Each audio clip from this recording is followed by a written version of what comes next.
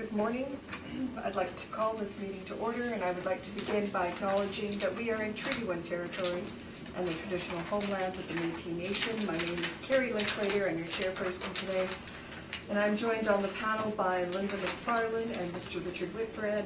Our city assessor today is Ms. Lindsay Wareham, and our administrative secretary is Cara Belshaw. We will be hearing applications for revision of the assessment roll in accordance with the Municipal Assessment Act. The matters for which revision is requested have been described in each application, and we will limit discussion to those matters.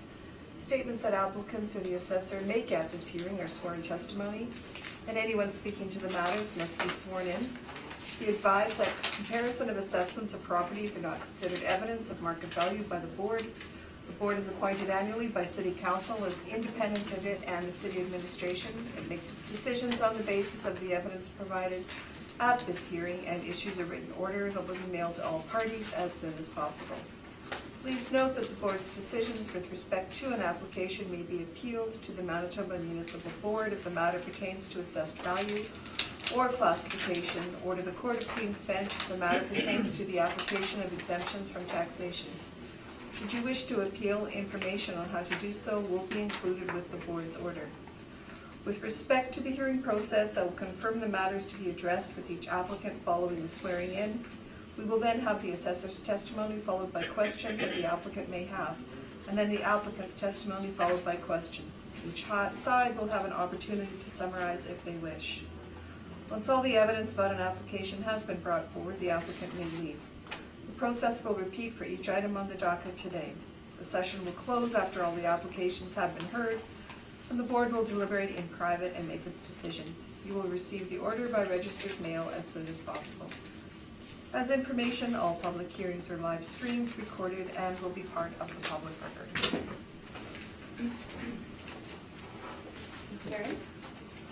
Please state your name. Lindsay Wareham. Do you swear that the evidence you'll present today is the truth, the whole truth, and nothing but the truth, so help you God? Yes. Thank you. Please state your name. Rocky Newfield. Do you affirm the evidence you'll present today is the truth, the whole truth, and nothing but the truth? I do. Thank you.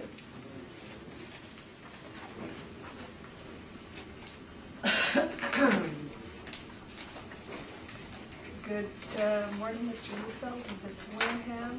I understand this is going to be a long hearing. I'll be brief, Madam Chair. But if we can just keep it respectful, that would be great. I agree, thank you. I think the goal would be to go over many of the issues that will repeat themselves in the first one to Right. save time on the subsequent one, so if we're in agreement that that evidence carries forward. Absolutely. All right, thank you both.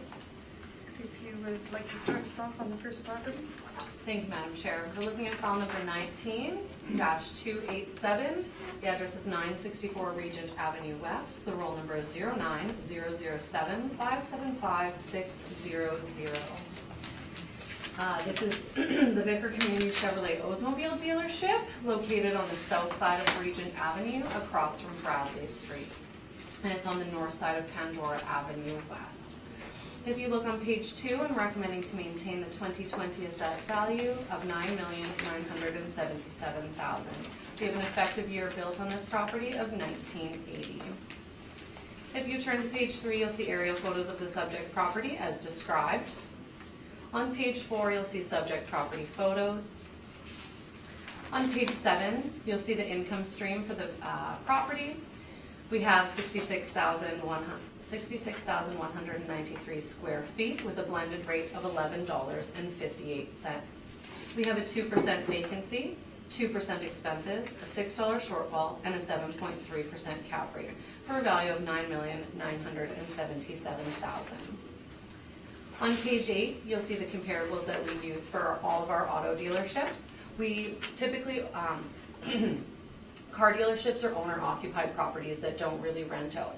So when you don't have comparable rents to look to, you have to look to similar property types. So we look to big box retail. They're similar construction, slab on grade. They're large properties that have a retail portion in the front, a sort of warehouse portion in the back. So that's what we look to. Typically, big box retail are on main thoroughfares similar to car dealerships. So that's why we look to those properties. You'll note that all of these properties, as I stated, are big box retail. We have an average of $18.86 and a median of $18.29. We're applying a blended rate of $11.58.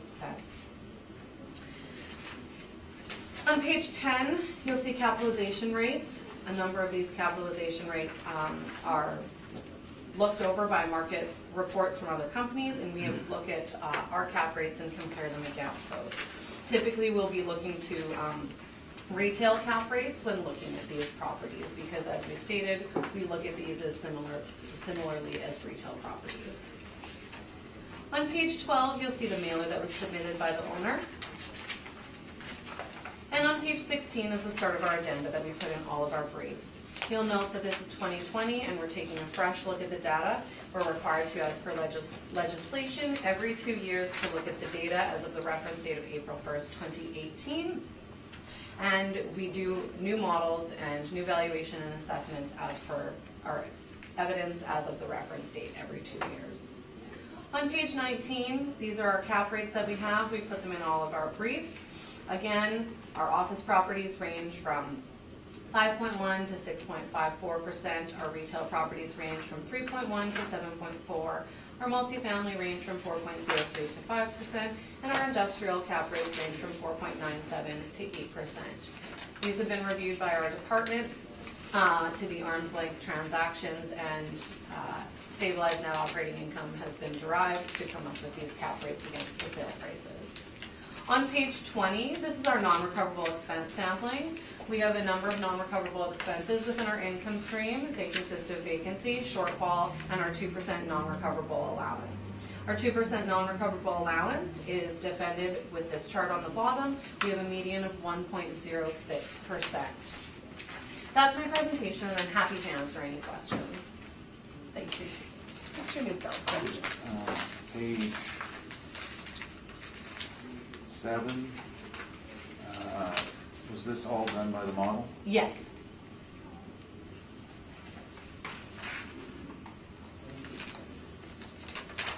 The area leasable 66,193. Can you tell me what changes there are in that in the last assessment cycle? In the last assessment cycle, they constructed an addition to their shop, and the square footage changes. I'm not sure if I know. Just let me take a look.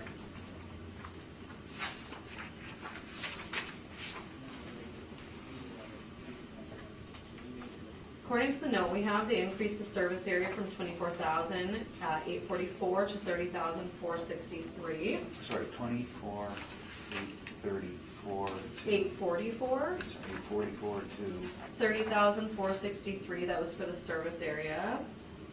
It said added mezzanine of 3,778 square feet. Where was that mezzanine? It doesn't actually say in this note. Is No, that, it said is that new construction, that mezzanine? according to the permit from 2019, it says construct a new 522 square meter, 1-story repair shop addition to the west side of an existing auto dealership. Work includes also adding a new rooftop exit from an existing mezzanine and fire separating mezzanine from the ground floor. Fire separating repair shop from showroom office, and construction of a new UTR washroom. Structural, mechanical, including new RTUs and electrical work to be done. And it says they changed the showroom mezzanine area to the second floor area, increased the leasable area from, oh, here's the answer to your question. Increase the leasable area, the total leasable area of 56,609 square feet to 66,193 square feet. And we did that, I believe, for 20. Now that's with the 20. addition of the service area, which is going to be roughly 5,500 square feet. So where did the rest of the 9,500 square feet come from? So another 4,000 feet roughly. That's all the information we have in our notes. And you did not inspect this property? I did not have an opportunity to inspect this property, no.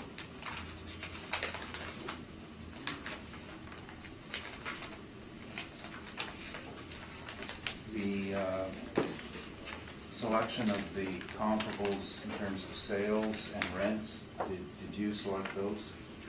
These are the comparables that we use for all of our auto dealerships. So you did not select them? We use the same comparables for all of our auto dealerships, and I put them in our brief, because those are the comparables that. So would this be by way of internal policy or just an administrative feature rather than I'm just wondering if you exercised any independent selection, or you just took the rent comparables from another, that you use and just placed them in? All of our staff use the same rental comparables for our briefs. So it's fair to say that you're not applying your own independent judgment on this. We're using the same rent comparables that we do. I've reviewed them, but we all use the same rental rates and rental comparables for our car dealership. Okay. Now, on the sales on page 6, how many of these sold with the business? I haven't had an opportunity to fully review these sales. Again, as I stated, this information is what we use for all of our car dealerships. Well, did you make any effort to separate the sale price from, or determine if this was a value in use or a market value? This is the information that we place in all of our briefs. I actually didn't even go over the sales with respect to my presentation. We're relying on the rental rates as found on page 8.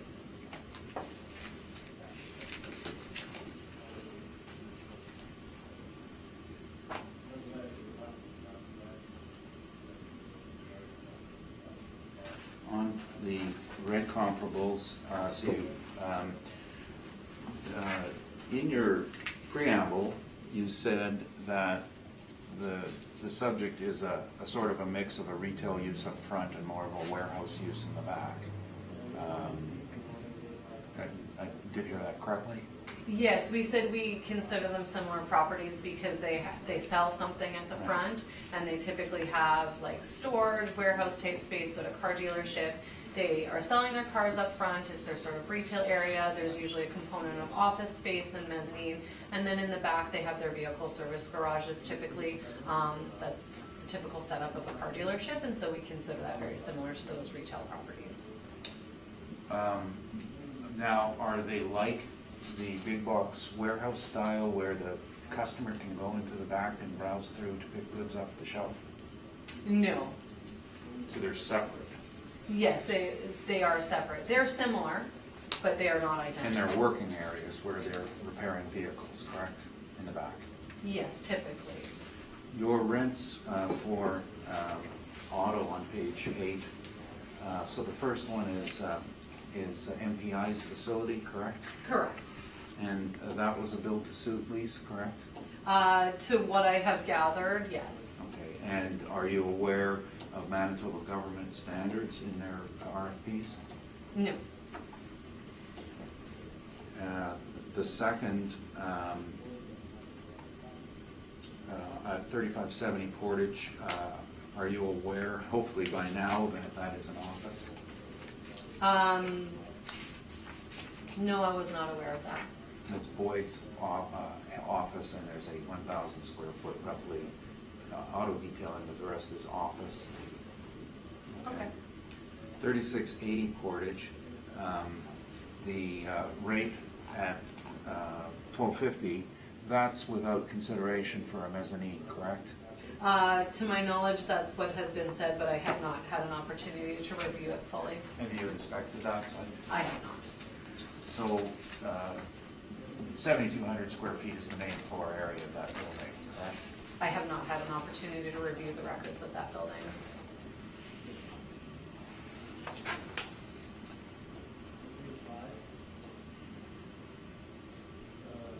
When you compare what you've done on page,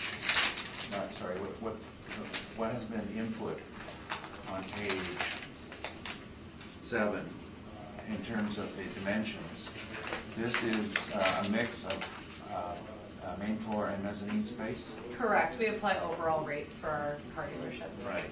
So if you're comparing them to a site that is only for main floor, what sort of adjustment was made for the mezzanine? No adjustment was made for the mezzanine.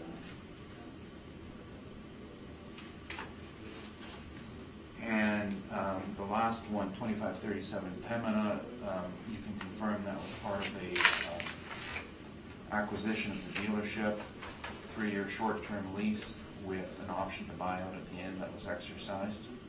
I don't have any knowledge of that.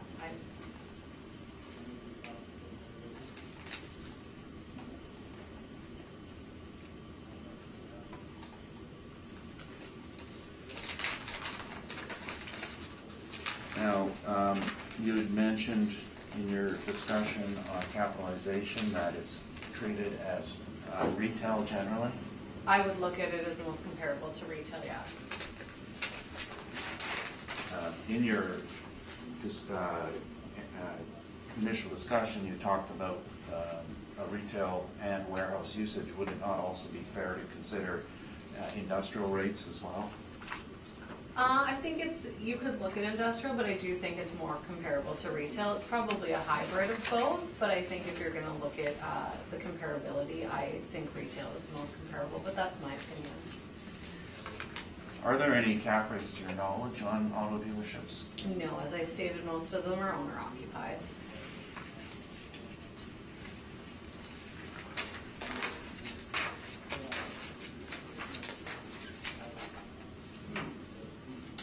In regard to capitalization, could you tell us a little bit more how the rate was selected for this property?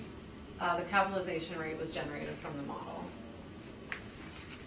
Do you know what parameters were input into the model to generate it? I can't speak to the model. I'm not one of the modelers. You had no input yourself into creation of or input of this at all then? No. Do you know when the model parameters there, what they generally rely on for cap?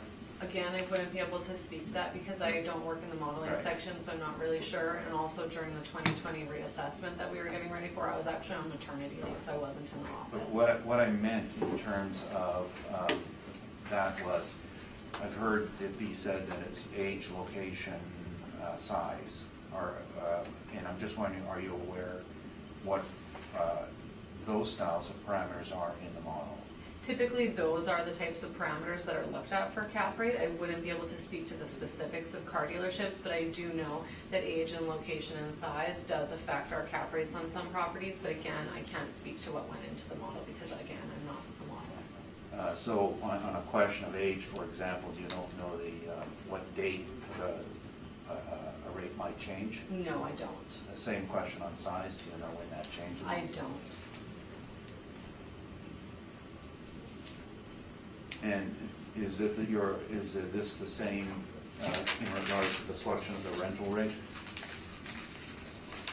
With respect to the model, Yes, in terms of selection of a rental rate.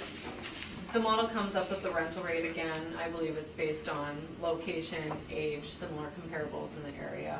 I can't, again, speak to how the model comes up with the numbers that it places on properties.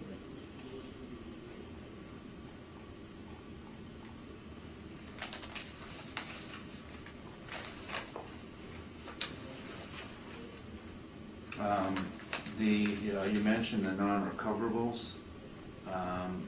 Did you participate, or do you have any knowledge of the study that went into determination that there would be no non-recoverables this year? We do have non-recoverables. As I stated, we have vacancy, we have shortfall, and then we have our non-recoverable expense allowance of 2%. Sorry, I'll rephrase that. In previous years, there were 2 sets of non-recoverables, 2% for generally structural and 5% for the rest of the non-recoverables. This year, it's 2% overall. My question is, do you have any knowledge of the input that went into that decision? I don't have any input into that decision, but to my knowledge, that 5% was not a non-recoverable. It was strictly to do with the management expense, and our rents are net of management for the 2020 cycle, because from the research that we did, that management expense was being recovered in most instances, so our rents are net of management. So we just removed that 5% because to my knowledge, it was strictly a management expense. So the discussion on page 20, other than what's printed here, were you involved, or do you know, did you review the study that went into the fresh look? No, I was not involved in that. As I stated, I was on maternity leave till September 30th, 2019. The capitalization information presented, page 19. The confirmed, I guess, that these are not meant to be comparables to the subject?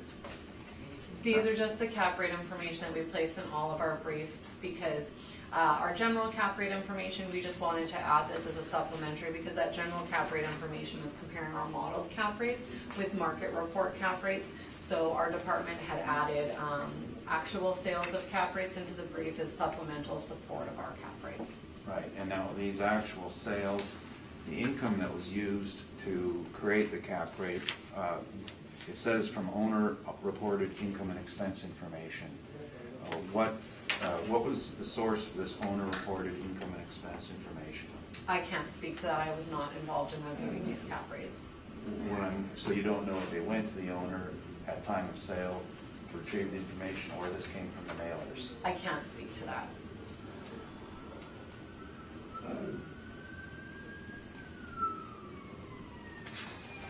In relation to this property then, you're suggesting that, are you suggesting that the cap rates representative of the retail were used for this site?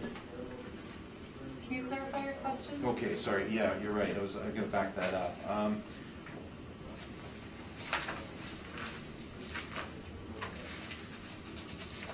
Page 10, under which category did the cap rate for this subject come from? I can't speak to how the model generated the cap rate, but with respect to me defending our cap rate, I would look more to the retail cap rates.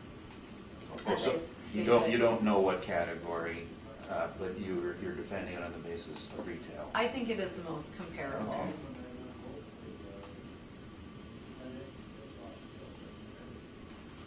Now, I just to clarify a couple of things here then, so obviously then it did not come from the multifamily side. Clearly. Would office have been any input on it? Again, I can't speak to that. My apologies. Now, in regard to these on page 19, did you review any of these then personally in preparation for today? I did not have the opportunity to do so. I have not had the time. It's been pointed out on some occasions that there's a multi-role sale listed on here on retail, 3166 Portage and 3670 Roblin. Is that a valid indicator for mass appraisal? I have no knowledge of that. I can't speak to that.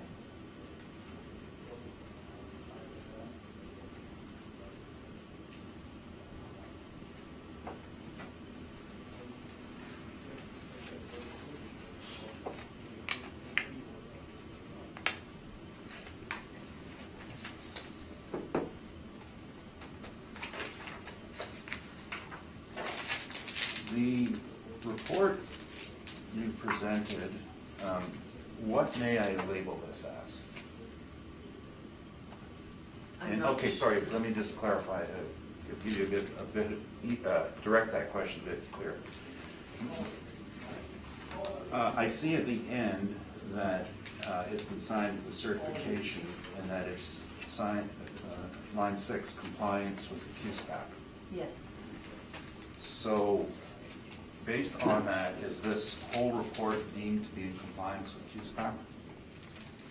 To my knowledge, this report is 2020 QSPAC compliant for defense of an assessed value of mass appraisal. 2020 QSPAP? Yes. That hasn't been released yet, it won't be effective till April 1st. To my knowledge, it was effective January 1st, 2020. Okay. All right, well, that's fine, and that's one of those issues that we're constantly confused at. So it's 2020 QSPAP in your mind. That's now in QSPAP, they have categories of reports, and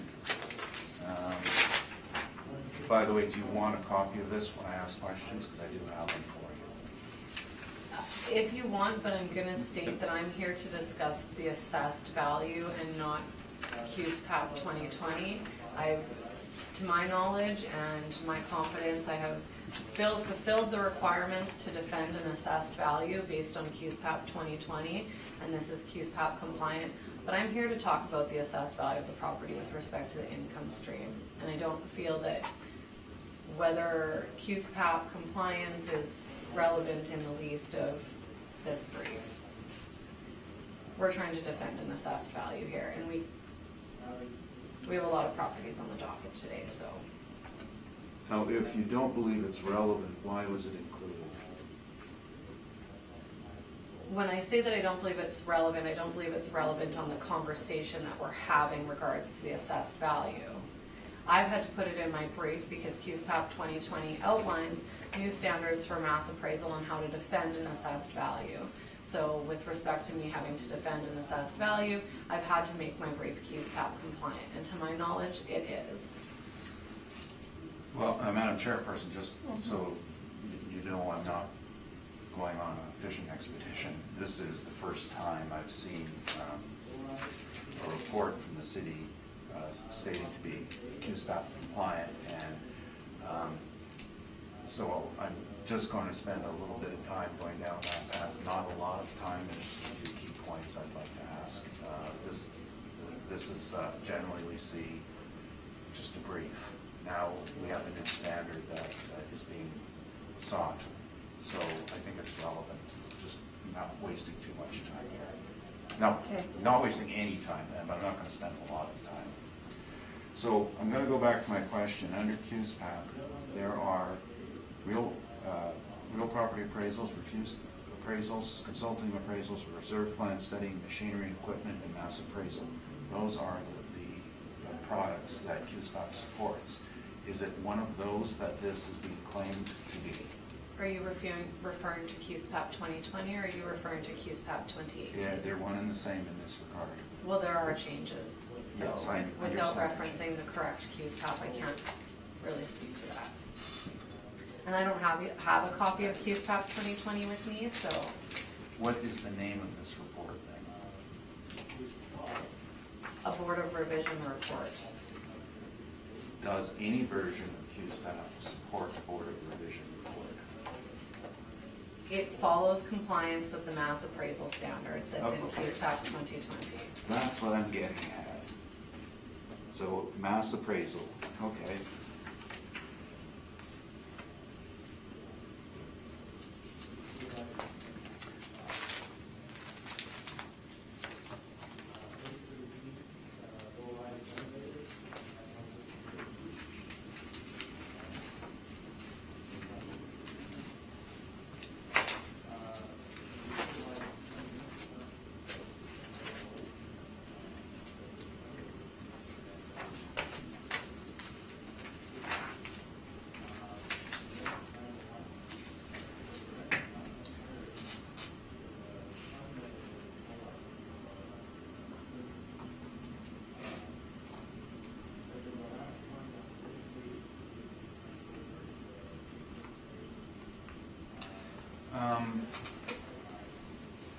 Now, under that standard, there's a requirement to provide specific information explaining the assessment system in a manner easy for a lay person to understand, including how the property is assessed. Do you, your answers today have been, it came from the model. In your opinion, does that meet the standard for an easy to understand for a lay person? Again, QSPAP 2020 is what I'm relying on, and unless Mr. Neufeld has a copy, which he did indicate doesn't come out till April 1st.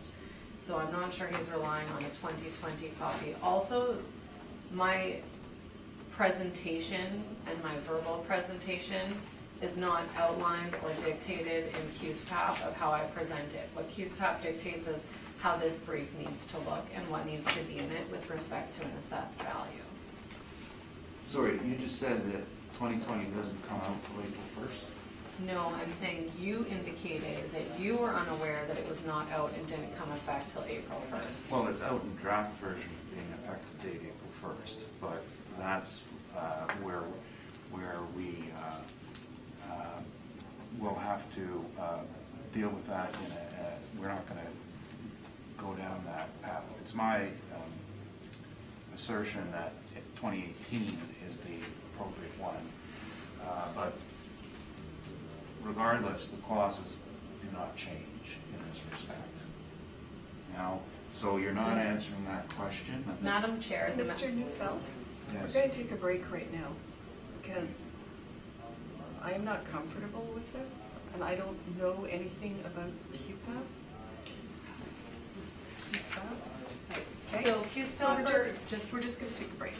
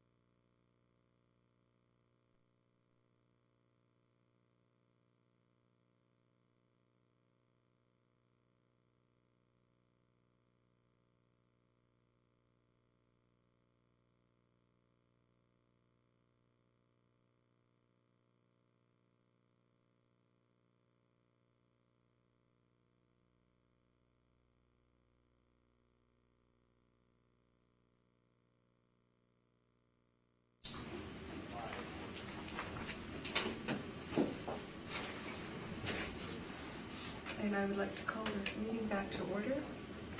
And Mr. Neufeld, in regards to your questioning about the QSAP, we are going to cease those questions at the moment concerning that. The city can bring forth their brief as how they choose. The panel does not have the information on QSAP, and this is not the forum to be discussing that. We are looking at the value of the property, and that's what we're here to discuss today. And it is noted that you have questions about it. That's noted. So I understand, and to the effect that we're looking at the compliance issue,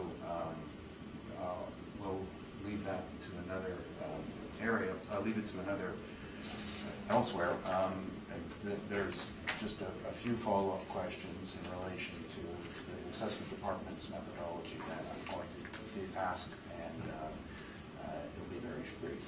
just in terms of how they've come to the Yes, it's conclusions on on their the brief? general nature of this. Sure, absolutely. Yep, go ahead.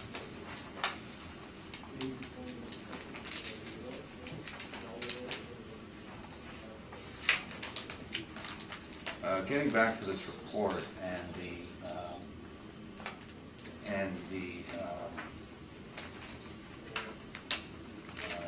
change from previous reports that we've seen in relation to adding some information on QSPAP compliance, is this something that we're going to be expecting in the future from the assessment department? I believe any person who is an accredited member, whether it's a CRA, an AACI, a candidate member, a student member, anyone who is affiliated with the Appraisal Institute of Canada is required to follow the current version of QSPAP, which is Canadian Uniform Standards of Professional Appraisal Practice. We're required to follow that, and there are new standards. There's a mass appraisal standard, and it changed significantly from 2018 to 2020. So anyone who is any way affiliated to that organization, you will be seeing briefs that look like this.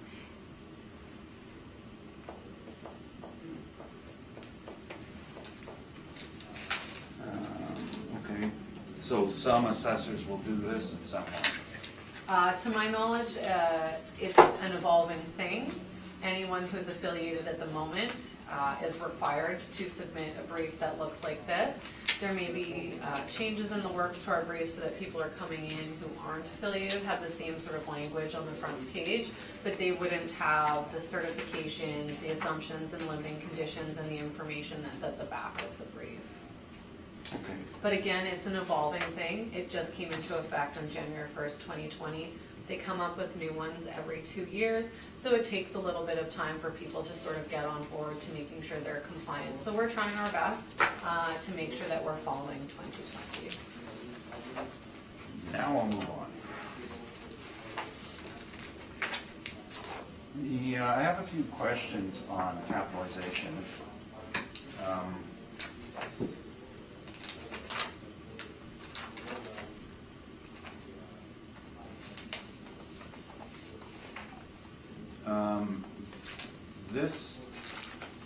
The rate you've selected, or sorry, the model selected is 7.3%. The year prior it was 7.75, and I'm just wondering, is it yours or the department's position that cap rates have decreased? I have no idea what the cap rate for car dealerships was last cycle, so I can't speak to a change in cap rate since I don't know what the cap rate was. Well, how about, is there any area, type of property you could speak to in terms of the cap rate change between the 2018 assessment and the 2020 assessment? I've reviewed a number of properties. I've seen cap rates from 2018 from our modeled cap rates that have been increased. Some stayed the same, some decreased. I can't speak to that. I have don't know what the car dealership cap rate was, we have 7.3%. We're talking about 2020, and our 2020 cap rate for this property is 7.3%. Now, when the cap rate is developed, is it developed in the same manner that your valuation follows, the same methodology? Can you clarify that question? I'm not sure what you're asking. Well, oh, sorry, I thought you'd be familiar with that, but you're aware that, okay, go ahead, that's the question.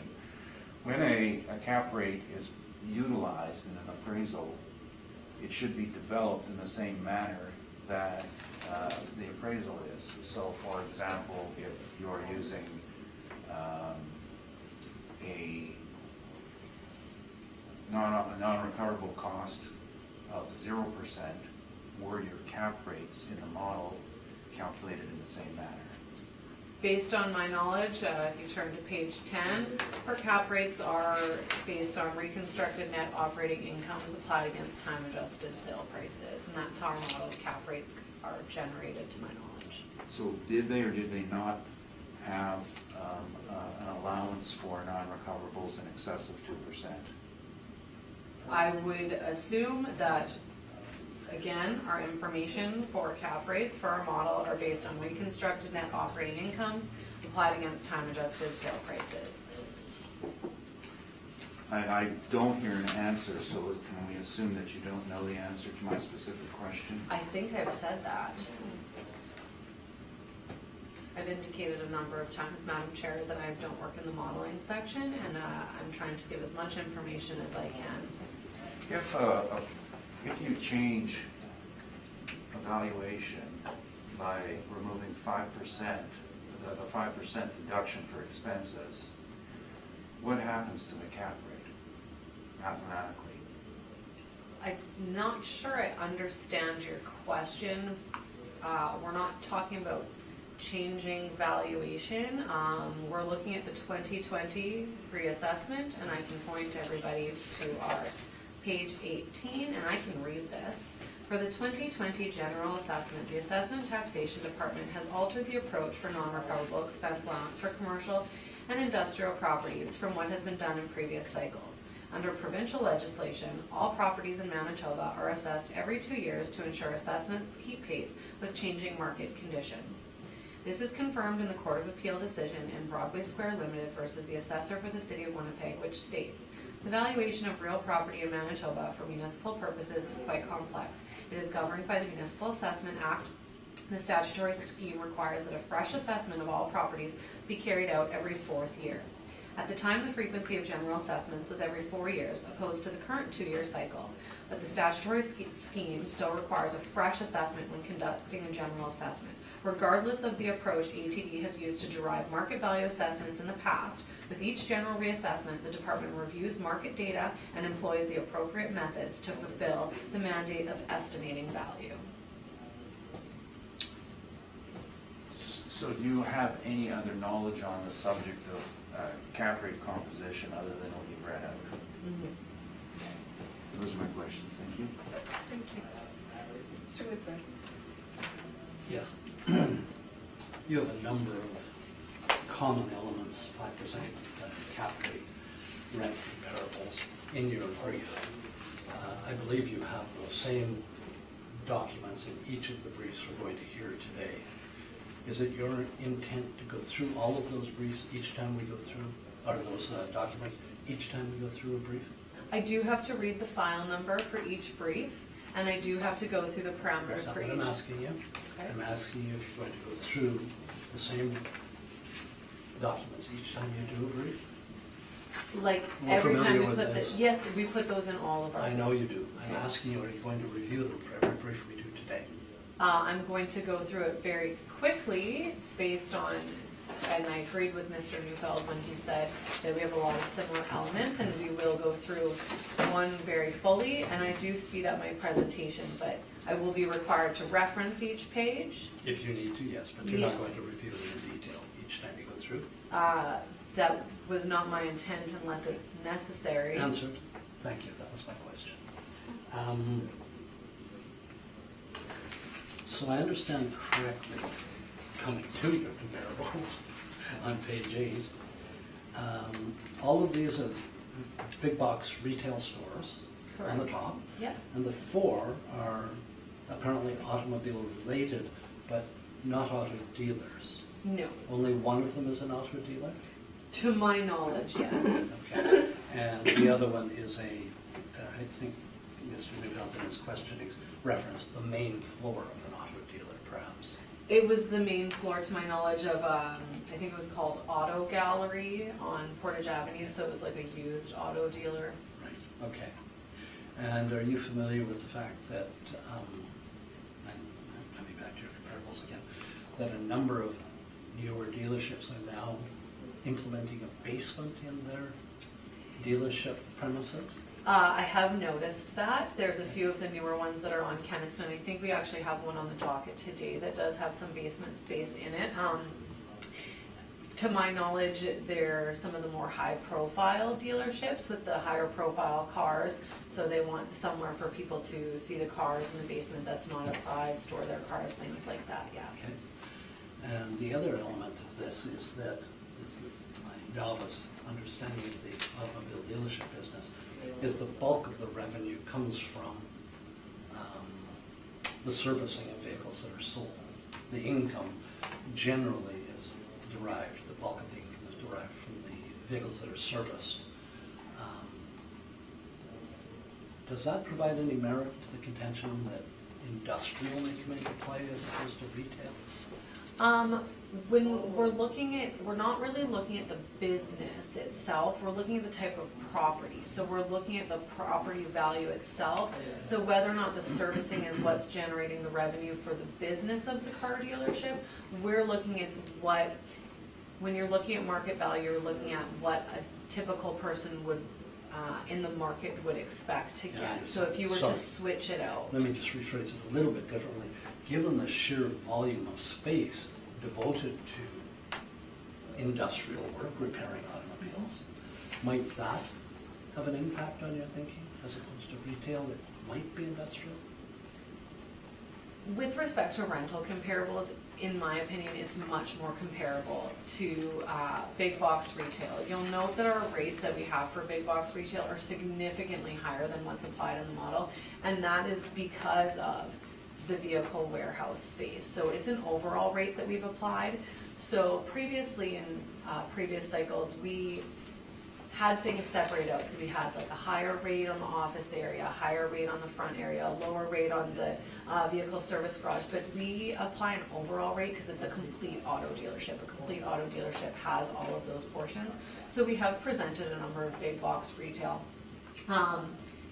But they are significantly higher, and we feel that that does take into account the sheer volume in some dealerships of the vehicle service area. Can I ask a question while you're, so it doesn't leave it? When you talk about vehicle warehousing, so you're talking about the large element of land required to warehouse the vehicles, hold the vehicles? I'm referring, when I say the vehicle service area, I'm talking No, about, you said vehicle warehousing. I'm talking about the vehicle service garage. I'm referring to it as like sort of, In my mind, that's different than, my apologies. than warehousing. No, the sheer land area is just, if someone wants a car dealership, you want to have a good land to building ratio on it and have a, which is why car dealerships typically do have larger areas, because they do have to house their cars. But just to answer your question with respect to the cap rate that you had posed, I did state that it is typically a hybrid, I feel, because of the composition of the property. I think it is most comparable to retail, but you can look to industrial cap rates. And if you look at our 20th and 80th percentiles with respect to industrial, we have 6.34 to 7.8 for the industrial cap rate. So I think our model falls quite in line with both of them, and it is a hybrid. And again, when you don't have perfect evidence and these aren't selling, because they're owner occupied and they're not selling based on a rental income that an owner could get, you have to sort of look to the market and what's most comparable and then just speak to it. And we think that we've tried to do our best to do that. Thank you, that helps me understand your process and your thinking. Good, no questions. I have no further questions. Okay. Ms. Wareham, on page 7 of your brief, Yeah. You've got the leasable area of 44,000 and then the leasable area of 22. Is the 22, I just want to be clear on this, is the collision or the repair?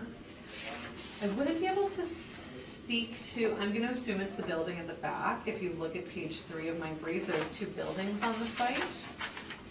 I'm going to assume, I don't know for sure, but I will assume based on looking at the photo that that is the area at the back, correct? The 22,000 is the back building, and then the 44,000 is the larger front building.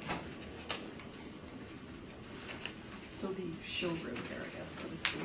Well, there is vehicle service area in that front building as well. That's typically how it works. I believe the showroom area, the building's shaped like a T, and to my knowledge, the sort of top part of the T is the showroom area, and that long tail is the vehicle servicing area as well. It says auto body Auto body, on the picture, so auto, it would be yeah.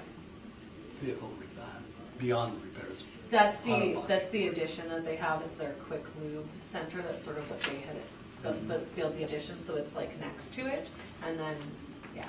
So we're not seeing the addition in this aerial? The addition is in the aerial photo. If you look at the tops of buildings, you can typically see the lines and the outlines of the new areas. I don't have aerial photos to compare each one.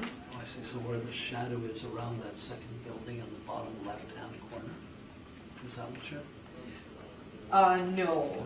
The addition was built on this far corner of the T, so if you look at the front of my Oh, brief, okay, yeah. this express service Okay. area, that was the addition that they built.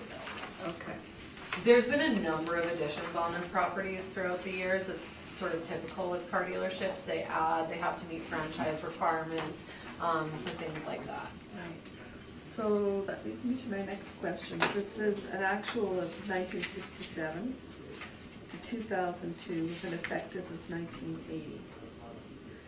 So do you know what else occurred building-wise?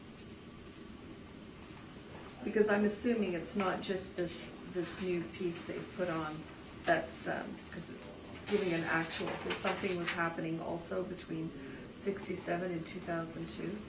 So I'm just wondering, is this a piecemeal building in terms of it's just expanded over the years? I only looked back to the permits that go back to 2015 because like I said, if you look at the permits for auto dealerships, there's typically a million of them.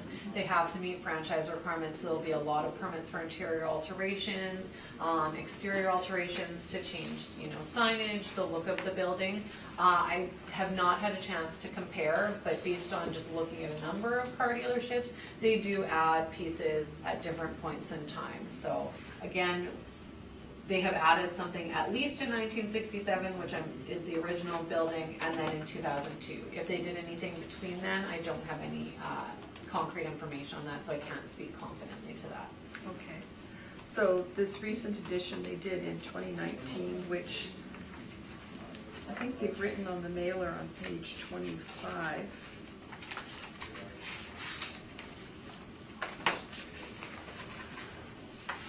No, sorry, that's your 13, okay?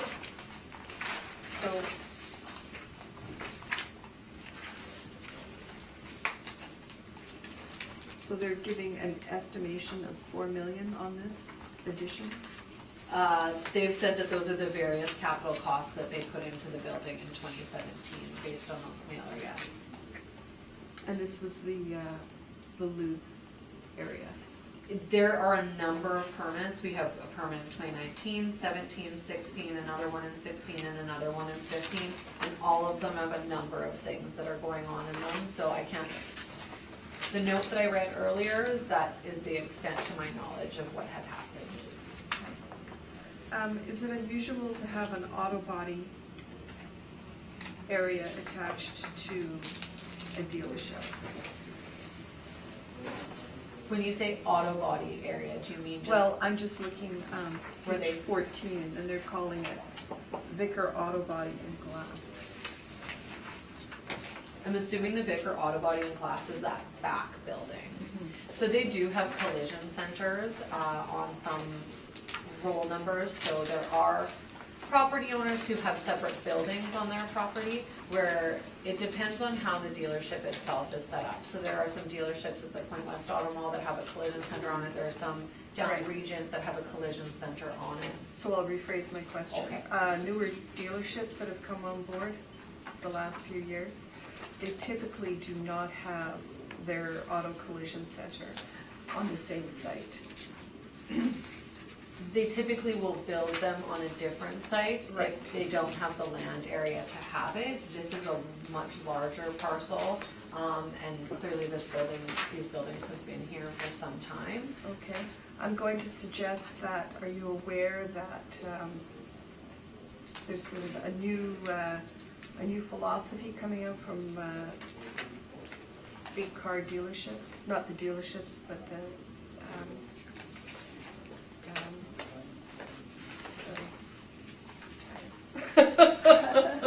Manufacturing. yeah, thank you, that's the word, I forgot permit the other day. That they're requesting as part of new dealerships to have a separate off-site collision area. They don't want customers coming through beautiful new showrooms and then having a collision area in the back. Are you talking about a collision area, or are you talking about the servicing Collision, area? auto body, no, not the servicing, not where they, detail and service up the new vehicles, no. Most of the dealerships that I've seen just have the car dealership itself and then the the servicing area attached to the building on site.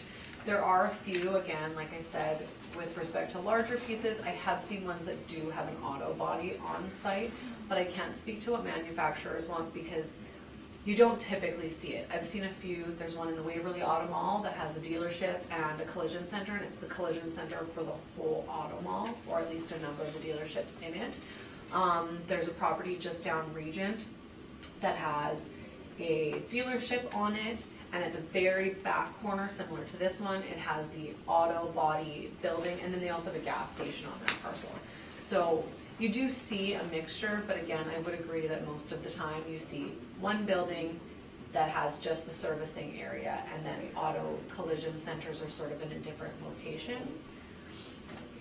So you yourself did not inspect this property? No. Do you know the last time it was inspected? Do you have any field notes on that? I'm assuming it was inspected when we put that addition on. And so this note is from September 20th of 2018, and it's with regards to the permits from 2015 all the way to 2017. And then we left all of the changes that we made with respect to all of those permits for the reassessment, which is now. Okay. Does the person speak to condition at all? Finishings? I read most of the note out loud, but no, they don't speak to the condition of the building. Although in my preparation of this report, when you look at the Google Street View, you can actually go into some buildings. So I was looking at the inside of the building, and it looks like a typical auto dealership. Thank you, that's all my questions. You have another Yeah, I do question? have another question. So on page 14 is where I'm going to have, it actually outlines the size here. Now this is a report from December 31st, 2017. You're saying your inspection report is September 20th. So did the addition come in after the fact? Because this comes out to just under 56,000 square feet. Which sounds like it was exactly the square footage that we previously had it assessed for. Yes, we changed it from 56,609 to 66,193. Which is the leasable area that is on our page 7 as well as on our page 2. And sorry to do this, this is a lot of information here, but going back to that inspection report, you talked about the size of the addition, and then there's that additional space that's been added. Is that mezzanine? Or is it? They had said that there was a number of different spaces that was added. Construction of addition. increased the service area, added mezzanine, changed showroom office mezzanine, changed second floor area, and then increased the total leasable area. Okay. Again, they were a number of permits between 2015 and 2017. Okay. Thank you, that's all my question. Okay. I just have one question for curiosity. Because there is the repair area, why is that not, and I understand it's on the same roll, et cetera, but because we've got a overall cap rate here, is there ever going to be any consideration by the city to look at these areas separately and put them under sort of a collision center cap rate? Again, this is the information that's in our records for this particular property. Without having had the opportunity, and I wish that I had to inspect it, I wasn't the one who went out and did the permit, so I haven't had an opportunity to see both of the buildings. So I don't know the full details of both of them. I don't know if it's a very similar building to the service area, so I can't really speak to that. I do know that we do have properties where we have auto collision areas. We look at them as vehicle service garages. So again, without having seen this, I have to go with what's in our records, and we have this as a complete auto dealer, so. Okay. Thank you. Are you Yes. thinking of a different income stream perhaps for the different parts of the business? Yes, having just done collision centers. Mhm. But anyway, just strictly curiosity. Thank you. Mr. Newfeld. Two brief follow-up questions. You were saying earlier that the additional space added for the mezzanine, you were reading from the assessment department notes, correct? That was the note for the person who added all the information. Right, they just said they decided to add mezzanine. That's not a permit or anything like that. I went through the permits and looked at the changes and the areas because there were, The only permit you have is for the addition of the drive-through. well, right? there were a number Like of, in terms of identifying an area, saying we're adding 522 square meters. there was floor plans that were in the permits that I looked at, and so there was floor plans for that they had changed the configuration of like the second floor office and But that did they stuff. add to it, to your knowledge? I can't speak to that. All I have is the information that I've already presented. Just, you had said, and I just clarify this, that the additions were left for the reassessment? The changes that were made were, yeah, So they are now effective as of January 1st, 2020? yes, That's when they're coming on the roll? Okay. yes. Thank you. Ready? You're brief, yes? Now, first of all, I gotta say that when I'm wrong, I'm wrong. The assessor was right about the use map date, which is why I didn't really resist much, and the recycling bin's got some new paper in it. I wasn't prepared for that, and so it was quite easy to see. I do have some. Thank you for Yeah, save it for another day, it won't be ordering. I have some rebuttal information.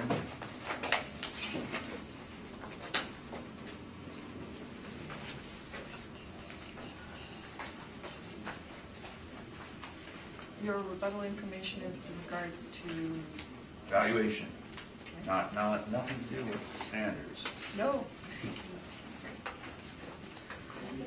In regard to questions asked and evidence presented.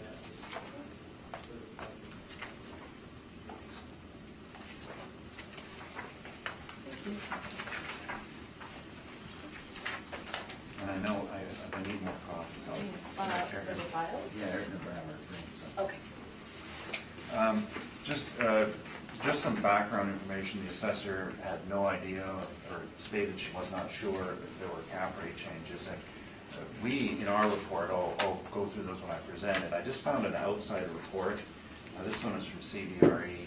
Now, CBRE don't have a practice in Winnipeg anymore. And just to clarify this, and this was mostly authored by Paul Morisuti. Paul is a rainmaker, if you know what that means. So this report is a bit of a marketing piece. But what I found interesting about it is going through pages 5, 6, 7, historical cap rate charts, and you can see flatness from 16 to 18. So this is one market participant. That's the only thing I was showing you on this. Some of this is post-reference, and I'm certainly not interested in talking about it. But this is one practitioner's statement that caps were flat. That's all I wanted out of there, big waste of paper. Now the other is something I've been working on, our office has been working on. And what we've done is taken requested capitalization rates from the assessment department from 2018, comparing them to 2020. And all the math is done on the following pages, and the cover page is the story.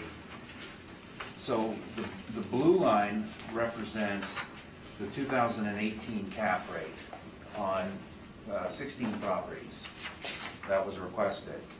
The green line shows what the current 2020 rates for 2018 market year are on these same properties from the assessment department. And in all cases, they showed a lower requested cap rate, where market evidence is suggesting that they were flat. Now, to compound the problem, the red line is what happens when you take out the 5% non-recoverables from 2018 to 2020. Because when you take out an expense, you increase the income, and the cap rate goes up by 5%. Very simple math. So when they took out the 5% non-recoverables, their caps should have increased by 5%. Instead, they all went down.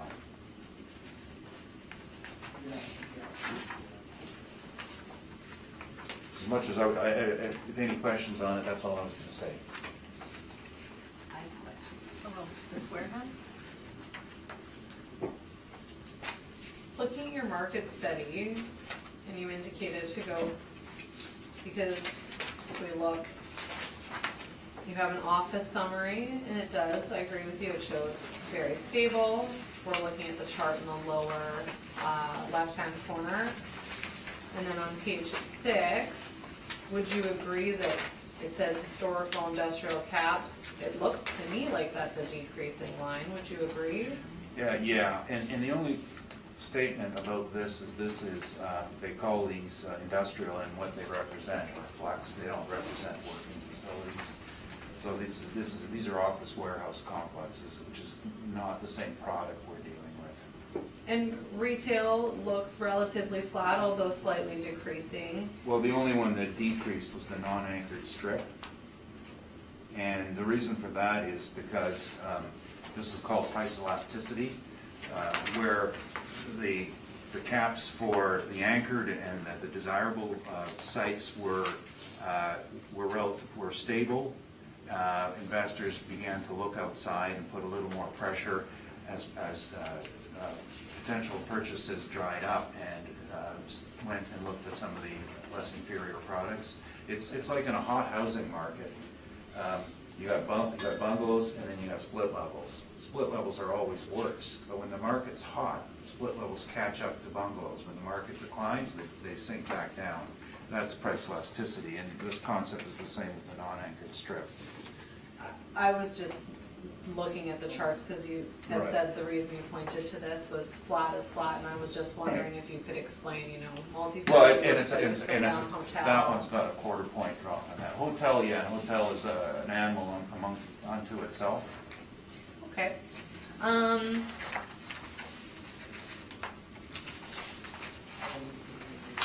Now, there's a lot of information in the second rebuttal, and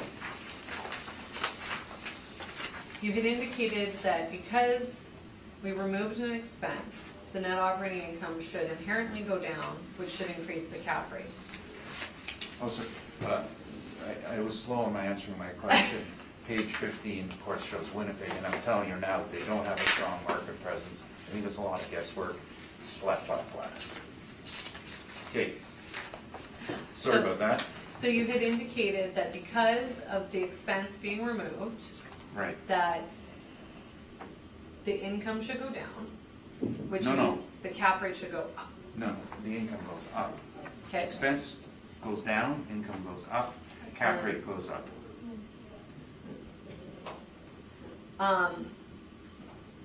But there's a lot of things happening with respect to an income stream. We have changing vacancy, we have changing management expense, we have changing rental rates, we have changing cap rates, like there's so many other factors involved, so isn't it hard to correlate taking out a 5% if the other parameters are changing as well?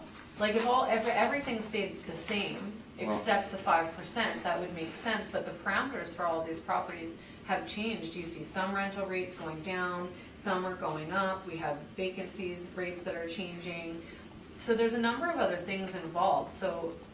Right, there are other factors, and this is presented on the basis that all things remaining the same. The removal of the 5% non-recoverable should have produced a cap rate increase. Now, in the subject property, 2% vacancy, 2% vacancy. Same thing. Shortfall changed from $5.50 to $6, which is an equivalent of 2% of 10%. 2% of 10% is 0.2%. So that's nothing. And I understand all things being equal when looking at your top charts, because it is, one is clearly with management, one is without. But in 2020, we clearly stated that our rents were net of management. And then when you're talking about a decrease in cap, there's new parameters. So like if you look at, it's not numbered, 3042-3050 Portage, you're saying that there's a decrease in cap, but we have different parameters. We have different vacancy on this. We have different rental rates. So how were you able to pinpoint all of these changes when there's so many factors involved to come to very concrete conclusions? Because the factors involved, as I mentioned, are marginal. None of them are as huge as the change in the loss of the 5% non-recoverables.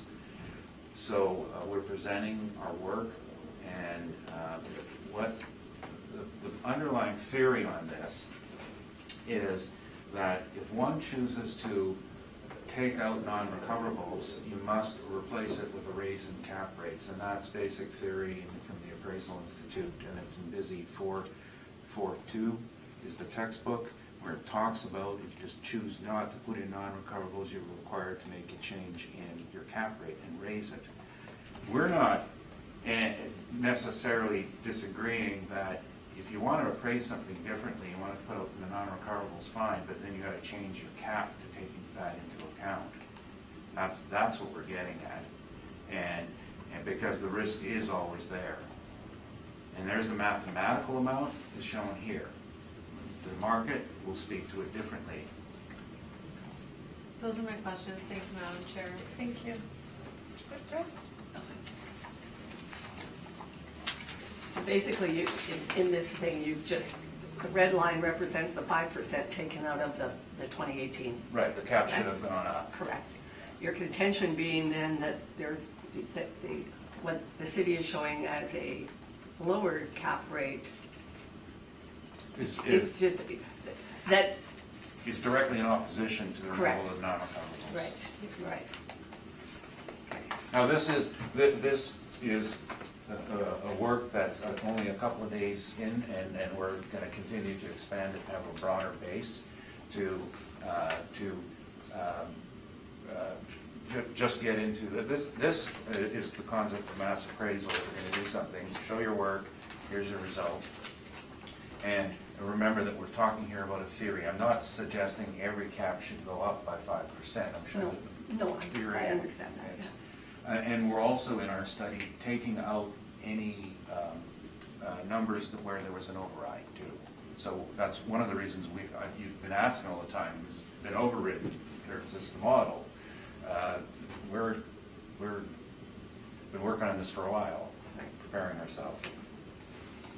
Okay, thank you. Just to clarify, this is a report that your office here in Winnipeg has written? Mr. Yes. Mayfield? Okay. Thank you. Did you yourself oversee this report? Yes. Okay. Thank you. If you'd like to give us your brief? Thank you.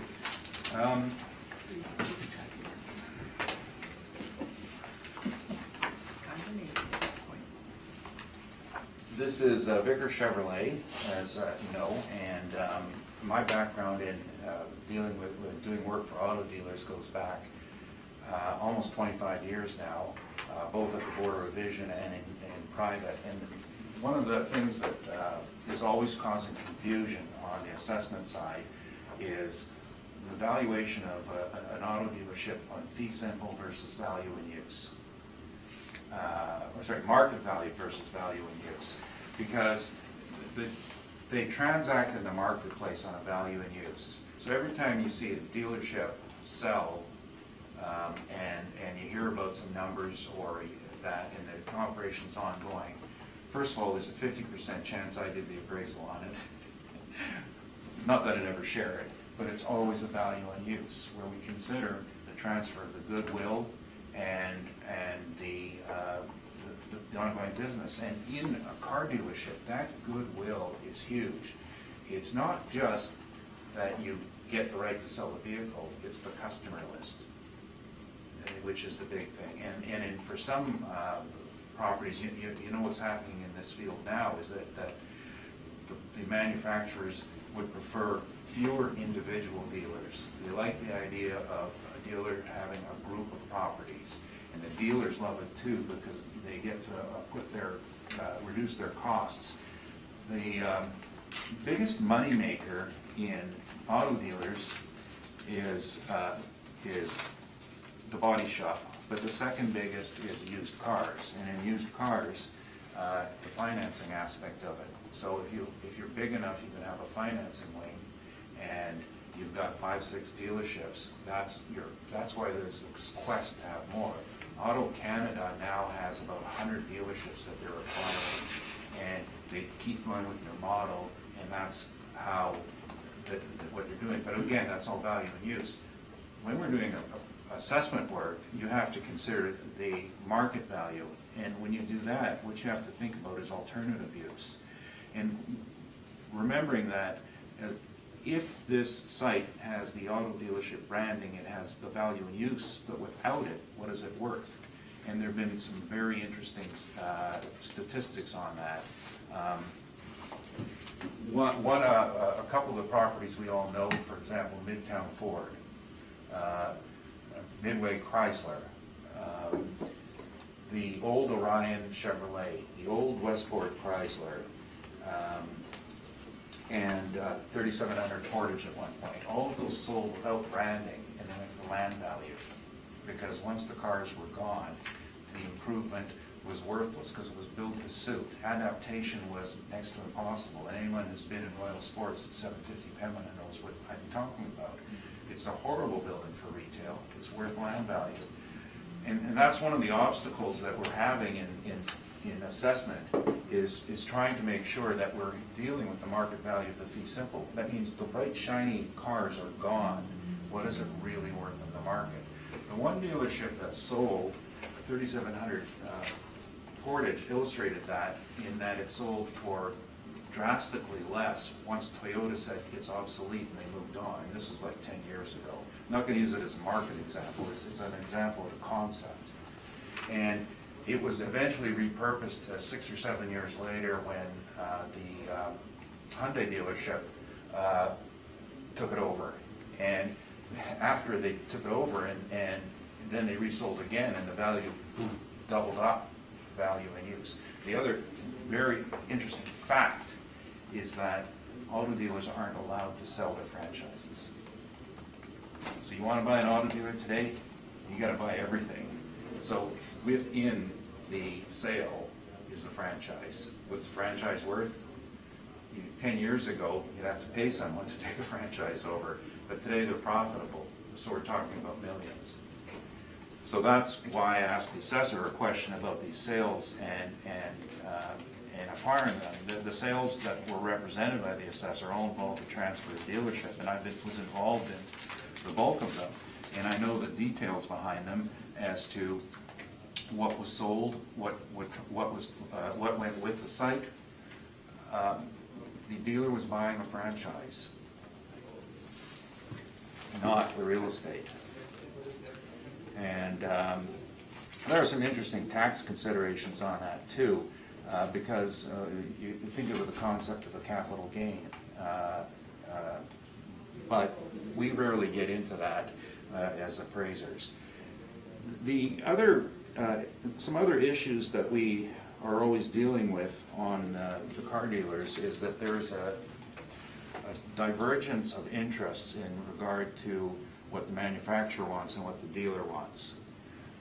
The manufacturer wants a good site to expose their product to sell vehicles. The dealer wants to sell services because that's their big money maker. A great example, and I know I can talk about it now, I have permission, is that about 3 or 4 years ago, Parkside Ford was told to relocate to McPhillips. They even bought land up there. And Cam just didn't want to go. He says, yeah, I'm going to sell some more cars, but I got all this great service. They're coming over the bridge. I got that entire northeast quadrant. That's my bread and butter. I'll sell more Fords, but I'm not going to make as much money as I'm going to do in my body shop and my service. So there's that difference. Now, what the manufacturers do is they say, well, that's fine, you control your own destiny, but by the way, I think we're going to put a franchise there to somebody else. They do that. Less so now after the shakeup and the downsizing of GM and Chrysler and Ford. But I have a client, and this has all been heard in hearings, Jerry Gordon.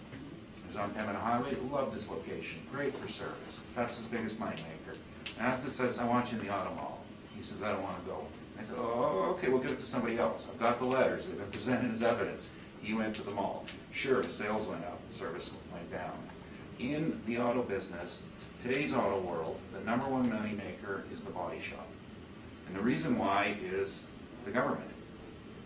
There's no more competition on rates. MPI sets the standard. They give them the markup on parts. They have a set labor rate, which is much higher, but it's safe. You got the auto business, body business going, that's your number one money maker. Secondly, it's generally used cars. And that's with the whole markup on the used cars and then the ability to hopefully sell financing. Third, it's the service itself, which is the car service. It's comprised of pay-for service and warranty service. And the warranty service is paid by the manufacturer. And the last is sales of new cars. They're the least profitable part of the dealership. I mean, it's no surprise that the markups on low-end cars is $500 to $800. That's all they're making. That's not enough. You count if you sold 1,000 cars a year, that doesn't keep the doors open. Now, the higher-end cars will have a bit better markup, and trucks have a strange markup. Their markup is fairly huge, $5,000 to $8,000, but no one ever buys them at list price. They're always on sale, so then it drops. That's the background that you have to know about the car business and what motivates. We have varying motivations, and the transactions in many cases are forced, so they don't meet the definition of market value. As to leases, there are some actual leases out there that we'll get to, and there have been occasions. And one of the things we have to work very hard to do is not use leases where the dealership changed hands. I was working on one confidential case where when one dealer manufacturer said, I'm shutting down somebody and it's you, and then the guy said, well, I'm buying this guy's place up and I'm going to rent it from him. Forced transaction, super huge rental rate, kept his franchise. So that happens too. What we're going to use are clean ones. As to the site itself, we used 56,609 for our square footage, and that has been in place for 4 years. And initially, the city assessor, first time I dealt with this property, we're at about $60,000 square feet. We went through, we took about 2 or 3 assessors through the site and said, let's look at these areas. And it turns out that the space they had thought was rentable was useless mezzanine space. Would be like if you had in the garage, for example, there's an air compressor enclosure, and on top of the on top of that enclosure, there were some tires stacked up. So that was listed as rentable.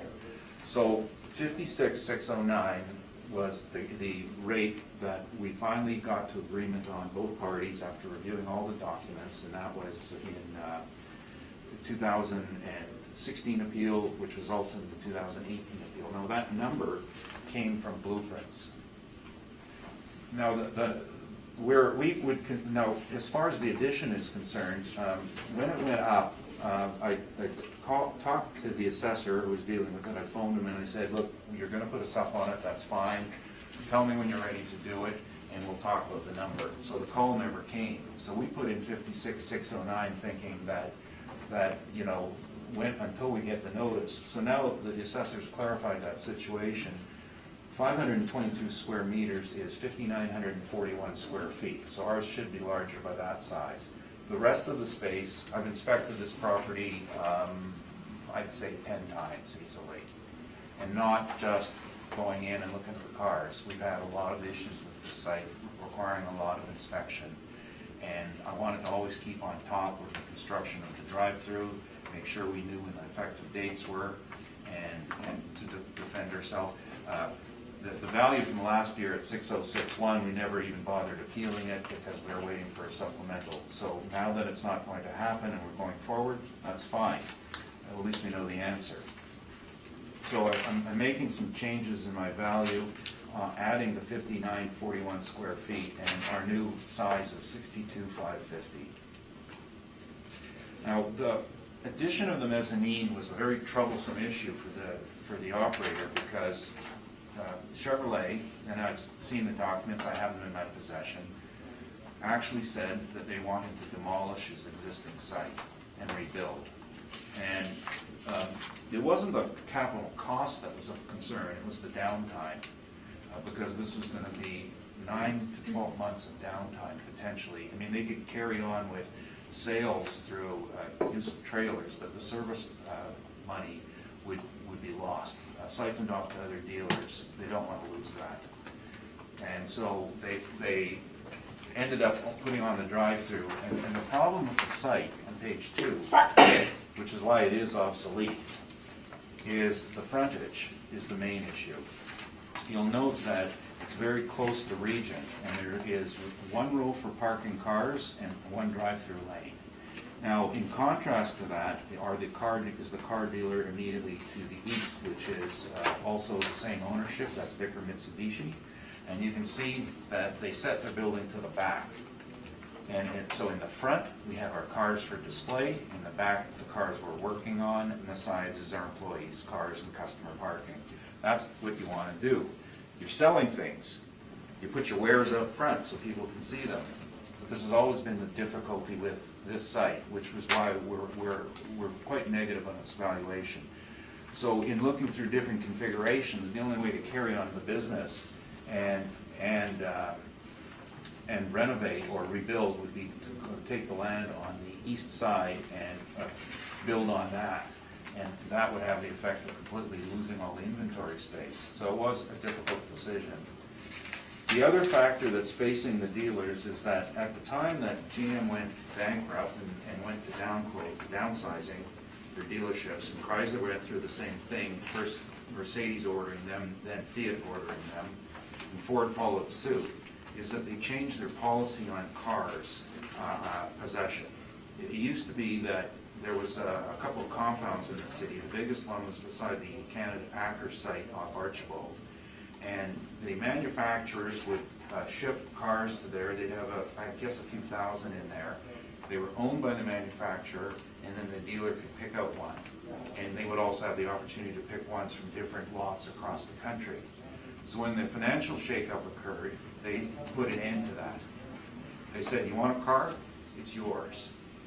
Right away. Now they have to take possession, take title to the car, and store it themselves. There's no more going to the compound to find one when you need one, which means that all the dealers are under intense pressure to have more land to have hold their inventory.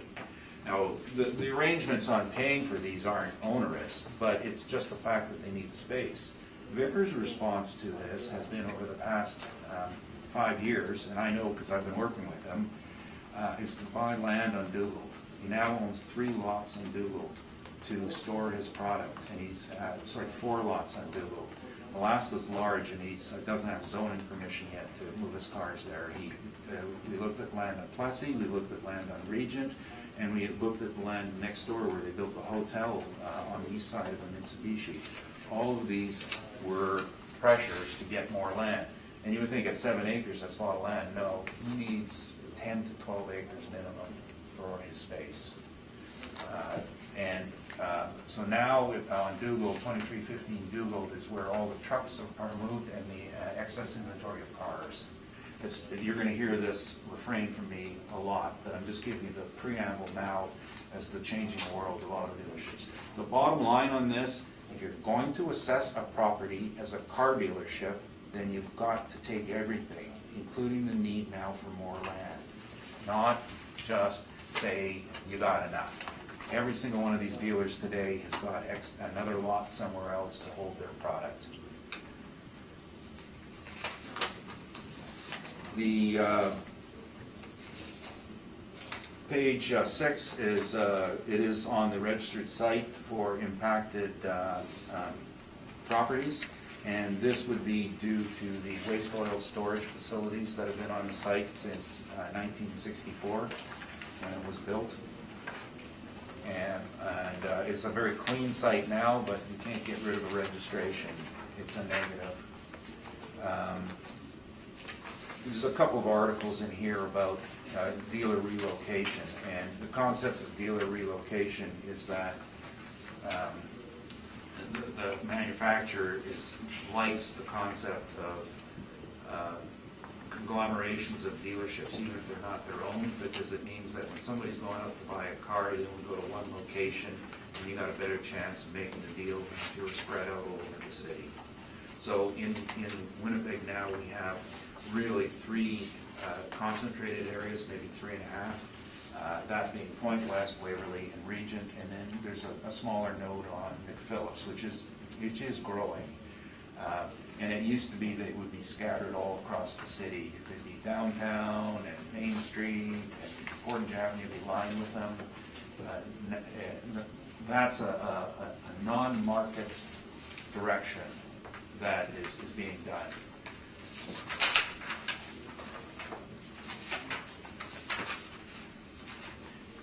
In regard to the rents we've utilized on page 3, now to save some time here, if there's going to be cross, this is our omnibus list of rents that we were looking at, and I'll just talk about the ones we're really concerned about to save some time on questioning. 1985 Main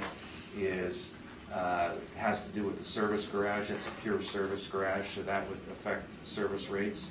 231 Oak Point is the former Harley-Davidson dealership. It was custom built for the Harley-Davidson. The shop is a bit on the small side. There wasn't adaptation, and the location is negative to the subject being on Oak Point. It did end up being rented as a car dealer, car sales operation for $7 a square foot, but the quality is excellent, much better than any of the ones you'll see today. The 3570, the Boyd, only reason I put this in there is because the $10 rate, I did the appraisal for the arbitration on that site. $10 is the net rent. 3680 Portage, which is the assessor's comparable, the paid rent is not in doubt. It's $90,000 a year. The issue is that there's mezzanine space, and we're supposed to have updated that, but the mezzanine is, I believe it's 740 square feet for a total of 7,940 square feet. And when you do the math on that, our $11.32 is a blended rate for up and down space. This started its life as either Mazda or Hyundai, and then Hyundai, and then Hyundai outgrew this, and then it became a used car dealership. This is probably one of the more interesting rents, and it continues to be renewed. I have worked on the site firsthand. 2554 Portage was built in '63, same age as the subject. This was Birchwood GM. Birchwood GM, when they relocated, sold the land to Ladco. Ladco took the land and added a pad site for part source, and then took part of the parking for their Holiday Inn hotel. So it suffered with having less land. It's got about a 50,000 square foot land allocation. So it's on the shy side. Now, we always hear from the assessor, they try to say it's a land lease. Utter nonsense, it's not a land lease. It's an absolute net lease. When one says, make statements like that, you should interview the owners, the tenant and the landlord. Ladco had no intention of being responsible for structural issues. They said, we're renting you this, we're writing it up as a land lease. The building was built in 1963, it's still there, that's the rent. And the tenant has a long-term lease on it, and they put in a few $100,000 in changes. However, part of those changes were required because when the Morey Bridge went in, they put the turn lane onto Portage Avenue, and it came too close to the building, and when they applied for a permit to do their changes, the city said, well, you're now within our setback. We want you to move back. So they chopped 5,000 feet off the front. So the cost that they put in, a lot of it had to do with taking down the part of the old structure and filling the hole in that was there. The actual upgrading on it was some cosmetics, and we worked it out, it was a few $100,000. In 2014, Mercedes made the decision to, helped by the manufacturer, to go to somewhere else, to go to Kenniston's. They were told, move. And they did. So you're going to hear that one later today. They moved, relocated, they had a long-term lease. They put it up for sublease. Ironically, they sublet it back to Birchwood, who were the original owners. And the negotiated amount is $756 a square foot. First-hand involvement. I didn't read an income and expense form on it. I was involved. Disregard 3636 Portage. It was a very old deal, and subsequently there was a buyout from the manufacturer. There was some dealer involvement. 983 Wall is only for the auto body portion, and that is inferior, no problem there. 1700 Waverly, it's actually 1717 Waverly, and that's the McNaught number. Now, I've heard two different versions of this sale from two different parties, so this was, we'll call it more of a hearsay rent, so less reliance on that. 2150 McPhillips was an interim usage by the Nissan dealer. This information was provided by the city of Winnipeg in one of their briefs, that this was the number at 1190 for a short-term lease while they were looking at newer facilities. The RV sales is an inferior location, inferior building, and it was 809, and the lease is between related parties, but they hired an appraiser who did an arbitration on it and set the rate. The parties didn't, and that was me. So I know that it's market. 1301 Dugald is reported by the city, so don't put a ton of reliance on that. 2535 Inkster is a body shop. Used to be the Peterbilt dealership, $8. 700 Morey, body shop, $6. 1861 is not auto body, it's auto repair. It's a small shop, $8. Same with 1871. And the last three are all Boyd locations. I didn't have the exact addresses. They're ranging from 815 to 905. And a particular note is the one on Scurfield, which used to be an egg hatchery at the corner of Scurfield and Dovercourt. And it went on the market. The first offer on it was a veterinarian who wanted to do animal surgeries there. That deal fell through. I know all this because I did the appraisals. Boyd ended up buying it and spending some money to put in their body shop equipment, and their lease is $905 a square foot. New building, great location, superior body shop. Below that are just rates that have been applied at the Board of Revision in previous cases, and just for reference, and they're for information only. So that takes us back to our subject. So the best part of this property is the auto body shop, because it's newer and it's designed well, and it's been expanded once. It was originally, I don't know on page 2 if you can see the roof line on it, but they expanded it because business was great, and as I said, body shops are primary income on these. So on our markets, it's $8. At the dealership, we were using a rent of $10 overall, and the number of sections are, there's about 12 sections in that building. I've been through it numerous times, so it's a rambling building, and the problem with it is obsolescence. If this was built new, you would have clear space throughout and room to bring your cars in, and generally you're going to have a center line drive-in, and then you move off to the side into a bay. That's the great design. With this, it's an oddball mix. You drive a car in, you got to turn left and then right and then find a stall. So it's obsolete. The dealership is obsolete. The ceilings are 8-foot ceilings that the cars are on display, not the big high ceilings that you see on new dealerships. That's an issue with GM, they don't like it. And in the showroom, it's got a very limited display space. An auto dealer, some of the newer ones, they can put 15, 16 cars in, and I think the number at Vicar is basically 7, unless they've got some small ones, and they just cram them in there. That's obsolete. So our 62,550, and we're using an overall rate of $9.25 a foot. I've changed all the numbers. Do you want the breakdown, or do you want me to go straight to the NOI? Breakdown. Okay. Potential income, 578,588. Vacancy, we're applying at 6.9, and see, there's something we agreed with on theory, but not in practice. It's a cross between industrial and retail. So industrial rates are about 7.2. That's the Johnson report, which I have here somewhere. And that's the overall rate, and then the overall retail rate at 6.5. This is the way we actually appraise auto dealerships. It's right. It's a cross between industrial and retail, which means you use a cross in their rates. 6.9%. That leaves us, our subtotal is 538,665. We're allowing 5% non-recoverables, which brings our number to 511,732. Our structural reserve is 25 cents a foot, and that's for replacement generally of roofs, which aren't covered in most leases. Now, if you look at the subject property, the body shop has a pitched steel roof, cheap. And if you don't mind the hail bings, you never bother replacing it. Whereas, but the problem is that the main building is a flat roof wood deck. That's going to be towards the higher range. So 25 cents a foot is 15,638.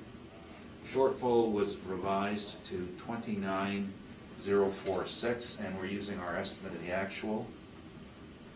That brings our NOI to 467,048. Selection of our cap. We looked at many things. It is an impacted site. There is the obsolescence issue, and we're at 8.75, which is towards the higher end of our ranges. Now on my page 38, 39 is just kind of a general score sheet of how caps are made, and we use at least 18 different categories for properties. And within there's subcategories too. On the auto dealer side, which is the last entry, the investment grade is very low because it's always, in modern times, how many times has Chrysler gone bankrupt? That's the answer to that question, is how good has been investment grade is it? One asks themselves. How many times has GM been on the verge or been there? How many times has Ford stock dropped to $2? How many dealers have closed up, or manufacturers?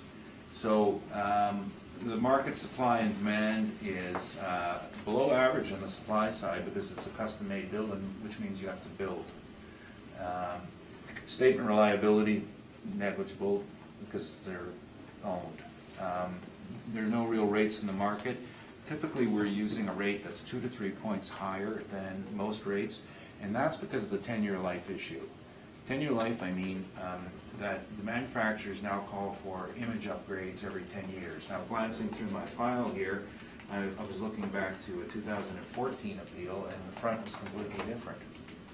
And because you've got to redo your images. You'll all notice that the car dealers will redo images. It's $1 million a time, and it's new signage, new tiles, new wall finishings. That's a requirement to pretend you're really within it now. I kind of prefer the new image now where they put in coffee machines in all the sites now, and waiting rooms is good. And lastly, the issue is they tend to sell as a going concern, and which means that the alternate use is very limited, so an investor's buying it and says, well, I'm buying this investment and the dealer goes bankrupt or the manufacturer changes and we start selling cars through the internet, which is, by the way, where I bought my last car through the internet, didn't use a dealer.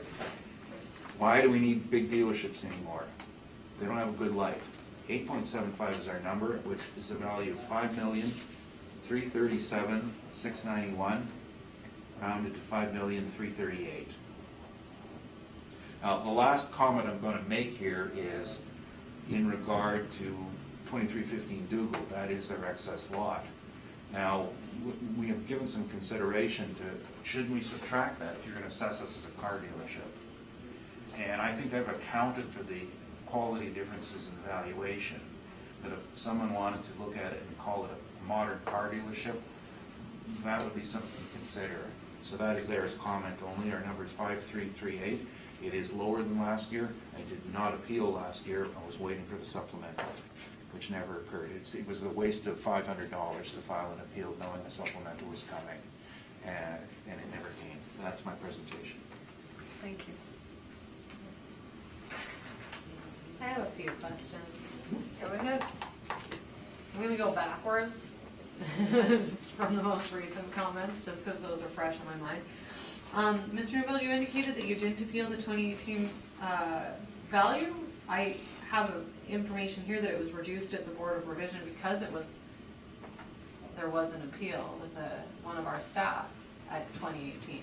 And it said, the notes that I have, because I always look at the history, it said Realty Board decreased assessment. Yeah, I didn't appeal the municipal board. Oh, okay, Yeah. okay. When you said you didn't appeal, I was a little bit confused. Okay, thank you for clarifying that. 16's under appeal. Okay. Now 2315 Dugald, so it's there for comment only, just as a consideration, but your value is $5,338,000. Did you happen to appeal 2315 Dugald at all? I believe I did. Did it get reduced? Yes. What was the new value? I believe that's the new value. But you don't know for sure? No, I think that's the new, yes, that's the new value. Okay. This is a moving parts here, right? Well, I'm just trying to make sure I understand everything that's in your brief. The information that you placed on page 3 with respect to, you called it informational purposes of auto dealer rates applied at the Board of Revision. Would you agree that we shouldn't consider this, because I'm sure you're aware there are a number of other decisions at the Board of Revision from this cycle that is not encompassed in this chart? Well, yeah, these were ones that I can speak to personally, that went to the board and decided, and no appeals arose out of them. Oh, okay. Now, there are some, you're quite familiar with the Point West issue, which is far more complex, involving infrastructure costs that both parties appealed. But at the Board of Revision, they did use the Assessment Taxation Department's NOI. Yeah, and that we've appealed, yes.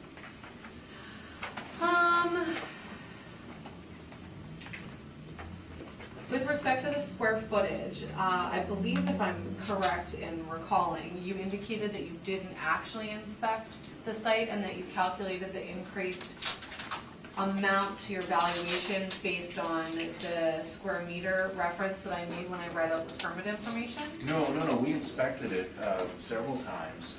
In the addition, in my notes, I had a 5,000 square foot number, and then I emailed my office, and we had a number of 57, I don't know if my phone again, about 5,700. Okay, so that was based. So we're just gonna concede the 522, because it's in the permit. And I think it was, the concern there is that there was an overhanging area from the previous part that, or part that was partially demolished, and then the new one went in. But I think a difference of 200 square feet is not our concern. Okay. With respect to, but going back to the square footage, so currently you've been in the property since all of the additions and Yes. renovations have taken place, and you've measured all of the areas to Well, confirm?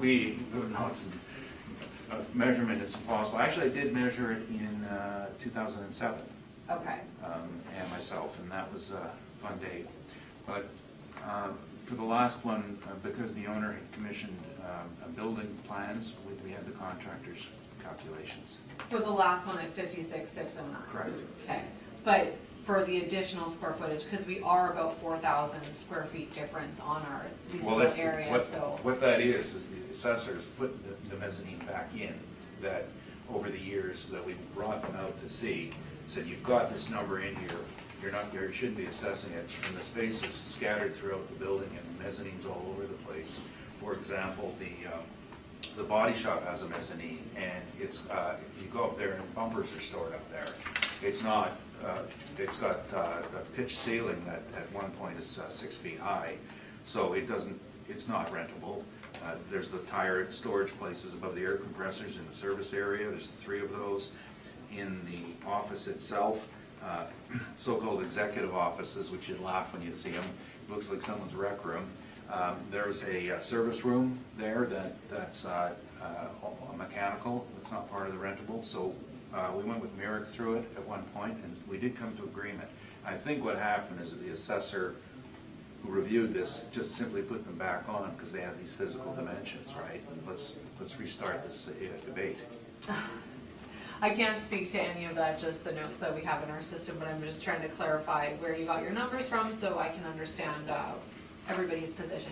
I think those are my questions. Thank you, Madam Chairman. Thank you. Let's do it, Fred.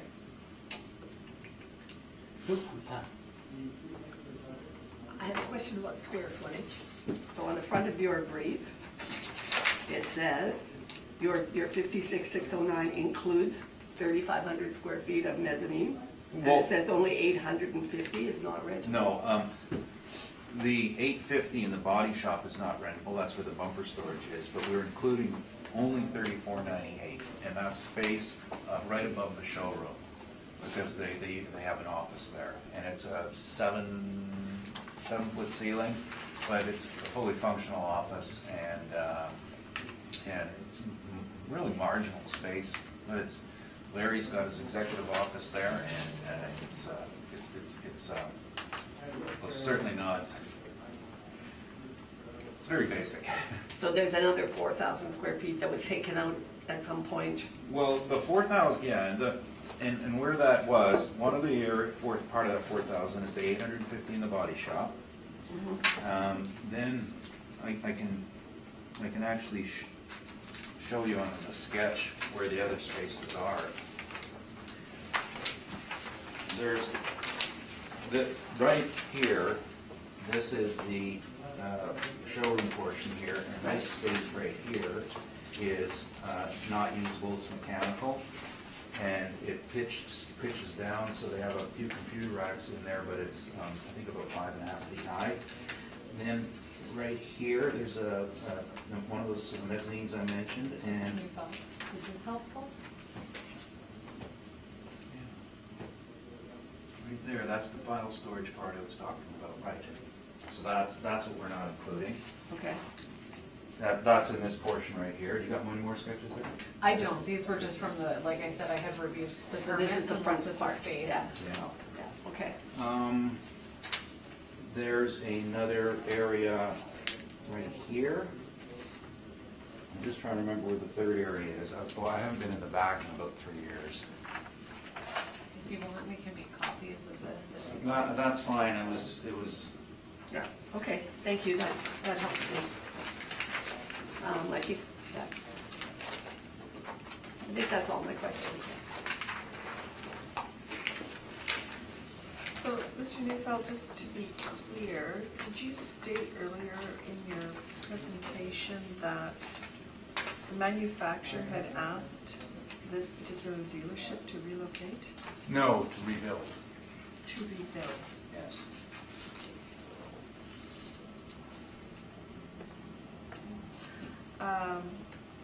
Because it was not representative of the Right. product. And there's functional obsolescence and then image issues.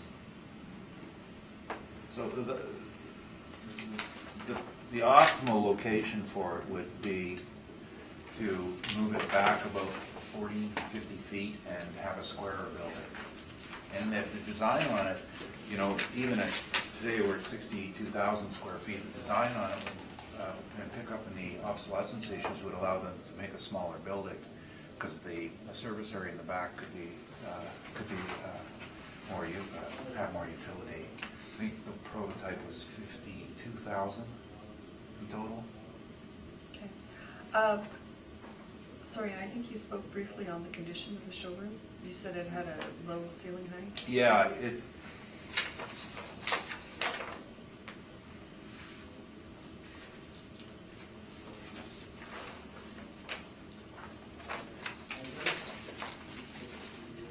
I don't put these briefs together anymore. I don't put the pictures in. I'll grab one from the previous one. I don't know if it, I mean, if you're like,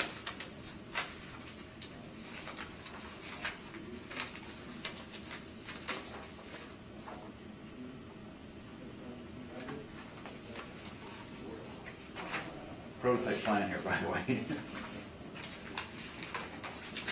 Yeah, it's an 8-foot ceiling in the showroom. I know at one point we had put in pictures of it. The modern showroom is usually, you know, 18, 20 feet. And it's very close in there. But I think the real problem is because it's so small, and Chevrolets have to be a high volume sales, and they have to squeeze in as many cars as they can. So in order to get around, it's very limited walking space, where if in other dealerships, there's a lot more room to meander around. That's the real problem, is they like to put in 12 to 15 cars. They want to have a representation of every model, and they're getting in 6 or 7.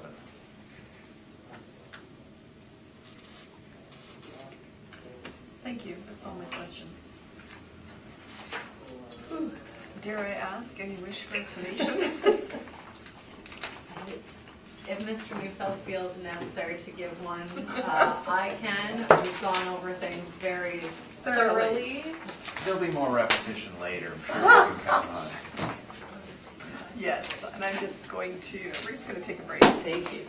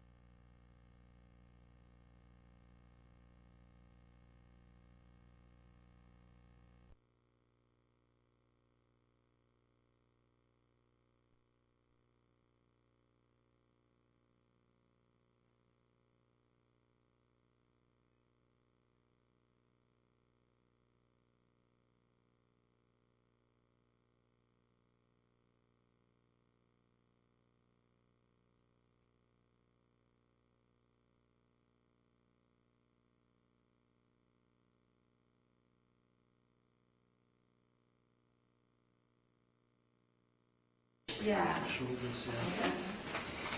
I just find my lower back gets cold. Yeah.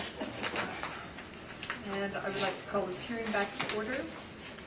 We are going to move on to 1400 Keniston Boulevard.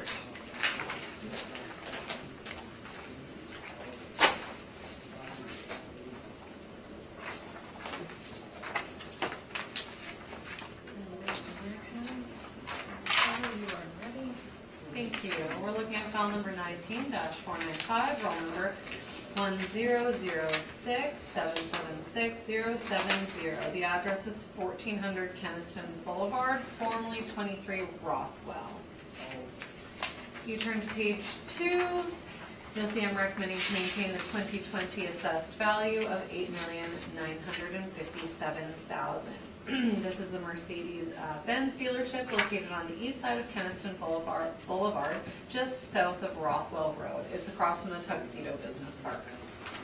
If you look on page 3, you'll see an aerial photo of the subject property that I just described. On page 4, you'll see subject property photos. This property was built with an actual year built and an effective year built of 2015. If you look on page 7, this is our income valuation summary. We have 36,219 square feet of main area and 16,618 square feet of basement area. Our income parameters are all model generated. And the blended rate that we have applied to this whole building is $12.75. We have a vacancy of 2%, expenses of 2%, a shortfall of 6%, and an overall cap rate of 7.15 for a value of $8,957,000. I've gone through my comparables on page 8. You're more than happy to ask any questions, and I'd be happy to answer them. We've discussed at length cap rates, so those can be seen on page 10. The mailer that was submitted to our department is on pages 12. Now, one of our staff who handled this for the 2018 BA, there was a number of discussions with respect to the permit and not building it as per the permit. And so our assessor, after that hearing, went through all the permits and floor plans that were submitted by the applicant and reviewed the square footages. So I've just included the plans that were submitted with the dimensions, which is how we arrived at our square footages, found on page 7. So that's why these are in here on pages 14, 15, and 16, because that assessor was very diligent in going through the applicant's information and making sure that we corrected any information. On page 17 through 19, we have the permits for the new construction for the build of the property.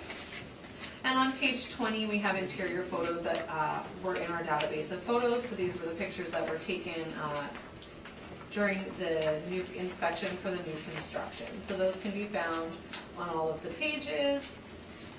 On pages 25, that's the ramp to the basement, and then the basement space. And then again, the addenda at the back of our brief that I've already gone through. On page 31, we have our cap rate information. On page 32, we have our non-recoverable expense sampling, which defends our 2%. I'm happy to answer any questions. Thank you. Thank you. Mr. Neufeld, questions? Yeah, so the valuation on page 7, is this all model then? Yes, I stated that. Okay. And you say that you redid the square footage based on this calculation presented, or based on a calculation of reviewing the plans 14, 15, 16? I did not redo the calculation. The assessor who handled the Right. VA hearing, who got those plans, I believe from yourself, went Right. through them and updated everything. Right. And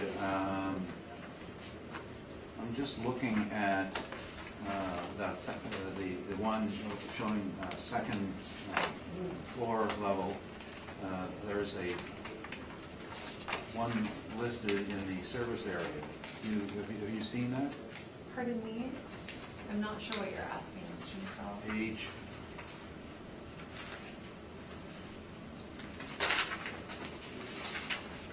Page 16. Okay.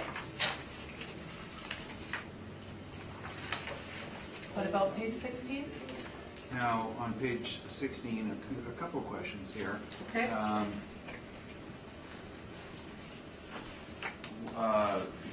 The square part on the right-hand side of the page, that's in the service area, correct? I have not had an opportunity to inspect this property, so just let me take a look. You happen to have a picture of that?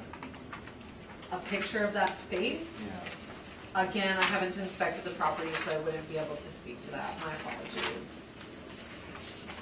Well, is there an actual space above there, or is it just an enclosed area? Again, this was taken from the plans. We have, and this is highlighted on the plans. Our assessor who reviewed it, put it in there, and she went through it very diligently and corrected everything based on the information from the BA appeal, which was the last time this property was heard in appeal. And when you calculate square footage, I take it that the part included was all of the land in all the areas in red? I believe so, yes. So on page 16, where you're showing stairwells, that was counted for second floor space? I can't speak to what was counted. It's in red, but I again, didn't calculate those square footages. I've included the plans as an assistance because they were submitted to our department. We've reviewed them, and then we've put the plans in the brief just to give So if the you, board an I mean, you idea. can't what's- even speak to what a stairwell, how a stairwell is designed? That wasn't your question, Mr. Neufeld. You asked if the stairwell was included in the Right. square footage because it was outlined in red. So, And I can't say whether or not our assessor included it. I would assume yes, but I can't speak to it because I didn't do it. on page 15, the stairwell space is all included in the space as well, correct? Yes, And on page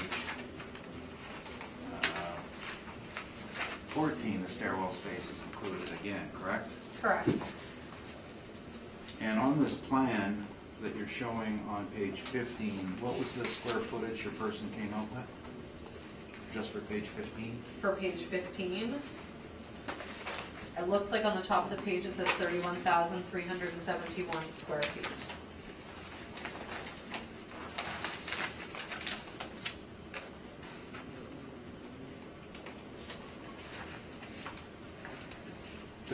So say again, 33, If you look at the very top of the page, it says 31,371 square feet. 31. Okay, now, all right.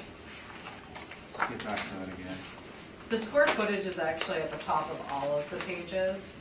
The square footage, oh, I see, and the penciled in, 31,371. Yes, at the top. Now, that particular plan that this person drew on at 31,371, what did the plan say on it, the pre-con? What do you mean, what does the plan say? Well, it came from a plan I provided them. No, the plan has square footage on it, does it not? I can't speak to it again. I've included this information because this is when it was reviewed, and this is the evidence that we have for the square footage that we're using. Our department got this evidence from the applicant at the time, which I believe was yourself, Mr. Neufeld, and they have included the square footages. So I've included this information in our brief to show our department went through the information that was submitted to them and corrected it. So if you look at page 14, the 16,000 for the basement is what is being used on page 7. And then on pages 16, as well as pages 15, the total of that is the area that's being used on page 7 for the leasable area. But you're missing one of the pages of the plan, which I happen to have right in front of me from the builder pre-con, and they say 31,353 square feet. This is the information that we have in And our system. That particular page has been reproduced in my document, I believe, on page 7 of my presentation. So you're suggesting that an assessor's calculation, 31,700, although it's marginally different, is preferable to the builder's calculation. I can't speak to that, Mr. Neufeld. It is not within my evidence. All I can speak to is what's within my evidence. Well, you also said when you presented this that I gave you these plans. I gave you this one too, right? I can't speak to what was done. All I can speak to is the information that was given to me with respect to this property. When researching properties, I try to talk to people who handled them previously, and this particular assessor made mention of all of these things, and I included it in my Now, evidence. is this particular person here available to testify then? No. Mr. Neufeld, sorry. Can we move on? I think the questions have been asked and answered. We know that there is a dispute about Okay. the square footage, and you have evidence Okay. that we will be hearing also? All right, well, then I do have one last question. Did you look at the board order from last year? From the BA hearing? No, the realty hearing? Decision is based on a total leasable area of 51,695 square feet. We had a lengthy hearing on this. I'm just wondering if you looked at that. The BA hearing was subsequent to that hearing, and I was going with the most recent hearing where there was an argument of the square footage, because to my knowledge, based on my discussions with the assessor who handled the BA hearing, there was a very lengthy discussion on square footage. So if there was a lengthy discussion on square footage in the realty one, that clearly may not have been handled in the realty one, Okay, there but was you- another lengthy discussion again. So you're talking about what somebody else says, that's fine. So these are the same comparables used on throughout here, and you come up with upper floor of $13.67 and a basement rent of $10.73. Did you provide basement rents? I do not have basement comparables within my brief, because the basement is, our basement comparables that we have, that we use are typical sort of office space, and if you note the basement comparables, if you look at the subject property, is sort of a basement parking structure type place where the cars go in, and so we've used a rate, in my opinion, that is reflective of the basement space with respect to what's going on in the building. And again, as I stated, we have a blended overall rate for this building of $12.75, which I think is extremely appropriate. But your basement ran at $10, nothing to support it, and you agree that it's unfinished parking. There's no people down there, are there? Well, clearly people go down there because that's where cars are. It's not a working area, is it?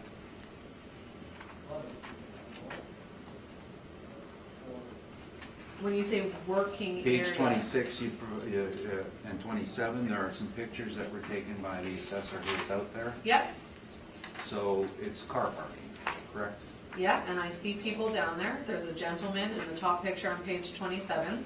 There's also signs that say incoming, reconditioning, and final inspection. There's actually a hood up on the bottom page of 26. So it doesn't look like it's just storage. It looks like people do work down there, in my opinion, based on the pictures that I see. In your opinion, without inspection, you haven't been down there. Based on the information that I have in front of me, Mr. Neufeld, is what I'm here for today. Now, the other,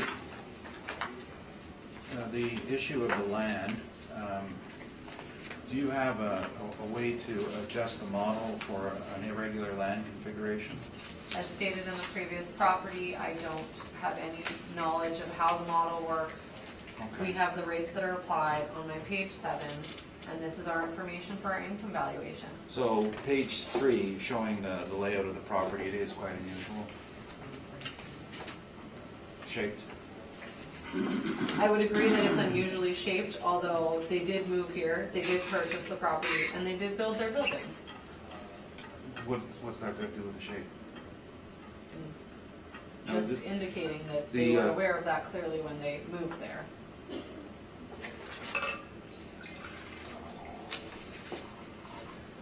Well, regardless of what the owner may have done, how's that in the market? What for an alternate use, what is someone going to do with that space? I'm sure someone could do anything with the space. There's irregularly shaped configurations of lots everywhere. There's regular size lots, irregular lots. They come in all different shapes and sizes, and people find ways to use them. Those are my questions. Thank you. Stuart Brett. All right, fine. Thanks. And I don't have any.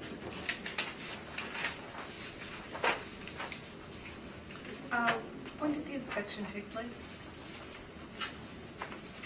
My inspection, No, I know, you did not.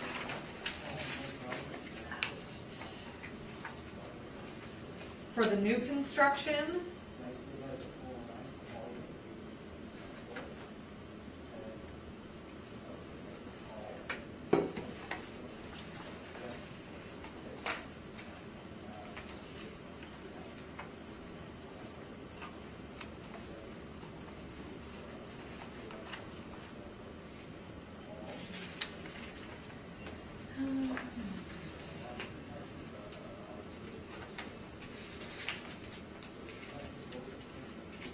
sorry, I'm just reading all of the notes. That's fine. For the new construction, the inspection was on June 8th, 2015.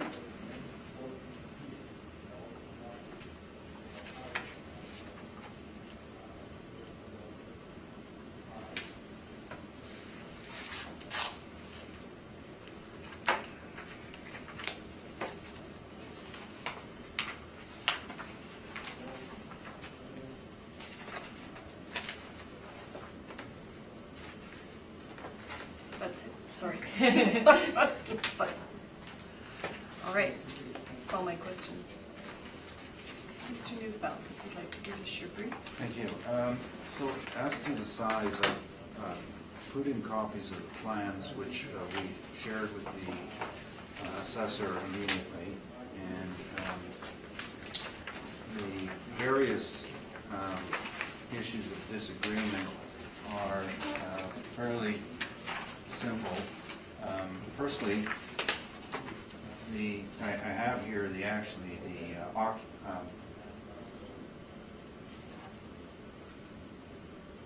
occupancy permit, optional professional certification program permit, constructed two-story, 52,196 square foot auto dealership.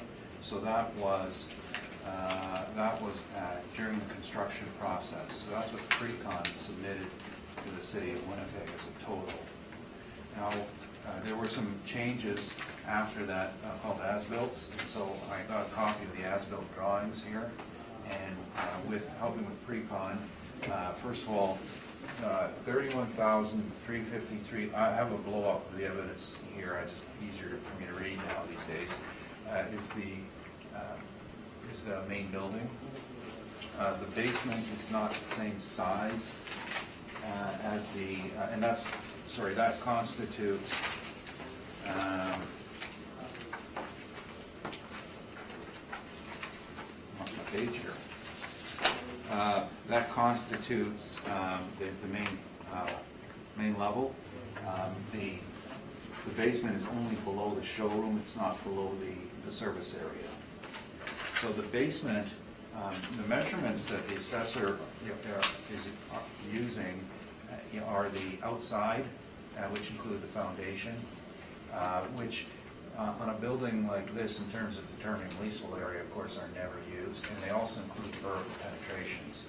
So the concept of vertical penetration is a stairwell.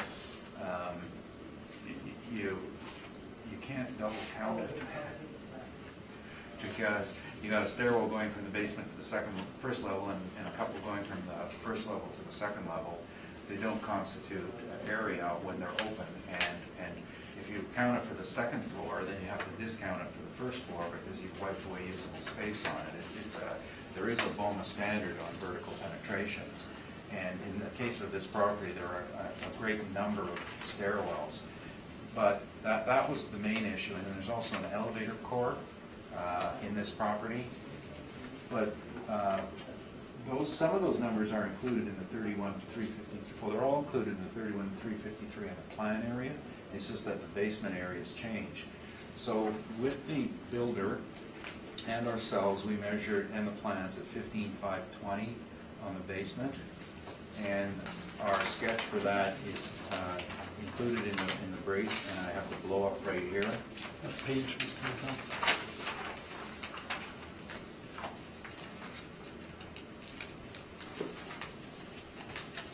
The sketch of the basement is page 8.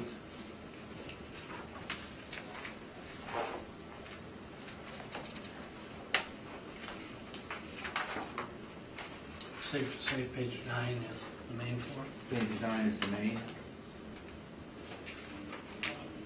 So we have, actually our first presentation, we had a 15,546 and then we got corrected, so we're at 15,520 in the basement. Removing the vertical penetrations, and there's mechanical areas too. The mechanical areas never count on usable square footage, their service area. And then the second floor, the big problem with the measurement on the second floor, which still hasn't been corrected by the assessor, is they were using the plan, and that's on my page 10. So I've given you, our first, this is a major dispute with it, is on the plan, there's a space, 2 spaces where there's a diagonal line drawn through, and that indicates open to above. So on the first drawing for the site, when they were going to build, they wanted to make a second floor parts storage in the bottom one, right here, and that didn't follow through. So it ended up being reduced to 4338, and as with the other one, when we're looking at appropriate size measurements, the vertical penetration, being the stairwell and the elevator shaft, were removed. The reason for doing this is because we're dealing with consistency of measurement types. Here we go. And the space in the back, in the service area, that's a lockup area for the valuable parts, and there is a stairwell going to the top for open mezzanine storage, which is not rentable area, it's not serviced.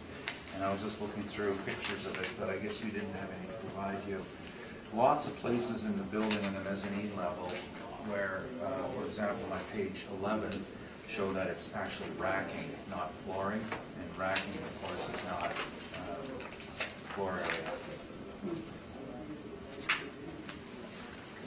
The matter went through with some detail, and the last board, we had the full set of plans presented, and came up with 51,695 in square feet, which is what we had. I thought the matter was over, but the assessors remeasured. Incidentally, at that point, they were suggesting a size of 54,182. So today they've come back at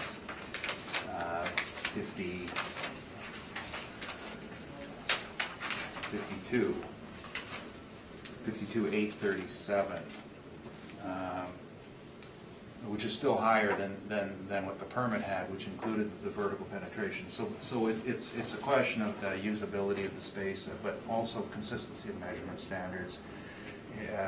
If you're comparing leases to other commercial properties, they wouldn't include this in their space.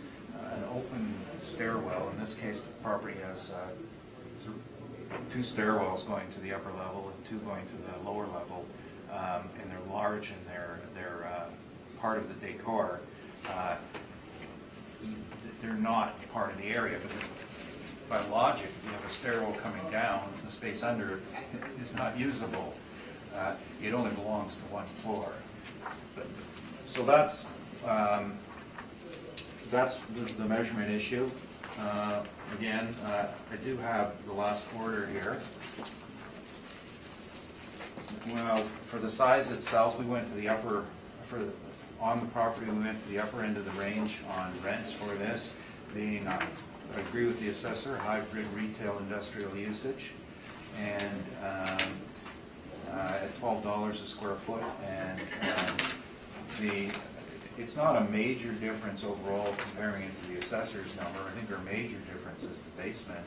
We've applied a rate of $5, and that's based on a couple of things. We have our rents on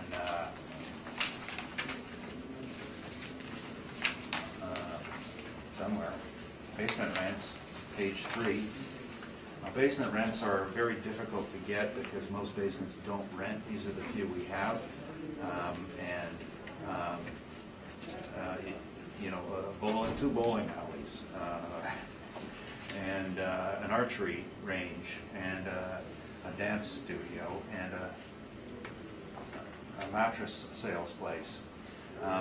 So a rate of $5. Now, the other reason we looked at $5 is there's a property at 20 Scurfield, which is Shaw, and Shaw has the same setup. They have a basement space where they park their service vehicles, and we had an agreement there at $5 a foot, so it's a question of equity as well. Instead of parking a Ford van, you're parking a Mercedes. Well, who cares? The building is the same concept. It is not a working space, and the reason is very, very simple. The carbon monoxide. You don't put people down there. The doors are opening and closing. It's not a comfortable work area. It's a storage site. In their case, they do receiving down there. So if someone brings in a car, or they're doing a pre-deliver. Actually, no, sorry. It's all receiving of cars coming back either as used, and they park them down there so that they're not outside because they're not yet for sale, so they're secure, and then they ship them up to service when it's available, and they do the service work they have on it, and then they can put them on the lot. They also have some long-term storage down there.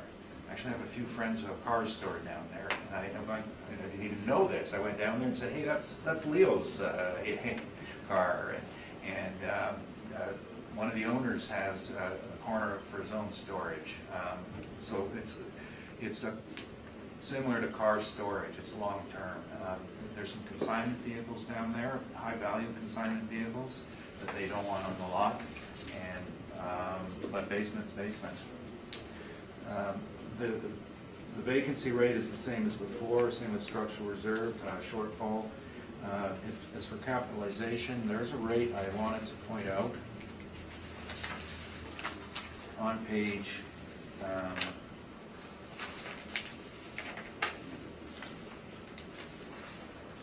45. The top rate is 15 Rockwell, which this property is actually legally 23 Rockwell, not, I guess they changed it to 1400 Waverly to get Keniston to get so people know where it is. 15 Rothwell is the body shop for Mercedes. So the land there is owned by the trying to remember the name again.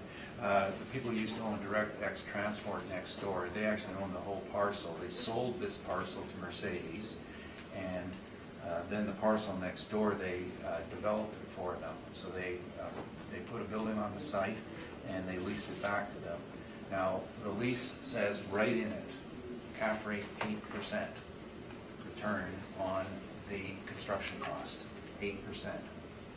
That occurred in 2017. A clear example of what investors expect in return to the market of automotive-related uses.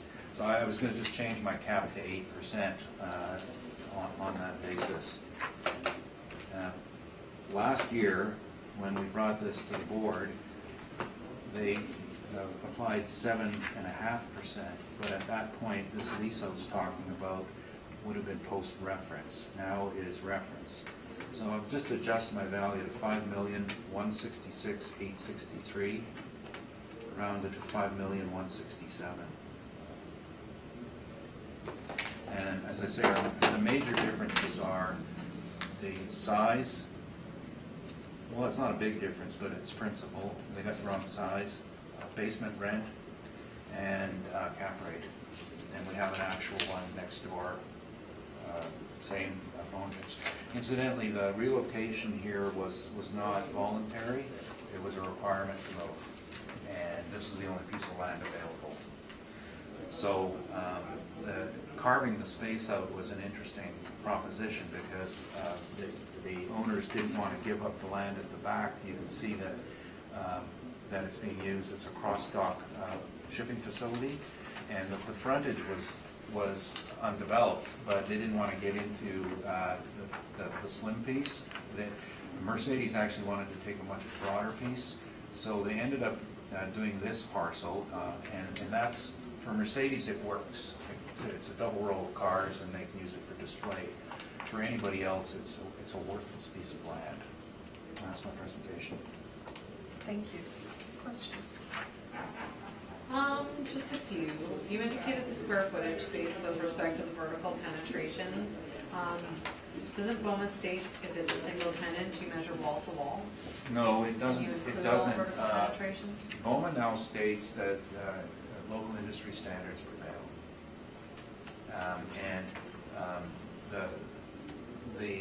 When they have an office building, they will say, use the vertical penetrations. Now, this would be BOMA retail. So the BOMA retail is going to be a glass-to-glass measurement. So what I was saying about the foundation being measured downstairs on the plan, that's one issue. You do glass-to-glass means usually about midway between the walls, and we have a thick foundation. So you'd use interior measurement for that. And then it would be industry standards, and then you look at the utility of the site. So there's no one in the market who's going to, or a broker in the market who's going to come and represent that this is the area with the amount of stairwells on this. Especially the way the mezzanine level is set up. Generally, on the mezzanine level, that's where the big difference comes in, is they're going to take off all those stairwells, call them first floor space. They would never count them on that level. And the hallway gets counted. And then the elevator, again, talking industry standards, you rarely see an elevator in retail. So you're comparing to other properties that have full utilities. So your industry standard would then suggest remove it to do a proper comparison. And mechanical areas are always taken out. I have no more questions. Thank you, Madam Chair. Thank you. Mr. Whitford? I'm fine, thanks. Nothing. I have nothing either.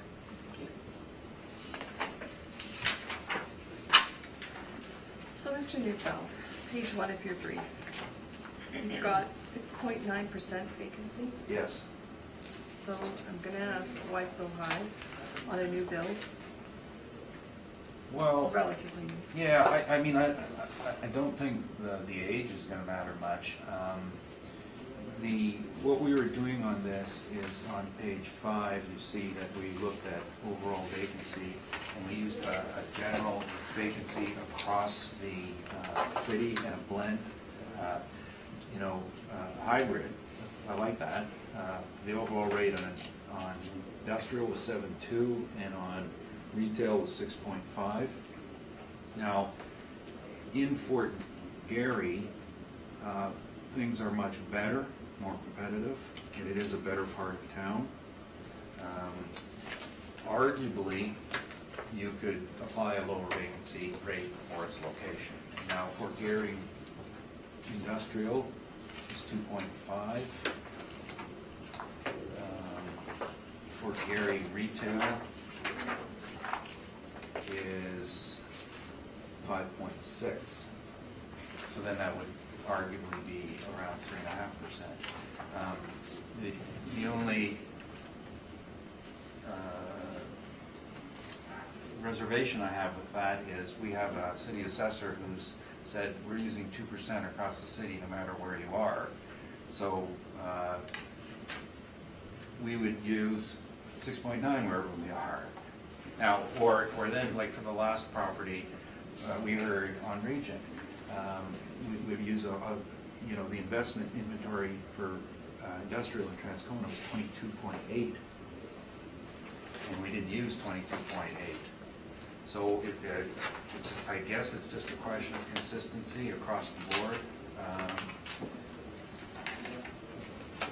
Retail vacancy in Transcona is 3, so that would give me a blended rate of 12.5. So that's what we did. And you said you measured this property with the builder? I've got the plans from the builder, and I talked to the people at Precon, and the 31,353, of course, is right on the plans. So really, the only dispute was basement and mezzanine. Okay. And that we went out and physically measured.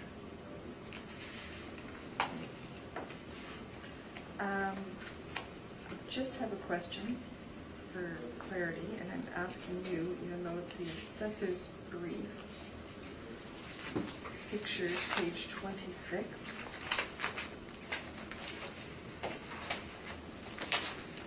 At the bottom picture, there's those actual signs hanging over from above that say incoming reconditioning final inspection. Right, that's where they pull in the cars when they triage for incoming cars. Say, this is a sales floor, this isn't for the repair shop. So when they bring in a used car, they'll take incoming first, and then they park it there, and then when it goes upstairs to the shop for work, and or into the reconditioning one to be sent out somewhere, and then when it comes back, it goes to parked and final inspection, and then someone comes down and does the inspection, and then it goes into the lot. So it's a garage area. There are no people working downstairs. There are only people going downstairs to deliver and pick up cars. And sorry, did you state, page 45 of your brief, the Mercedes body shop is Rothwell? Well, they're both on Rothwell. The Mercedes body shop is adjacent to the Right. north. Okay. Just one last question in regards to your basement rents that you provided on page 3 of your brief. Yes. What, do you know the ages of those buildings? Oh, And did you inspect them? Do you know what's going on in their basement? yes, I've been in every one of these. 2025 Corden would date from, that's the mall, Tuxedo Village, Tuxedo Oh, yep. Mall. Yep. That's relatively new. That's a dance studio, and I think at one time it was Rumors. 1512 Regent is 83, 84. It's a mattress shop underneath the retail strip, a separate entrance. 693 Taylor was built in the 50s, and when it was built, it was a bowling alley, and it had down the middle it had service, and then each side it had the alleys, which ended up being on crawl space. And so they didn't have to build a full floor. But after the tenant moved in there, Coldwell Banker, they renovated it and turned it into office. Archibald is, this is a very, it's Gateway Construction, it's their building, and they have a number of not related, but a number of small tenants, like the local accountant. I think the building would be 68, very basic. 2281 Portage is Silver Heights, 1957, I think, somewhere around there, and it was the archery range. It was built, they thought we could rent out this great space. Hey, we've got a basement, but all they got is an archery range.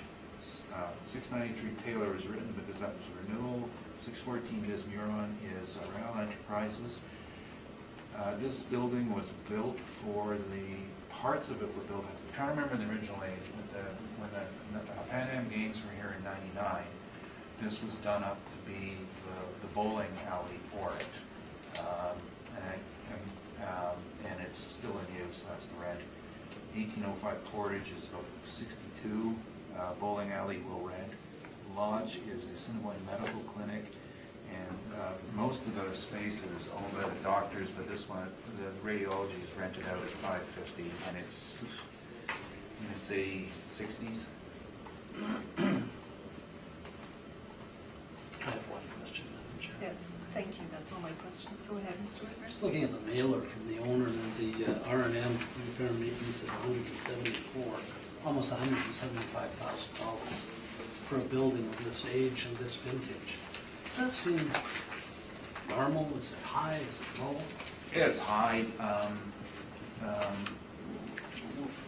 We obviously have personally advised them to put in what you have and don't try to split it up. And I know that some of this could be considered, I'm just trying to remember what they did with that money.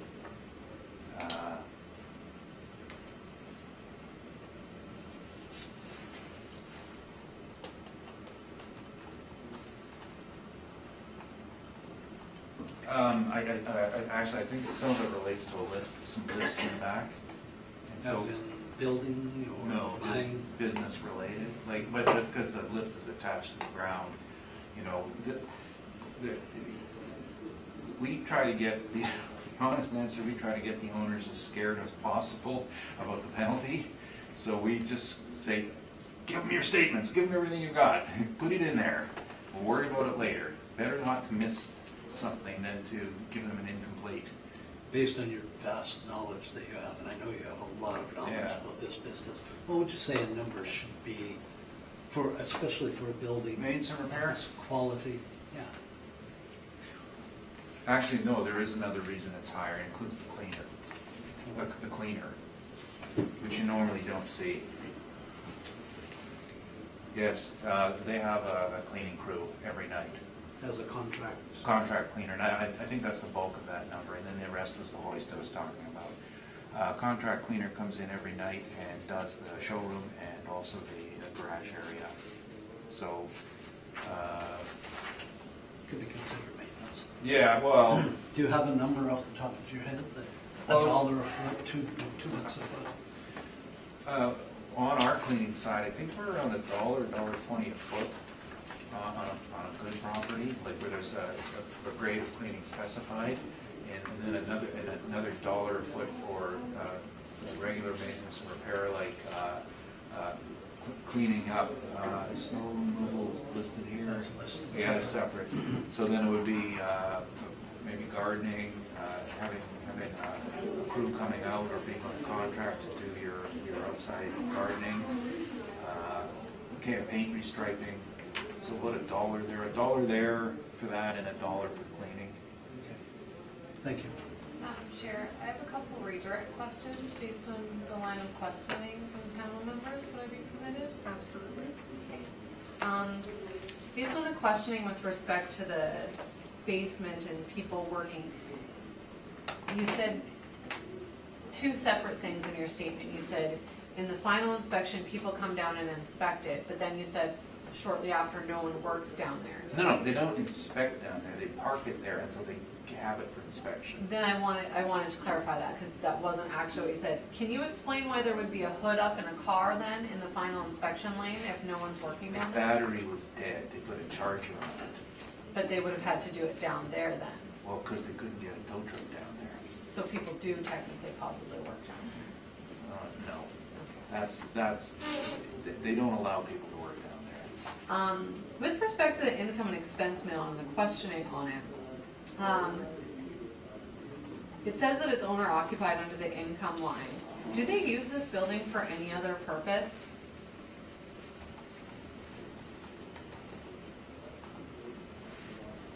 Well, I was at a very nice event there where they hired these Chinese acrobats one night and they entertained us all. No, I think that was part of the business.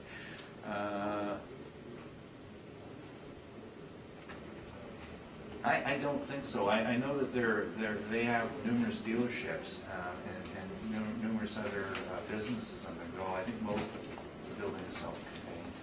Okay. When I was going through all of the permits in our system, there were many special event permits for this property. Weddings, charity functions, for a number of different organizations that don't have anything to do with Weddings? Pardon? Weddings? There was one that said a wedding for, Really? You don't mind if I see that, do you? I'm just, curiosity is getting to me. where was that? There was just so many of them, and I just wanted to. Well, they do use the building for marketing events. As I mentioned, the Chinese acrobat, Chinese New Year, they held there one year.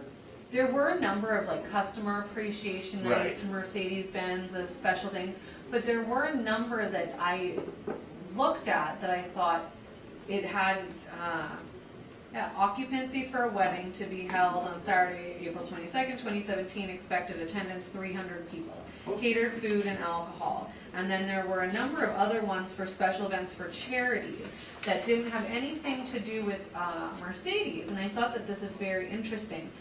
There's one, this is probably one you're talking about, special event for Chinese New Year to be held. So there were a number of special events that didn't seem to have anything to do with Mercedes. Do they rent out the No, space? no, Is that that's all client invite. Okay. I get client invites for events for Mercedes about 5 or 6 a year, some off-site, some on-site. With respect to the charity functions and the weddings? Yeah, well, there's always a charity portion attached when they do these. They'll have a sponsored charity for the event. What about the wedding? Would Yeah, they have it's got rented me. out that That's, space? I don't know if I want to go to that wedding. Maybe I would. I don't. I'm going to ask about that. But no, my guess here, it was probably an enthusiast or someone who said, my wife and I met over at Mercedes. Can we have the wedding? And So you don't have any knowledge of No, any sort of them renting out the space to be used for any functions like that? No, I mean, a very good, close client of mine, and I said I'd go to all their events. I get 2 movies a year. We saw Frozen 2, and in the summer, I went out to Gimli, to the track, they gave us one, the Assembly Downs, they had a couple of events, driving around. Chinese New Year, once at the convention center, once there, customer appreciation night there. It's a very active, keeping active contact with their client list. Thank you for permitting me the opportunity, Madam Chair. Any wish for a summation? I think I'm good, unless Mr. Neufeld feels it necessary that we go over No, all I'm again. just thinking about car-themed weddings. I thought of a car-themed funeral with a friend of ours who died, and we were gonna have a big entourage of cars, but wedding, wow. Oh my goodness. I'm going to suggest that we are going to move on to the third property and then take a break for lunch. Okay. Because I am optimistic that the third party will take 30 minutes or less. That's a bad pick, it's a bad choice. Oh, really? Yeah. Well, you're looking for, Let's just go. number 3 and number 4 are have some difficulties. The other 4 are cleaner. Just,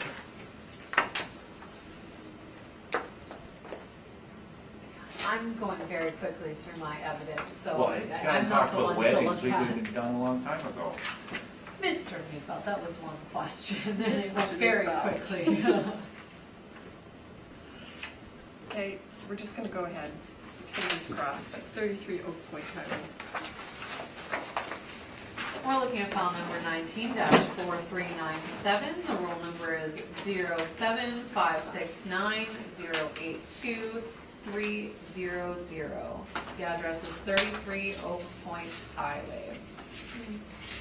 If you turn to page 2 of my brief, I'm recommending to maintain the 2020 assessed value of $7,180,000. We have an actual year built on this property of 1963 to 2007, and an effective year built of 1998. We have a leasable area of 51,783 square feet. On page 2, you'll see aerial photos of the subject property showing its location on the east side of Oak Point Highway, on the south side of Selkirk Avenue, and on the west side of King Edward Street. This is the Volvo Manitoba Truck Center. If you turn to page 2, you'll see subject property photos. If you turn to page 7, you'll see the income valuation for the subject property. We have a blended rate of $10.45 on this property. We have 2% vacancy, 2% expenses, a $6 shortfall, a cap rate of 7.15% for a value of $7,180,000. Again, comparables on page 8 that we've discussed at length, cap rate that we've discussed at length, income and expense mailer found on pages 12 through 17. And again, more cap rate information on page 21, non-recoverable expense sampling on page 22 to defend our 2%.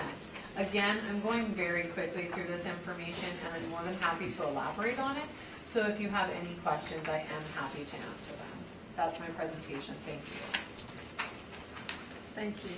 Questions, Mr. Neufeld? Yes, page 7, is this all by the model? Yes. And this, you call it a vehicle dealership, what sort of vehicle do they sell? To my knowledge, this is a semi-trailer. Semi-trailer? Semi-trailers, yeah. Okay. Anything like that on page 8? Again, similar to our information for the car dealerships, these aren't car dealerships on page 8 that sell cars.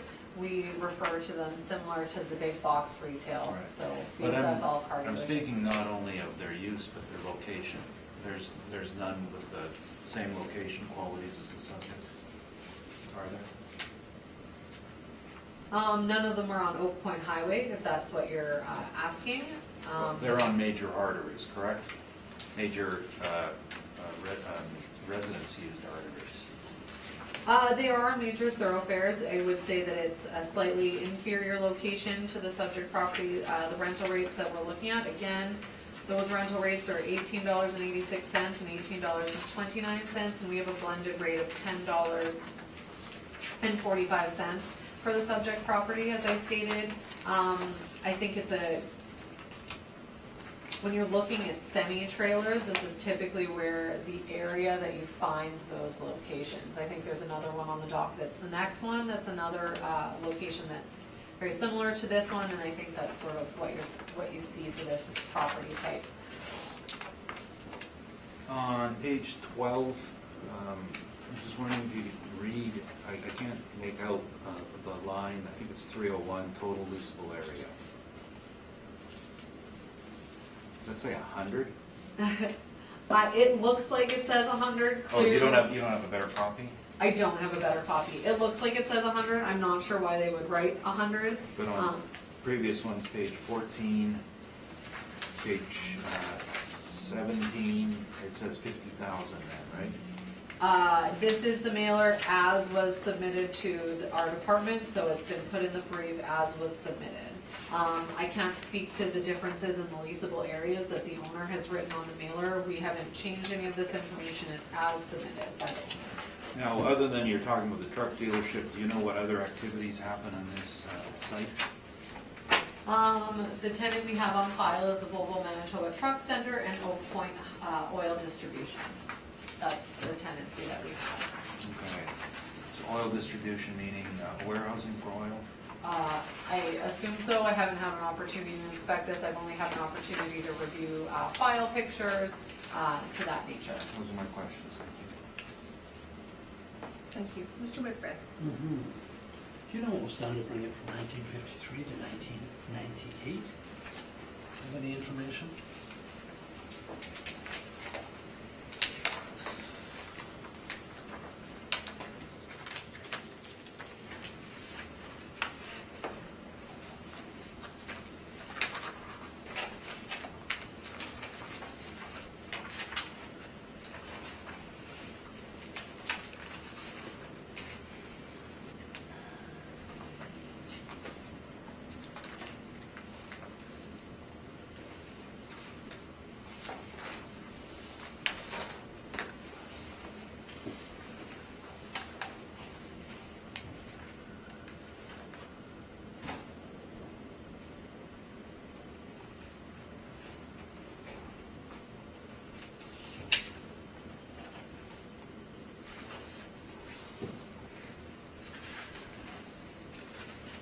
I don't have any information on that effect of your built. There weren't any notes that I could see in our system that explain why that was placed on there.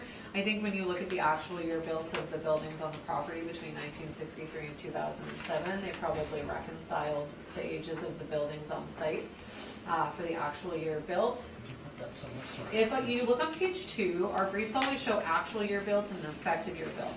And so our actual year built is 1963 to 2007, because there was a new building built at that time, so that 1998, I would assume, most likely reconciles those But you things. don't have a breakdown. But I don't have a breakdown, no. Okay. Your brief says 5 buildings. I imagine the Quonset Hut is one of those buildings on page 3 up at the top right-hand corner of the bottom photo. The brief has 5, this is But that looks like it's... what makes it a little bit confusing. We have 5 premises, so we've separated sort of the spaces in the building out. This is 5 buildings. Oh, that's on page 2? Mm-hmm. Yeah, And it looks like 5 buildings. They essentially would be how additions get built within the system. Okay. So, the way our system labels buildings, when you put things in, it's called a building, but sometimes it's an addition to a building. So would that have to be included in your square footage? That back building, I don't believe it is. I believe it's categorized as a sort of a detached structure, so it's categorized as like an additional, so I don't believe that's actually included in the square footage, that back building. You don't know if it's heated or not. It's, to my knowledge, it's actually a prefabricated storage building, because there's a permit for a new one, and when I looked at aerial photos, you can see the older aerial photos, it's quite worn, and the newer aerial photos in my photos, it's actually, the top of the building's all nice and white now, so we have a permit from 2018 to construct a prefabricated one. In our system, that square footage I don't believe is accounted for, because we actually have something that isn't added to the income, and it's sort of an additional accessory structure, so that wouldn't be included in the square footage that's on page 7. So, yeah, that's what I'm. So we look at it And I as like an represent accessory storage building, so no, it's not in that rental information, based on everything that I've looked at. Now, I see it's all standard office and storage office with a mezzanine. Nothing in relation to a shop or, I don't want to say industrial, but mechanical repairs and retrofitting or cleaning these trucks. We typically apply an overall rate, so the rates that you'll see on the top 4 are, we call them a complete vehicle dealer. That's why they're called a VCD, vehicle dealership, because it's a complete auto dealer. So that rate encompasses the lower rates for the storage and the vehicle servicing area, the higher rates for the office space. So it's an overall rate that encompasses everything. That's how our model applies them, Similar to the other. Okay. similar to the other. Just a comment, maybe a question attached to it. Looking at the mailers, I think they start on page 12. Is it possible in the future to not produce something that's unreadable? It's pretty useless as it is. That's how it was given to us. So when I open the PDF in our system, this is actually what it looks like. Can't blow it up. When you blow it up, it ends up being too big for the page, and it doesn't actually fit on the page. So I do make it as big as I can. It's the problem when people, so what happens is, if we print it from the online system, that's when you can get them horizontal and you can read them. So you'll note that there were a few that we've already looked at that have them horizontal. If they print off an online one themselves and fill it out and then fax it in, mail it, email it, PDF it, this is actually what it looks like. So I try my best, but because it's owner occupied, and we don't really have a lot of reliance on the owner occupied properties, because you can't come up with an actual net operating income because there's not really rents on place. It's less of a concern in this particular situation, but we do try our best. Thank you. Sure. Just to go to the cap rate, just in relation to the previous property, which was a 2015 brand new building, pretty luxurious, compared to this in a much inferior location, it doesn't seem as though they should have the same cap rate. I to made me. this analogy in my hearing yesterday with respect to parking lots. When you can't develop a cap rate because you don't have properties that have income in place for you to develop a cap rate, because you need an income. So to come up with a cap rate, you need to have an income on a property, what is it earning, to apply against the sale price. Now, if those aren't happening and these aren't renting, you don't have your income, so you can't develop a cap rate. So when we're sitting in these hearings, and this is the analogy I gave with parking lots, we're already here discussing how did you come up with this one cap rate when you have no evidence. So then what evidence do we have to be applying all of these different cap rates with respect to these properties? And I say this a lot when I deal with parking structures. Parking structures don't sell. And people say, well, an older parking structure has all of these structural issues that need to be dealt with, and you have to look at this. And then when you have a newer parking structure, you don't have that, so you should have a different cap rate. But then you get into the questions of, how did you decide what is the age point? How did you decide on what the square footage break point is when you don't have the evidence to defend it? So typically, especially with parking structures, we look at it with respect to the rental rates. When you don't have that information to even defend one cap rate, it makes it very hard to start separating out what cap rates are. And we do mass appraisals, so we have to look at what's there. So unfortunately, that's how our model is set up, and that's what we have in front of us today. But the first property had 7.3. Again, I can't speak to the differences. To my knowledge, this is my second car dealership, Yeah. and to my knowledge, I've put together this one. I presented information that I didn't put together a few weeks ago, and then I have one coming up. I've seen two cap rates, 7.3 and 7.15. I haven't So seen something anything in the else. model So is fitting something happens in the that model gives it that's one of fitting those that out. two, and I can't speak to what does that. Okay, thank you. So you didn't have a chance to inspect this? I did not. And when was the last time it was inspected? I had a chance to review all the photos from previous files and the applicant's briefs and in our evidence, but the last time it was inspected, an inspection was done with the applicant, Mr. Neufeld himself, as well as his son, in the summer of 2019 with one of our staff with respect to 2014 municipal board case management. That's the note that we have in our system.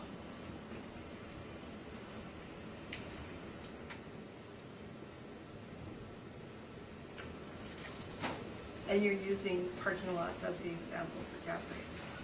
I'm not using parking lots, I No, was no, using no. it as an analogy Yes. to describe why we don't have different cap rates on things. Right. And so the answer and explanation was, we already have a hard enough time coming up with what the cap rate should be. I don't think that we would have enough evidence in front of us to defend having all of these different cap rates, and then evidence to say how we arrived at the age or size break points for those cap rates, so. Thank you. Mr. Neufeld, What was I supposed to do?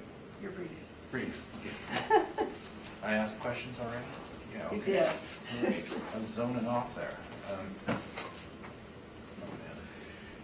Okay, this site, this is I'll just- anecdotal, and I don't waste a bit of time, but 33 Oak Point, 1895 Brookside, always gets scheduled. My clients for 10, 12 years, and I'm on the alternating year cycle. 1 year, the board addresses one and doesn't address the other. And I've been laughing about it every year. They take turns. And one of the things I know, when you look at this valuation, you say, oh, that guy's way too aggressive. Like, what does he think he's doing here? Come on, get serious. That's not the problem. The problem is getting someone to come and look at this place. Now, the assessor mentioned we had an inspection with an assessor in the summer. We finally got someone out. We had a deal in a few minutes, and we went through the municipal board for an outstanding appeal. All we had to do was get someone out to look at it, because they've got the wrong idea about it. It's not a dealership. It's a repair and warehousing facility. It's truck dealers. The pictures on page, I don't know which picture you want to use, whether the assessor's got a better one or I have a better one. I had a better printer. Okay, I'll look at mine on page 2. So where the red dot is, there's a sort of a triangular shaped structure in the middle between the two pieces. That's the showroom and offices. So the part that juts up a bit, that is the second floor. That's the original building, 1963 construction. So you walk in, and there's a parts counter, you go upstairs to the office, and you turn to the right for the showroom. The showroom is one truck in the showroom. In this area, there are two mezzanines. Basically, one is the office that I mentioned, and then the second is a mezzanine office surrounding the showroom.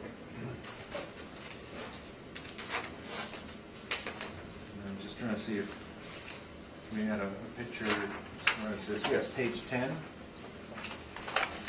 So top of page 10 is the walking in the front door of that triangle-shaped section. There's the parts, and then on the right side is the showroom. And you can see on the right side of the picture of the truck, there is the mezzanine level on the second floor. Around this. Now the rest of the building is completely industrial based. On the right side is a warehouse, about 17,000 square feet. Originally, for the longest time, they were an oil distributor in that they took in large oil barrels, well, they're not barrels, they're plastic containers. And this is an old picture on page 8. And you can see the oil containers are stacked, and then they would also have cases, smaller cases, and they would either sell by the big barrel, or they would refill containers for people, as they were the exclusive dealer for certain types of trucking oil. There is a mezzanine in that area, which is in the top of page 8. This is the disputed area, why we're different in area. It was built as a classroom. I don't think it's ever been used. Every time we've gone up there, there's just piled with storage. It's obsolete. Apparently people don't go to warehouses for their classroom training, but the thought at the time was, wouldn't it be a great place to do training? The owner would prefer having more high cube space to stack things on it, but they've left it as it is. Just call it obsolete. So I'm content with the board using the assessor's square footage or line. It exists, but it's not contributory. Then moving to the next space, which is the space to the northwest, built in two sections, and that's the truck repair facility. The inside of that is shown on a picture on the bottom of page 9. Is one of the bays. Oh, I only have one bay picture. Top of page 7 shows the outside of the bays. So it was built in two sections, and they're double-sided truck bays. So they're built for trucks, not cars. So they're extra wide, extra long, and with pits. And there's an overhead craneway to use for pulling out things like the motors as required, or heavy parts for replacement. So they do all the repair work on that. So the bulk of the building is repair for trucking, and the trucks will go for millions of miles. So repair is where the money is.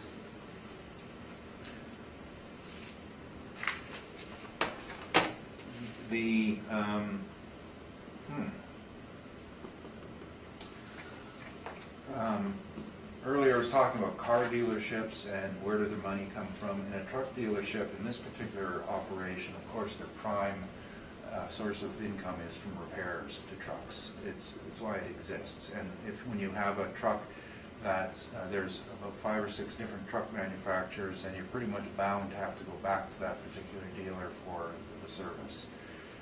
Even when it comes to the motors, which the motors are, there are fewer motor manufacturers, but you go back to your dealer where you got it from. One of the funniest things ever, I forgot to mention this in the Mercedes dealership, one of the major reasons they moved is they got a truck line, and they had to send their trucks to a competitor for repair work. That's why they needed to expand. But it's the same here. Now, the truck sales part is the lowest moneymaker. One year, we were in the building, and I was talking to the owner, and it was in July, and I said, how many new trucks do you sell here? He said, well, this year, one truck in half a year, new. Now, lots of used. So new trucks is not the business, it's repairs. And in this case, they had the warehouse. Now, the warehouse, they've stopped distributing oil as of the last visit, and what they're doing now in there is they're carrying parts for their own truck repair, and also being a depot for parts for other of the same dealership across Western Canada. The parts come from mostly from Sweden, some from China, and so they've taken to warehousing them on site rather than truckers facing long delays to get parts repairs. So this should always have been appraised, valued, assessed as industrial. Never it should have been vehicle dealership, and that's been the issue. And we've had some assessors who stridently argue it's a dealership, because we say so. None of them have been in it.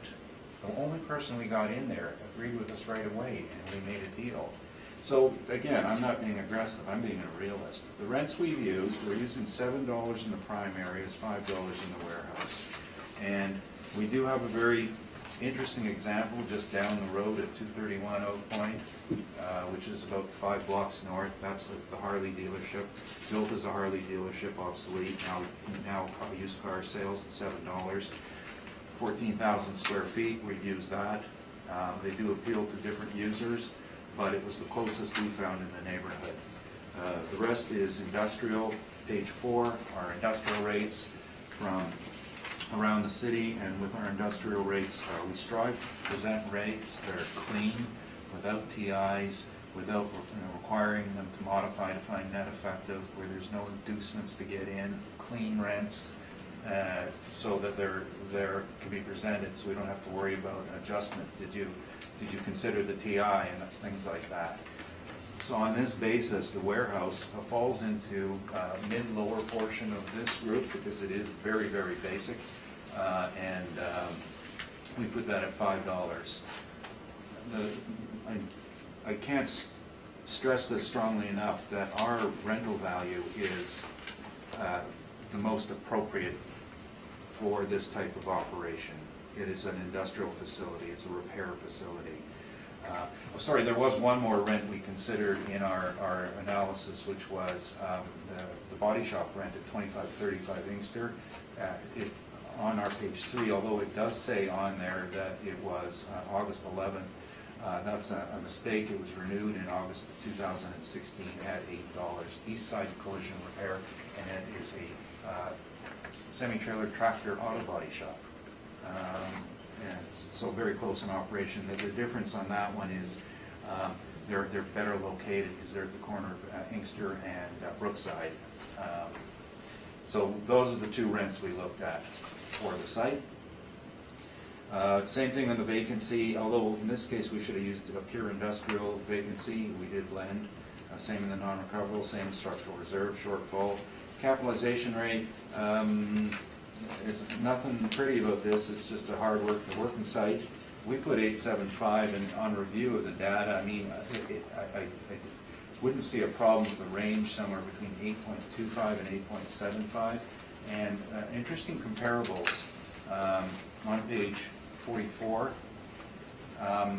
beginning with the second one and ending on page 45 with the fourth one. This is a portfolio of mixed-use properties. Some were cross-dock facilities, so similar trucking involvement. Some were retail, some had a little bit of office in it. Kind of an interesting mix that is similar to this, but industrial first and accessory use at retail and office. That portfolio capped at 8.6%. Now, I've spent the last night and morning going through that cap rate again because I'm preparing for some scrutiny down the road. And I am so convinced that this is accurate. There's been some challenges from the assessment department, but the 8.6% that it capped at is a real rate. So that, in my mind, is really resonating. A property like this is going to cap in and around the same amount at 8.6, not changing the value. 2.849 million. I'm always willing to change if there's something reasonable, and I'm the one in this case that's reasonable. I'm not trying to be extreme. Everybody else has just missed the boat. It is not a dealership. Thank you. Questions? Just a couple, thank you, Madam Chair. Mr. Neufeld, you indicated multiple times in your presentation that once you got an assessor out to inspect that site, we agreed with you, correct? Well, the last time was the one I remember, yeah. And that was in the summer, just recently it Yes. happened, dealing with case management for Right. municipal board. Was that a 2014 municipal board? That's correct. And the rates that were used were $8.25 for all of the spaces, except for one at $6.24. Is that correct? It was a negotiated settlement and a significant change. They were refusing to budge. Everyone thought it was a wonderful site until we got someone out. It finally put the dent in that we needed into somebody's preconception on this site. To me, that was what I found remarkable. And that assessor who went out and made the agreement, after they saw the site, after they agreed with you, they still used $8.25 on all the spaces except for one at $6.34. It was a little more complex than that, and I don't think it's fair to the assessor we talked to discuss what was actually said at the site. Let's simply say that this is as low as the supervisor would go. But the supervisor hadn't been to the site either. Well, I'm not going to touch that one, so those are my questions. Thank you, Madam Chair. Thank you. Mr. Whitbread? Nothing. No, I have nothing. I'm good. Sorry, just to clarify, you were at the inspection in the summer of 2019? That's correct. And you're saying the assessor agreed to $8.25?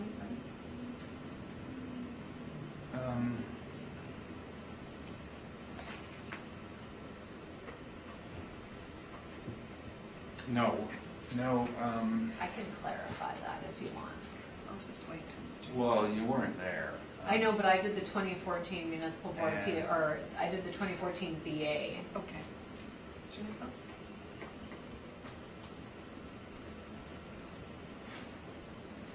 I guess my concern here is that when we have certain discussions on a without prejudice basis, that the parties understand we're not going to repeat them. And so if you'll have to kind of, in order to protect that, all I can say is that there was good consensus, and the supervisor would only go this low. As low as what is in the brief today? No, as low as what we ended up settling on the value back then. Okay. And, you know, it was a resolution.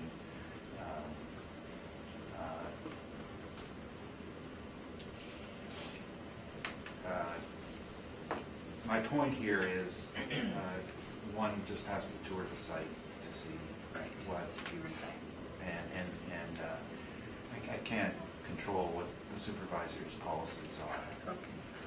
I just want to redirect quickly, do you have any field notes from that inspection? I would like to clarify just some of the questioning, and then I'll get to the field notes. I handled the 2014 BA appeal, which is what we're talking about. It was a municipal board based on the BA, which I handled. There's a note in here from me. And I made a recommendation to reduce the value to $8.25 for all the spaces, which was accepted by the board. After the discussions at the municipal board level, $8.25 was used on all the spaces except one, which was changed to $6.24. And if you look in my brief, that one premise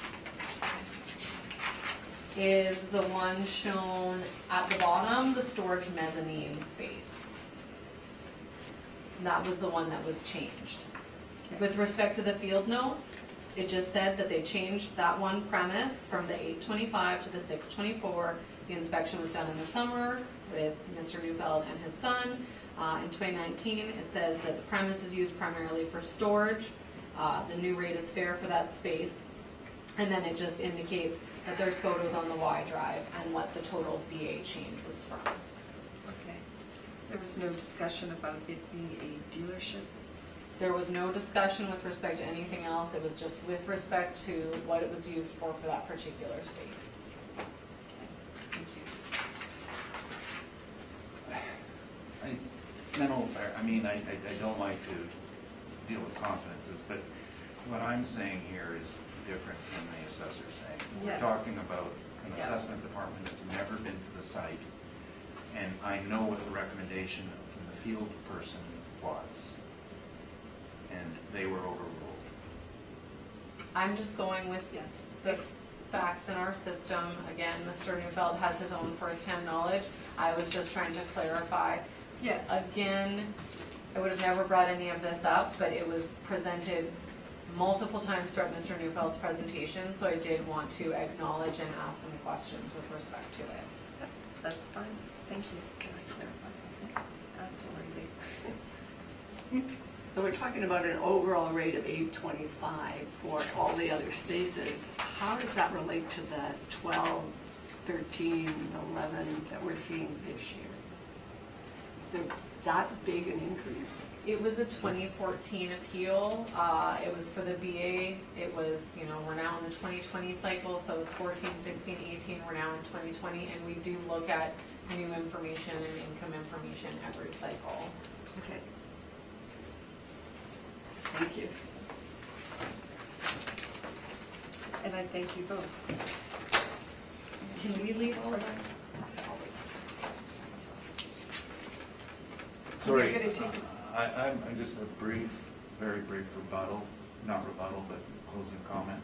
The assessor just said, in that year where we settled at 8, the assessor was asking for 1222. Thank you.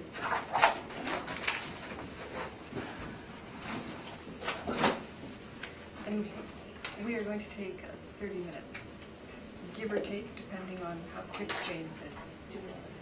Jane's is closed. 45? Jane's is closed at 12:30. I think you can still get soup and sandwiches. Pretty sure. I've tried. Let's say I could be 1:15. wrong. Sure, 1:15. Thank you.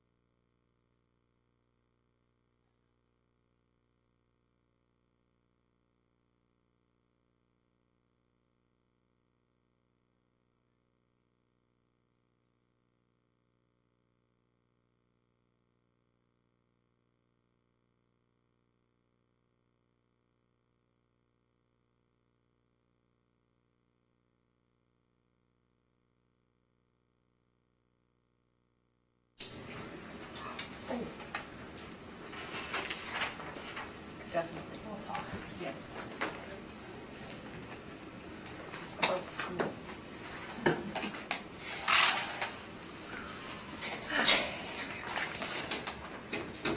Okay. Oh my goodness. It won't be too long, we're just replacing it. Oh. Oh, I thought the hearing was gone. And if you want to file I'd like to call this meeting back to order, and we are going to move on to 1895 Brookside.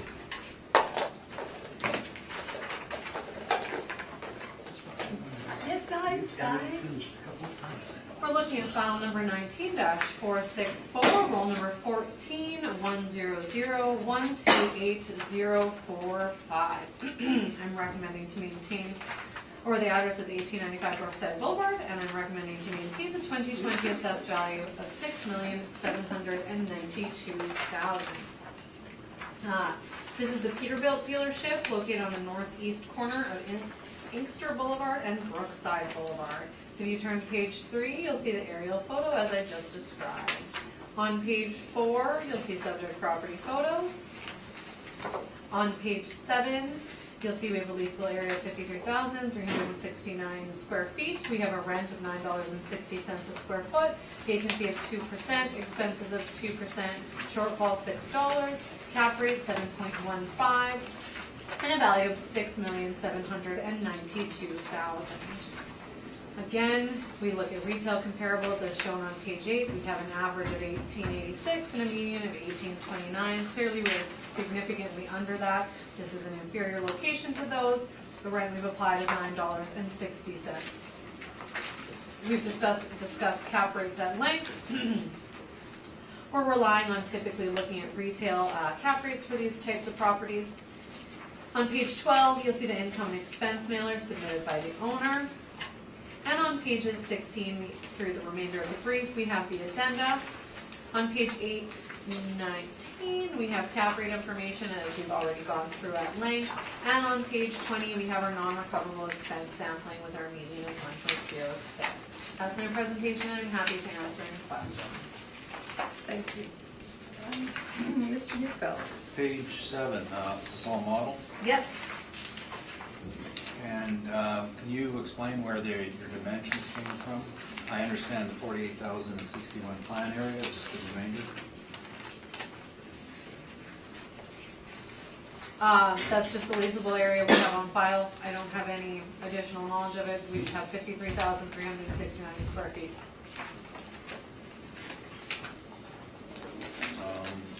When you say where it came from, can you elaborate? Well, do you have any knowledge of how it was created or what it is comprised of?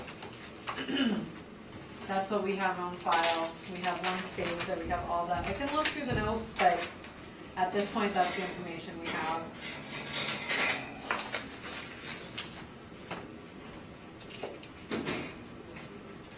And what goes on in the site?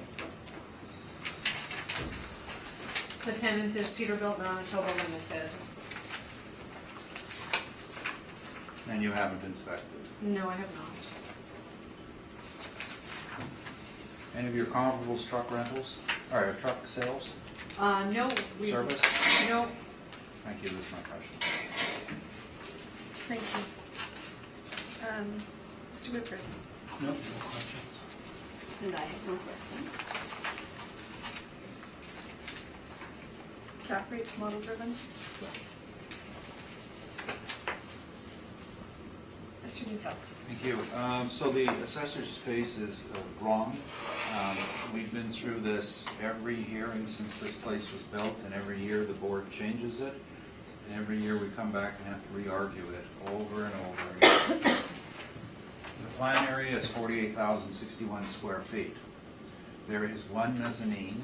It's an office mezzanine that overlooks the shop area, that actually has a separate entrance, 1,136 square feet. And what the assessor puts in there every year is an open deck on top of the secure parts area. And unfortunately, I did not put a picture of it in my brief, but I do have a picture from a previous hearing. This should have been in our brief. And if you would permit me, I'll pass the picture around, and if you want to make a copy, it's the bottom picture.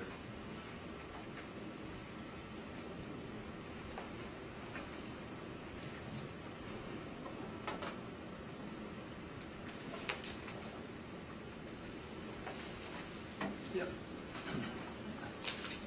So that's not rentable, it's not serviced. Sorry, Lindsay.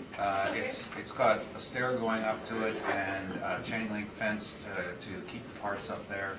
The only service there is a few overhead lights, so that's not mezzanine.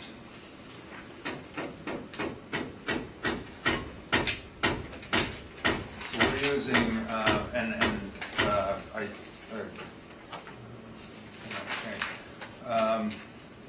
like I said, we're using the plan area.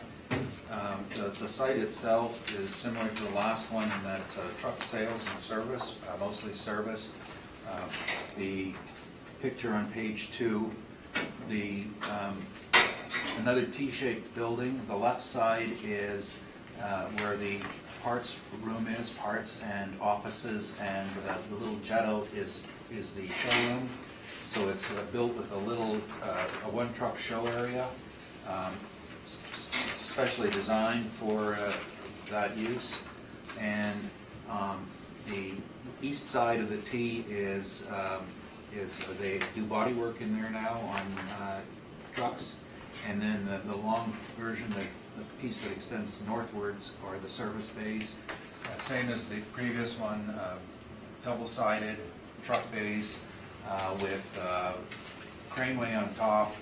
Some have trenches, some don't. Wash bay at the end. Like the other site, it's got a affiliation with the manufacturer. Like the other site, in lean years, they may sell 1 or 2 new vehicles. Primary business is repair, and smaller secondary business is used trucks, and the new portion of it is very, very minor. So it's good to have a nameplate up front. It is a repair shop.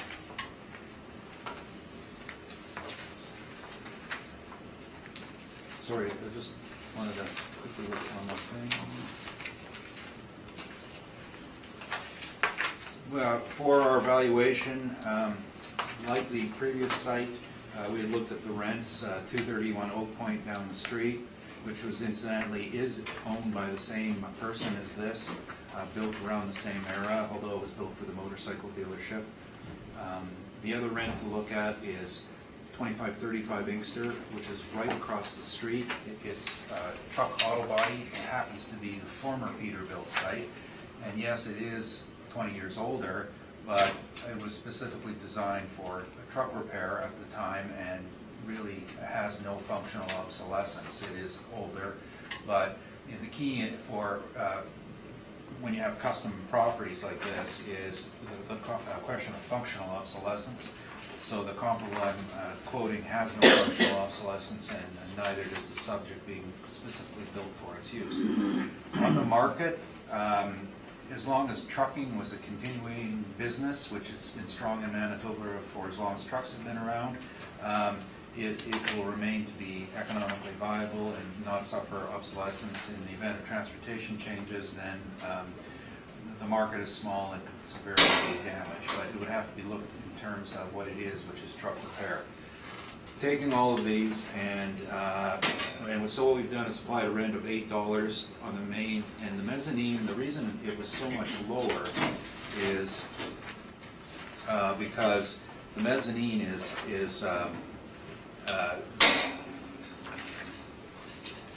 the middle of the building, and it overlooks the truck bays, and it's like having a closet office. It's very, very inferior. Nothing wrong with the quality, but it was on the market. There's absolutely no interest. It's like an accessory use mezzanine, and the only reason we considered adding it to the valuation was the fact that it does have private entrance. So theoretically, you could rent it to somebody else and get revenue, although there's not a lot of demand for this in Inkster and Brookside. We're capping it at 8.5%, and like the previous property, relying on sales of properties that have an industrial base and accessory uses, and that was the portfolio that went for 8.6%. That would be the strongest one, and that's my presentation. And, oh, wait, at the beginning of the last one, in 33 Oak Point, it wasn't a joke. That's the alternating year theory. So last year we appealed it, and we were pleased with the results, and we didn't appeal it any further. We weren't displeased with the 2018 number for 33 Oak Point. The previous year, we appealed 1895 Brookside on realty, but not 33 Oak Point. So I don't want to take turns every year. It's the same concept. This is trucking, it's industrial, it's truck repair, not new dealer. Thank you. Thank you. Some questions? Mr. Neufeld, just to clarify, when you say appeal, just so I'm not confused, you mean the municipal board, correct? You have That's appealed it correct. further to the municipal That's board? correct. Okay, just because these here, yeah, okay. I just wanted to make that clear. You're using a square footage of 49,197, and the owner's reporting 47,490. Can you explain the difference between yours and what the owner's reporting? What page is that? Page 12 of mine. Oh, you're asking questions about your evidence. Oh. I just thought Well, let that me see if I have an because opinion. it's your client, you might understand why they're reporting it that way and you're using a different number. Oh, that's Andrew. I don't know. He probably just looked at his building plans and said, I think it's 47. But I've seen I have the building plans. They had an expansion on it, and so the plan area is 48,061, and it's the same number the city has. So perhaps he's got a different calculation, and he's not including the mezzanine, maybe, I don't know. Okay. That was my only question, is because there's a bunch of different square footages. Those are my questions. Thank you, Madam Chair. Thank you. Mr. Whitbread? I noticed on page 8 of your brief, there's school buses parked. Oh, that's a mistaken picture. That's 231 Oak Point. Okay, so it shouldn't be in here? No, Okay. Thank you. It's his other property. No worries.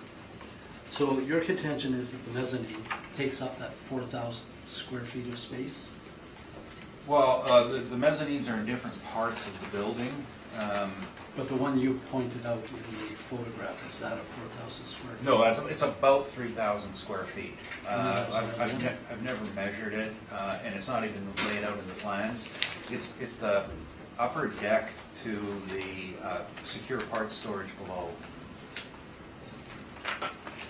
I made a pretty little chart a few years back that showed where everything was located. I don't need the fine detail, Mr. Yeah. Duval. If you have, if you contend that, yes, mezzanines make up that 4,000 square feet. Yes, our difference is all that mezzanine. I know from experience that's, Question answered. yes. Thank you. No further questions. Thank you.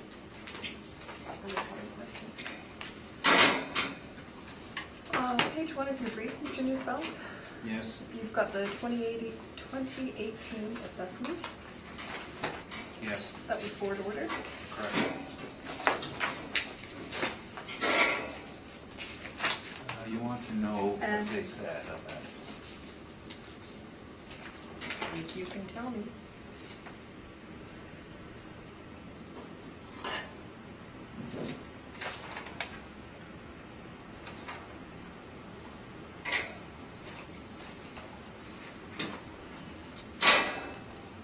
Oh, sorry. I have two here. I was looking at the 17 supplemental.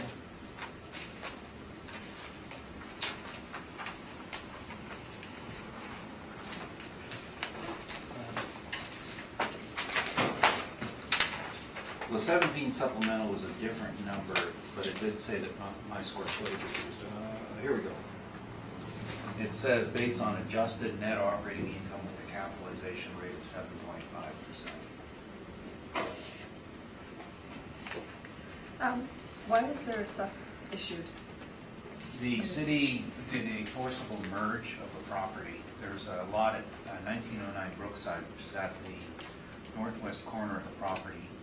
They owned it, same ownership. The lot had no access, it was landlocked, and we, over the years, we just left it as it is. There was some thought to setting up as a rental compound, so it might have been good with a separate road.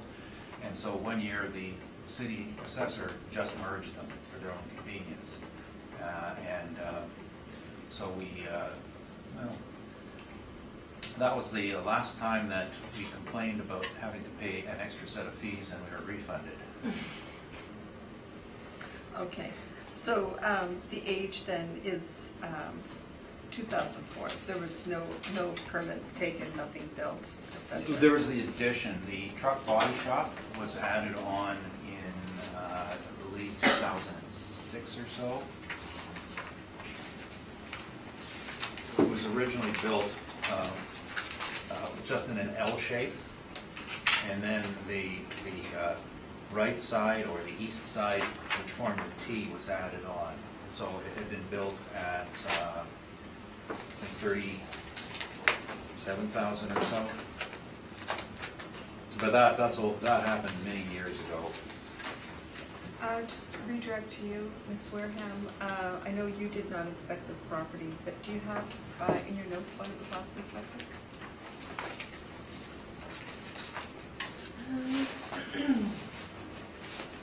It doesn't say that it was inspected, but there were a number of permits from 2019 back to 2012 that I reviewed. Well, they did add stuff to the property. Right, there was work done, which is, the mezzanine was added at a later date, around 2013 or 14. The one we're agreeing on. It doesn't say that it was inspected, so I can't guarantee when it was, but there were recent permits that were reviewed and done. Thank you. Mr. Neufeld, can you speak to the overall condition of this? It's good. It's a new construction, was built to suit. It's got a large showroom for truck parts and a good supply of parts in the warehouse. The design is good. There's an awful amount of construction that was just for the business, like the showroom up front is a glassed-in area that fits a tractor trailer or tractor, and so it's in that way there's some obsolescence to deal with. But no issues with the construction. Okay, thank you. No further questions. Any wish for a summation on this property? Mr. Neufeld? Yeah, just it's no dealership, it's industrial. It's a truck repair site. Thank you. We're going to move on to 2000 Main Street.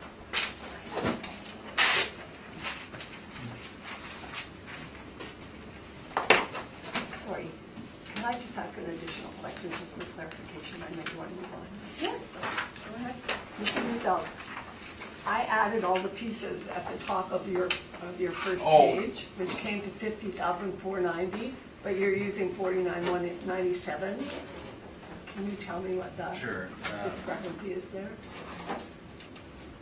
Well, I was writing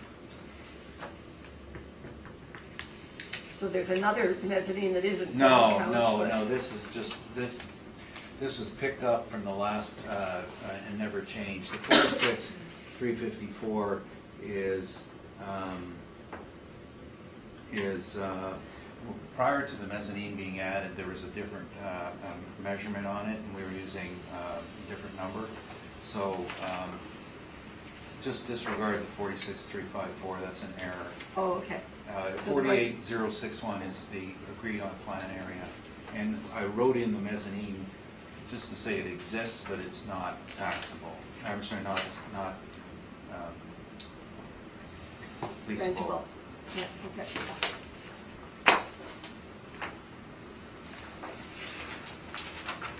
Thank you.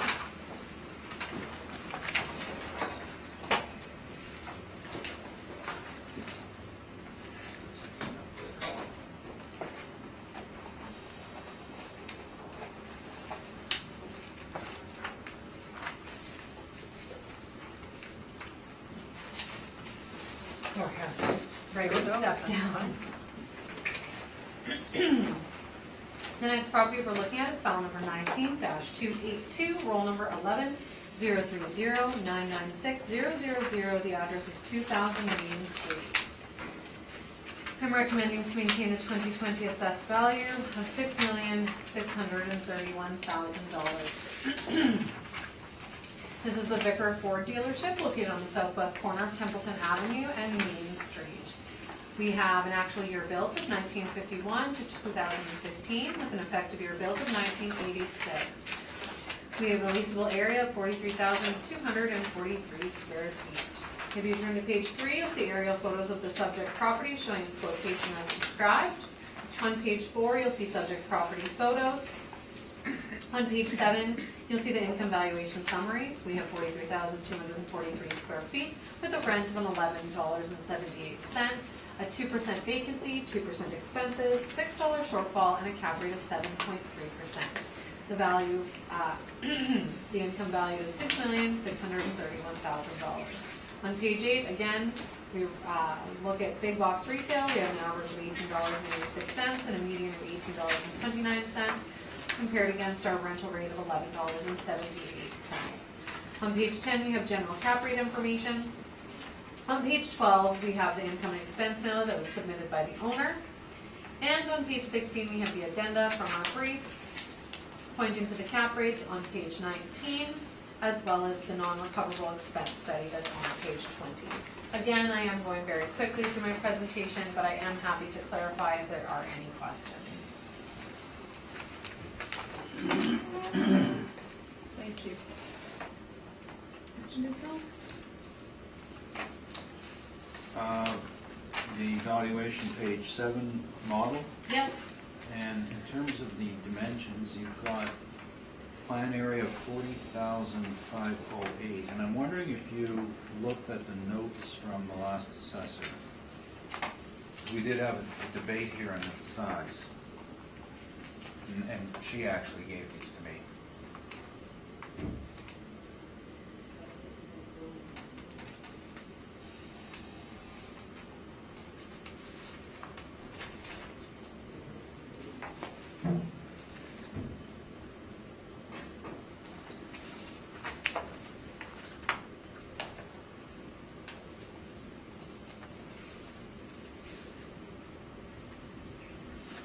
My apologies, I'm reading through all of the notes. Well, I can let you look at this, because Jan Trosham gave this to me, so it would be in your files. I'm going through the notes from, Okay.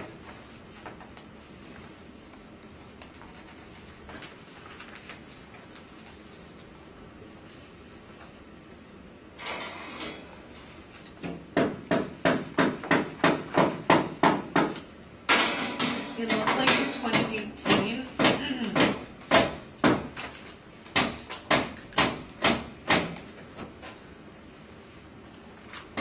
one of our staff went out and did an inspection on February 23rd, 2018, and they increased the area from 40,479 square feet to 43,243 square feet. Well, I've got a different plan area from Jan, 40,839, and this is from the plan from Concord. This wasn't a note from Jan, this was done subsequent No, to she that. gave this to me.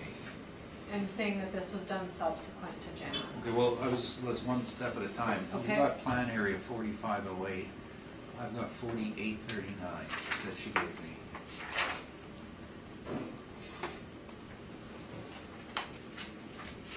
I can't speak to the plan area that's in our brief is the plan area that is here. All I can speak to are changes in leasable area, because those are the only things I have notes on. And the most recent note that someone went out and inspected was that they did an inspection on February 23rd, 2018, and they increased the area from 40,479 to 43. And what's that area comprised of? It doesn't actually say in this note. Okay.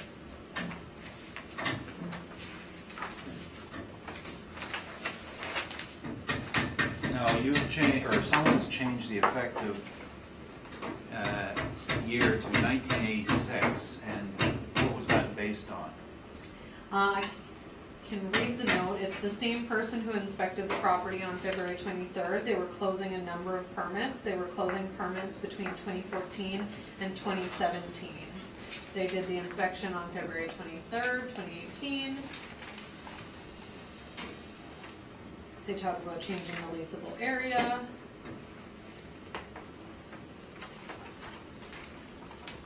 They put the floor plans in our system, which I believe I looked at.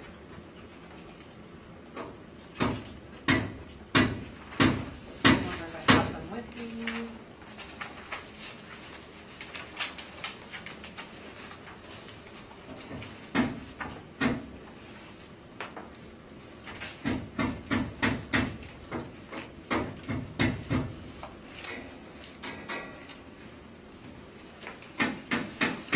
I have copies of the plans in my notes, but it's hard to read what the square footages are, and I had printed them just so I had an idea of what the layout of the building looked like. But yes, we had permits since 2014. We have. Are these plans here? Like so?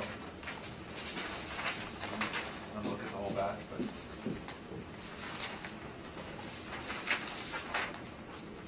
Yes, they look like this. Okay. And so those are the ones that I looked at when I opened the permits, because there were a number of permits on this property. There was permits in 2018, 2017, 2016, 2015, 2014 for a ton of work that was being done. A large declared construction value on it, so I was trying to go through and figure out what had happened. But yes, based on the information that's here, it doesn't say where the area is, it just says that we increased the area from 40,479 to 43,243 based on the inspection and looking at all the permits and then closing them. And then we sent out a supplementary adjustment notice in 2017 for it, and 18. Which both of those went to appeal, I believe. Okay, well, I know where your 43,243 came from, okay, but I'm starting with the major error, which was the plan area. That's the information that we have in our system. I don't have any further information on what the plan area is, and my apologies, but that's what we have, and that's all I really can speak to.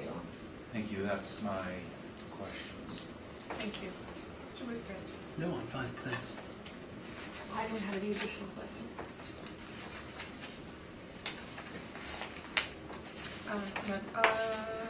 Sorry. Just one quick question on page 6 of your brief. So these are all dealerships that you're using? Again, as I stated on the very first property, we have the same information that we put in all of our car dealerships. We put in the rental information and the dealership sales. I haven't gone into a lot of detail. Clearly, I haven't explained this at all during this hearing today, just because I haven't had an opportunity to review these thoroughly, but this is the information. These are dealership sales that someone in our department reviewed, but because I don't have the knowledge to speak to it, I haven't been speaking to it. Yeah. No, I just wanted to ask, because this dealership,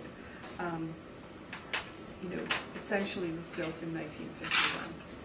Okay? And has effective of 1986. Just these comparisons are all sort of with an effective year of 2004, 2008, 7/3, 1999, 2009. So I was just gonna ask you if you really think that these are very good comparables, but I understand what you've said, that you haven't had time to review this, et cetera, so. And these are just direct sales of car dealerships, and when we don't have a lot of sale information, because these properties aren't selling, this is all we have, so. Yep, that's fine. Mr. Neufeld? Thank you. I guess we should have put these in our brief. I thought the matter was resolved last year. The assessor's seen these, and these are the same ones that she has, and you can read the numbers. Can I pass these? Yeah, and we'll take copies. So what the plans show is issued for construction 2017 is 40,800 square feet plan area. And you can see that the original building, they added about 1,600 feet. The remainder of the space is mezzanine area. There's 3 up there. The total adds up to what the assessor has at 43,243.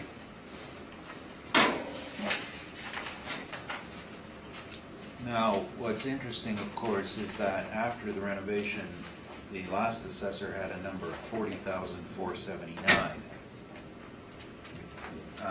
Today it's 43,243. We're sticking by the 4839 plan area. The building did have some renovation. This was, I was telling you the story earlier about Cam Mackay when he owned it. He was dealing with his orders to relocate, and instead he ended up renovating this and upgrading to the new Ford Image. So the bulk of his renovation was image related. And Ford has their image plan, and it refreshes every 10 years or so, and he was a few decades behind on it.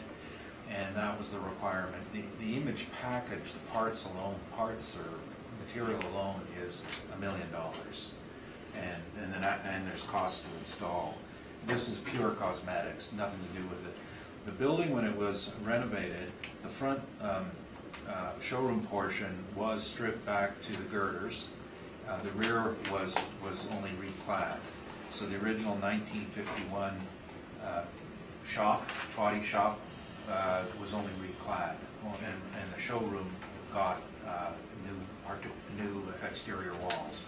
And during that period, they were able then to continue operation in the repair shop, and then they moved the car dealership offices into trailers on the site. And when they were finished, we have 4839. After renovation, I was in there and I took some pictures. And page 7, this is the stairwell to the mezzanine. So this is applicable to non-public areas. So if you have a private mezzanine that the public cannot go into, you can have a narrow stairwell like this, because it's obviously fire issues, so it's not available to the public. On page 8 is one of the mezzanine areas. This is the locker room, and you can see from the height of this that it's about, tapers down to about, I think those are 30-inch lockers, so that's 5 feet at the edge. So that doesn't meet, anytime you're under 7 feet, you're not rentable, period. Page 9 shows, this is one of the renovations. It was the drive-through bay, so they excavated and put pits there.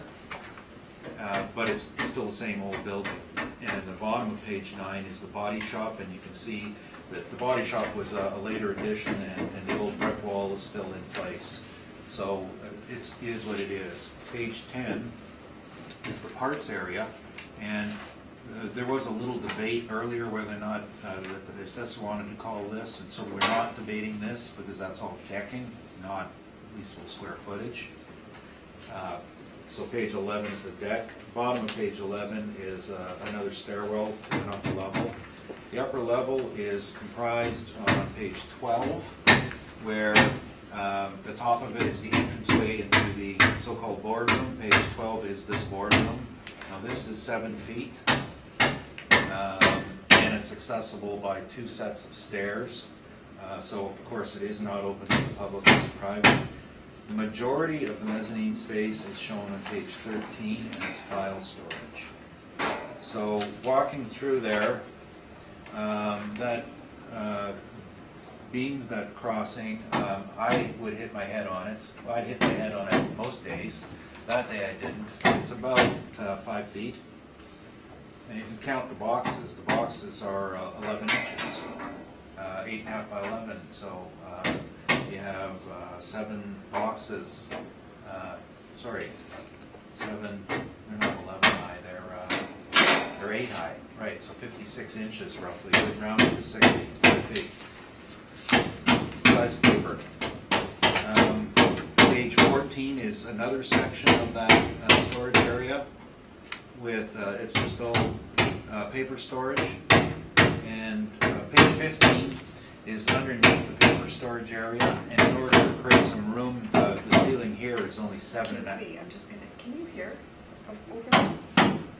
I'm working hard too here. Yeah. It's fine, you can keep going, Oh, unless you guys are having trouble. Would agree, and if it's gonna be just. Yeah. Sorry, it is hard to hear. No, okay. And it's terribly distracting. that I thought I shit. had a loud, annoying, piercing voice. You can project more. Thank you for the You backhanded can project compliment. more. Feel free to yell. Okay, page 15 is the underside of the mezz, and it's 7.5 feet. That was to gain a little bit of space on the upside. That's legal for use.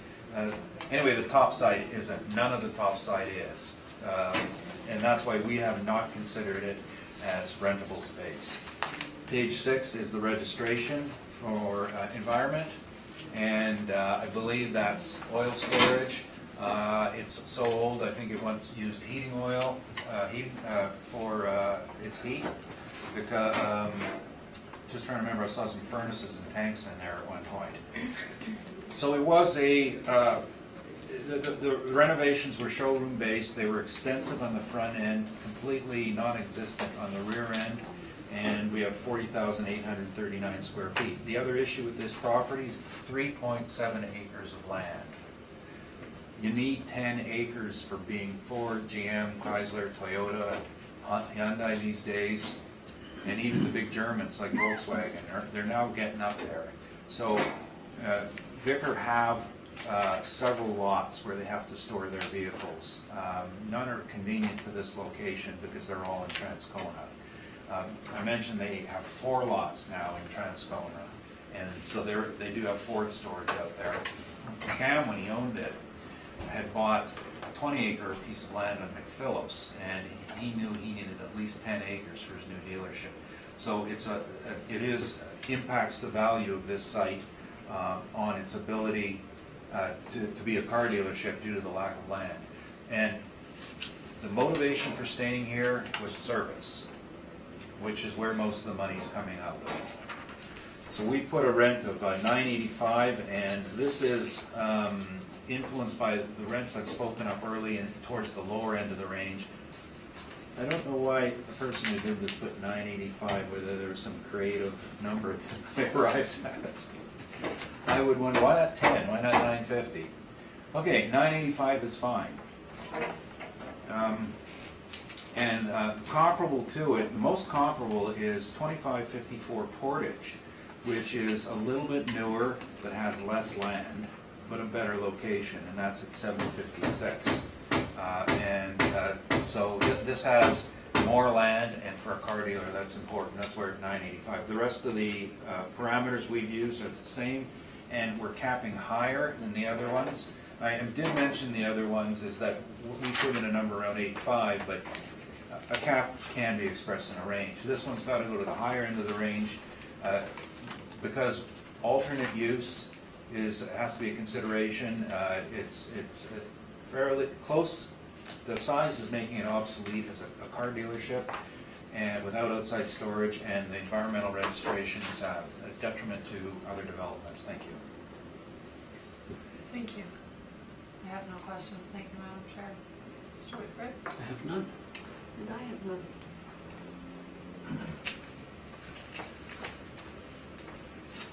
And I have none. Any wish for a summation? I think our points have been made very clear throughout the day. Well, coffee for me is fine. Yeah, I really need that. I was running like coffee. Sorry, I should be putting that in. We should take a moment to do that now. That's okay.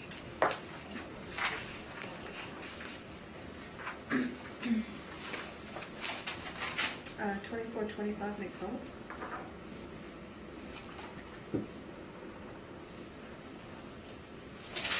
Thank you. We're looking at file number 19-4740. Roll number 050014200500. The address is 2425 McPhillips Street. If you turn to page 2, you'll see I'm recommending to maintain a 2020 assessed value of $5,904,000. This is the McPhillips Toyota dealership located on the northeast corner of Templeton Avenue and McPhillips Street, and on the southeast corner of Beecher Avenue and McPhillips Street.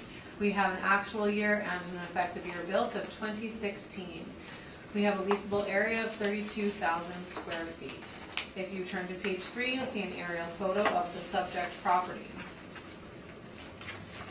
So this is a new building. If you look at the aerial photo where all the cars were parked, that was where the old dealership was. They built the new one beside it, moved next door, and then demoed the old building and re-asphalted it for their cars, which is why we have a year built of 2015. Page 4, you'll see subject property photos. Page 7, you'll see our income valuation summary.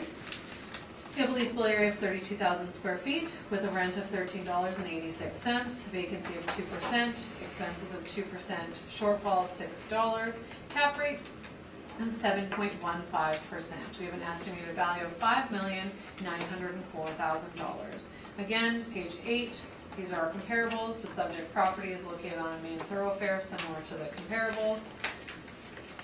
Page 10, our cap rate information. Page 12, income and expense mailer submitted by the owner. And page 16 is the new construction permit that was for the new building that they built.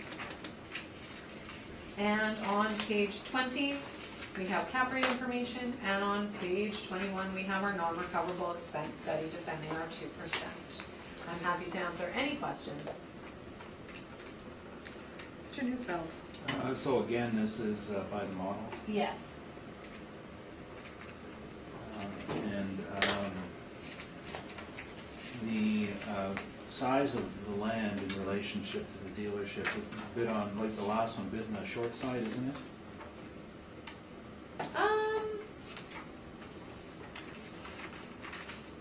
It's a little on the lower side possibly, but they have a good configuration, so they're able to, at least based on the looks of the aerial photos, store a large amount of cars on the property because they were able to reconfigure the lot after they demolished the building.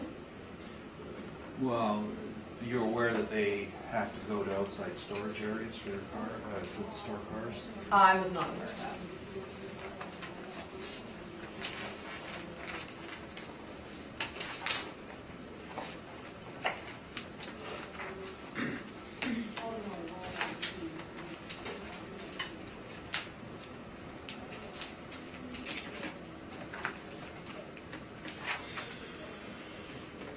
Those are my questions, thank you. Thank you. Mr. Whitford. Nothing, thanks.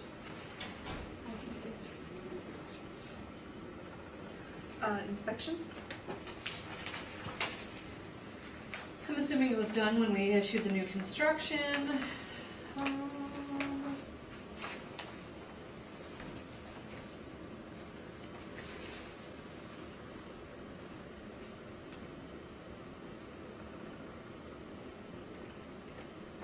It doesn't say when the inspection was done, but the same person who made all the notes for the new construction, I would have assumed they went out and inspected it. We typically do not put new buildings on the wall without inspecting them, but not everyone writes down the date they inspected it, unfortunately, in the notes, so. Okay, thank you. Mr. Neufeld? Oh, ready? Okay. Aren't you glad we agree on size? This is newly built, and the old site was obsolete, and the assessor's correct. They built on right beside it, and then demolished and moved their lot over. The old site was about, I think, 11,000 square feet.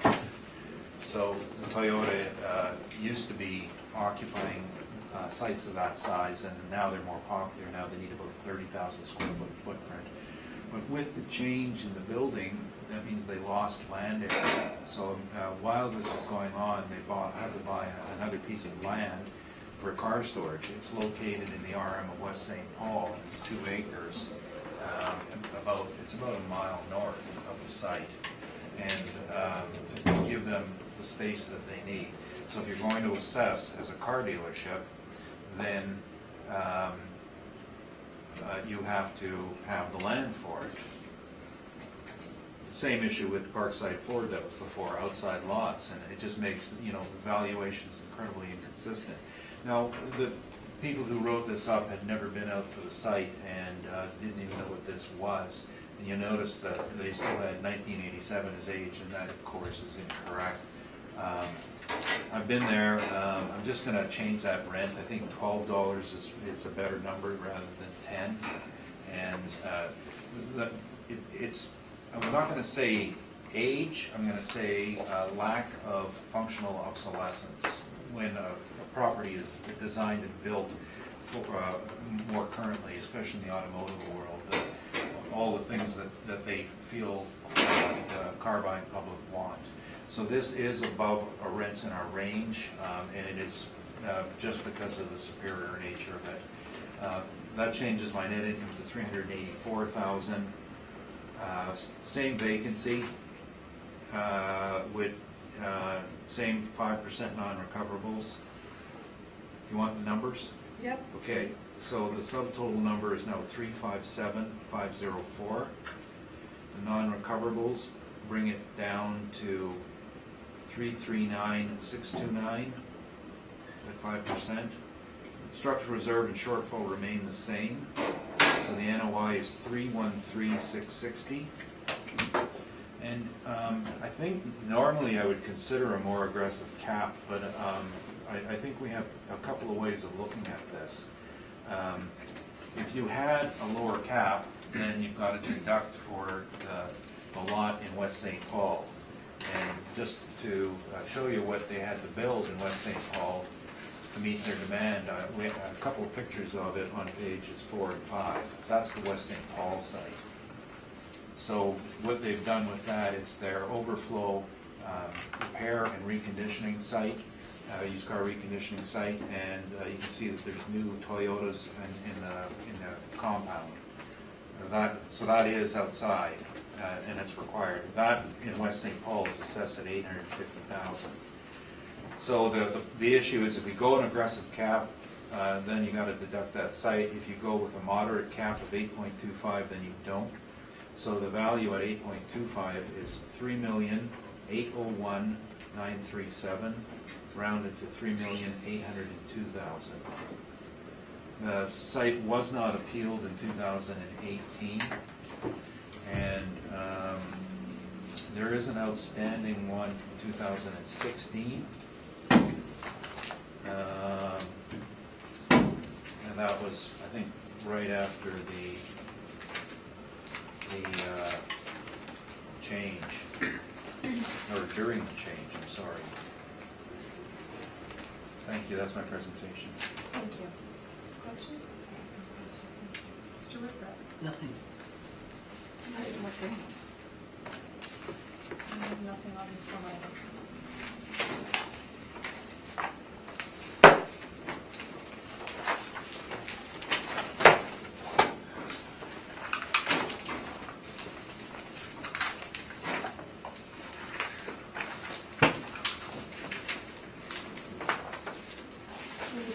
to 317 Waverly. Whenever you're ready, Ms. Brown. Thank you, just a moment, Madam Chair.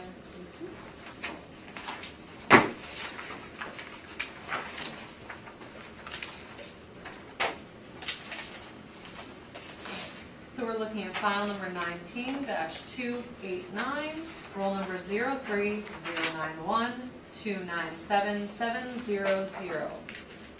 The address is 300-1717 Waverly Street.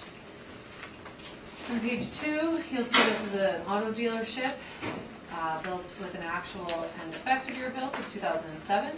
I'm recommending to maintain the 2020 assessed value of $5,575,000. We have a leasable area of 18,748 square feet. If you turn to page 3 of my brief, you'll see an aerial photo of the subject property showing its location on the west side of Waverly Boulevard, on the north side of Bishop Grandin, located in the west half of the Waverly Auto Mall. It's directly across the street from, across the Auto Mall street of the Honda dealership and the WAM Collision Center, as well as the Nissan dealer. On page 4, you'll see subject property photos. On page 6, you'll see land sale comparables. The reason we have land sale comparables on this brief, because we apply an additional land value. If you flip back to page 3, you'll see the subject property, and you'll see half of it is vacant land and half of it is the dealership, so we apply a land rate to this. So the subject property has an excess surplus land square footage of 130,219 square feet at a rate of $16.03 a square foot for a value of $2,088,000. So we have a range of comparables. I've included a number of commercially zoned comparables as well as manufacturing zone comparables, because if you'll note on page 2 of my brief, this has M2 zoning. Although this area is going through some transition and there's a lot of commercial things being built in the area on this M2 land. These are commercial properties, and I also wanted to show that even though it's zoned M2, that commercial rates in the area for land are very similar to the manufacturing zone lands if you look at the land sales that are shown on the top of page 6. On page 8, you'll see the income valuation summary. We have a leasable area of 18,748 square feet with a rental rate of $13.97. We have a 2% vacancy, 2% expenses, a shortfall of $6, and a cap rate of 7.15%.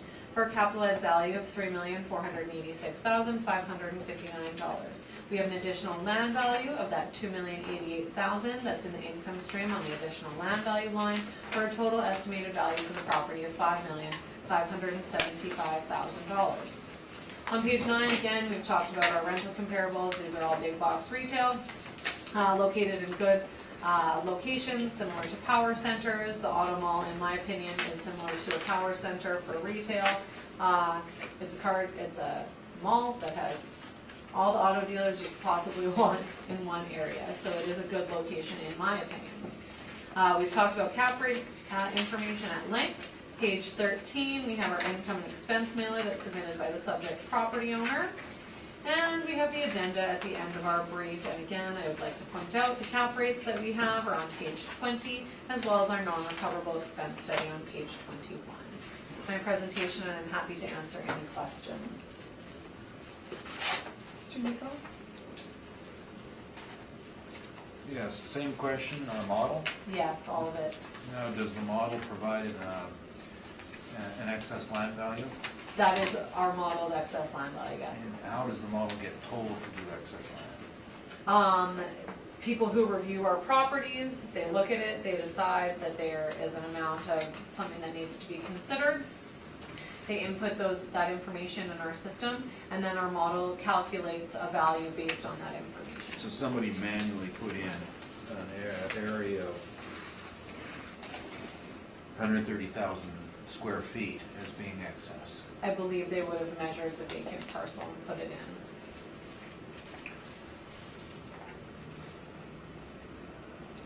And you talked about similar to a power center. Now, what sort of use could be done on this so-called excess land? I wouldn't be able to speak to that.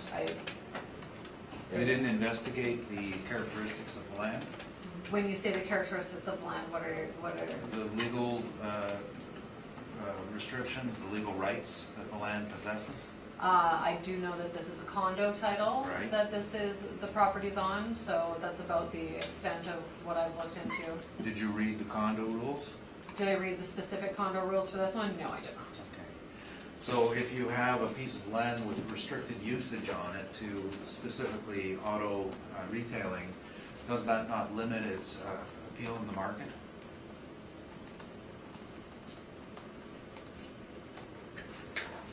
When looking at an appeal in the market, if you're, in my opinion, again, this is my opinion, if you have a piece of land in an auto mall, the appeal in the market is for someone who was wanting to build in an auto mall and have some sort of auto-related use. So you would be looking for a specific type of purchaser in that area.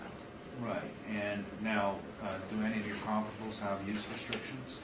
Other than zoning? I haven't looked into them. I don't believe they are condo similar to the subject property now. I meant use restrictions where it states on their title that they can only be used for automotive retailing. I did not run title searches on the comparable properties.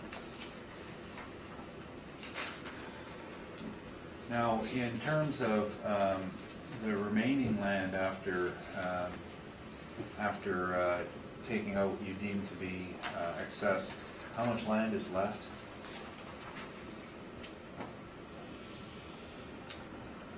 Well, the math is the total land area is 233,786, as on my page 2. And if you subtract the amount of extra land that's on page 6, about 103,567 square feet. 130, you say 133 or 103? 103. So about a little under 2.5 acres. Is that about right? If you say so. Now, is that enough to put a car dealership on? When I look at the aerial photo, it looks about half the size of the property, and if you look at the other properties to the west of the subject property on my aerial photo on page 3, there are 3 car dealerships that look like they could be the exact same size of the piece of land that is green space on the subject property. Well, we've heard of a variety of dealerships today with lands ranging from 3 acres to 7 acres. Has it ever been contemplated to deduct a value from a property because they lack enough land? You go the opposite way? Like deducting land? Yeah. I've seen it done on site-specific cases. I can't speak to it being done on auto dealerships because I haven't seen that happen. But I know that I have seen it happen on other properties, but they are site-specific reasons that are looked into and investigated. The last 2 I brought up had land shortages, but there was no negative adjustment on them, were there? No, So it's a one-way street. I wouldn't say that, Mr. Neufeld.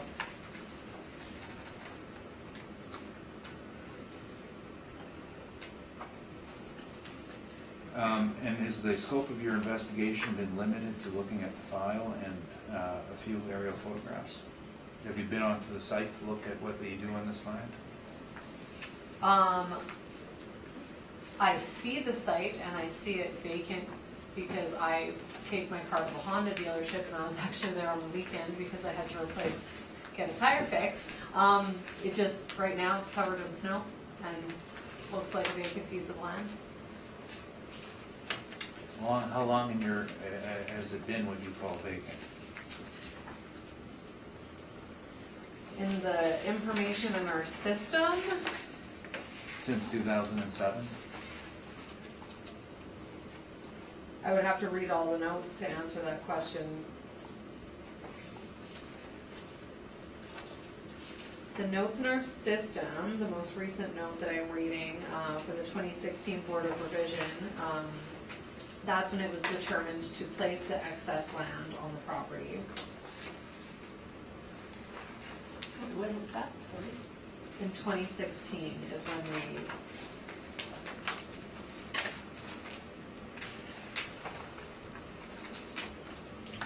we, wait, no.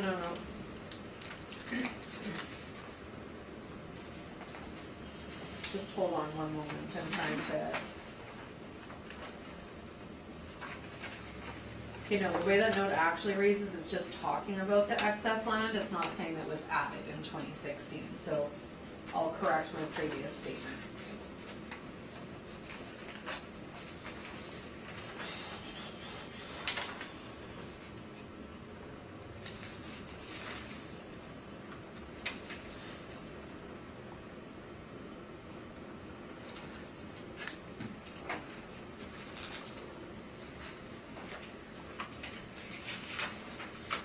Well, I don't have any notes as to anything being there before. I don't have any permits indicating that anything has been demolished, so I would assume that that has been that way since the property was built.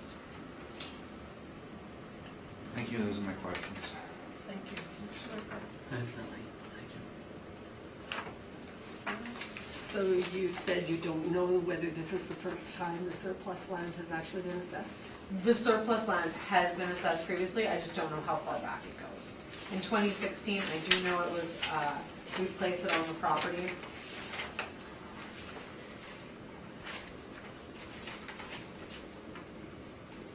The 2018 brief had an additional land value placed on it. 2016 note from the 2016 appeal talked about the excess land. Okay. So we have assessed the excess land previously. Okay. And you pointed out that there were other car dealerships in this vicinity that looked like they would fit onto that size, but is it not also true that this particular place is not, particular dealership is not excessively large compared to the ones across the street, the ones across on the other side of Waverly? There are a range of sizes in the Waverly Auto Correct. Mall. There are some really, really large ones, ones across the street. But I mean, just looking at the aerial photo, these three on the other side, these are other properties that are in the Waverly Auto Mall. They're on another docket coming up. They're very similar in size to the subjects on this half as well as the excess land. We have a couple over here that are equally as small on the other side of the auto mall. So there is a range of sizes of these properties. Okay. Thank you. I have no questions, thank you. Mr. Neufeld? Thank you. This is the second Mitsubishi dealership in the city, owned by the same person. This is another Vicker property. The design of it is, for its time, was the right way to go. It's a little bit larger than the other Mitsubishi dealership, and it's located in the Waverly Auto Mall. Waverly Auto Mall is a condominium title. There are two condominium titles, one at 1700 on the east side, and then there's 1717 Waverly on the west side. They're common in the way they were set up, although they were each their own condominium unit. The condominium declaration requires that the occupants only can operate a facility that retails automobiles and repairs automobiles. That's their only, that's all they're allowed to do. So the question of alternate use is really important. You can have all the excess land you want, but you can't put anything on there except another auto dealer. And in case no one's looked lately, nobody's looking for 2-acre auto dealer parcels. There's no interest. The only new auto dealers going up are now in the IKEA area, where there's going to be Audi's gone, Mercedes, Jaguar, Volvo, and we've heard BMW is probably going to go in there too. And they're all looking at much bigger sites than this, with bigger buildings and bigger visibility. The site itself backed onto a rail spur, and on page 2, you can see that there's a former rail spur behind it. Now, each of the parties who have auto dealerships now own their rail spur. They bought them, and the problem with that purchase was that when they each bought them, you can see that there appears to be a pathway beaten to Henlow behind them. That was closed off by the city. They said you don't have legal access on Henlow's. So you can see on our subject one, there's actually a barricade up. So none of these people can exit onto Henlow, which was their hope when they bought it.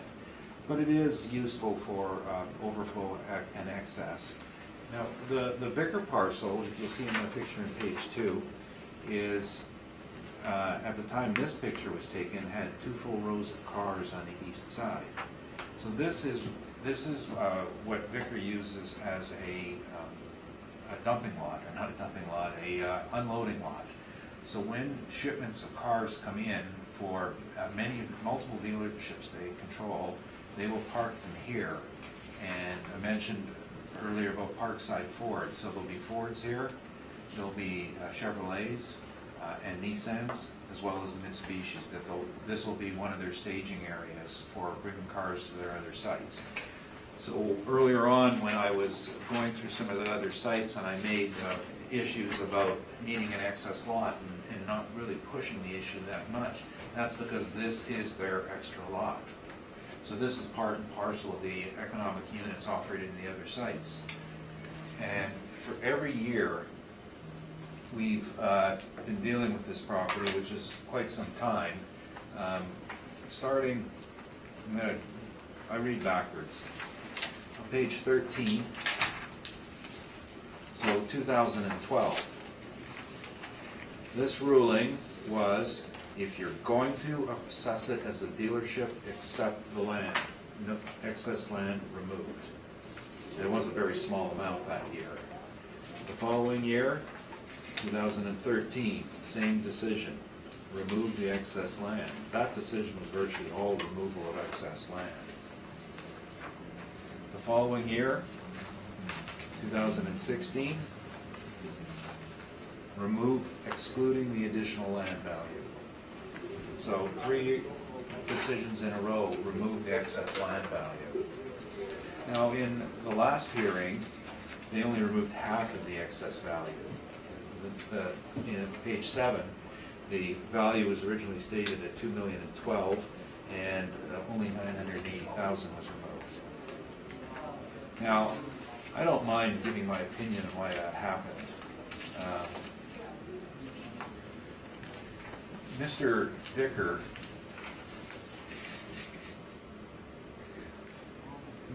contributes to a different political party than Mr. Mitchelson.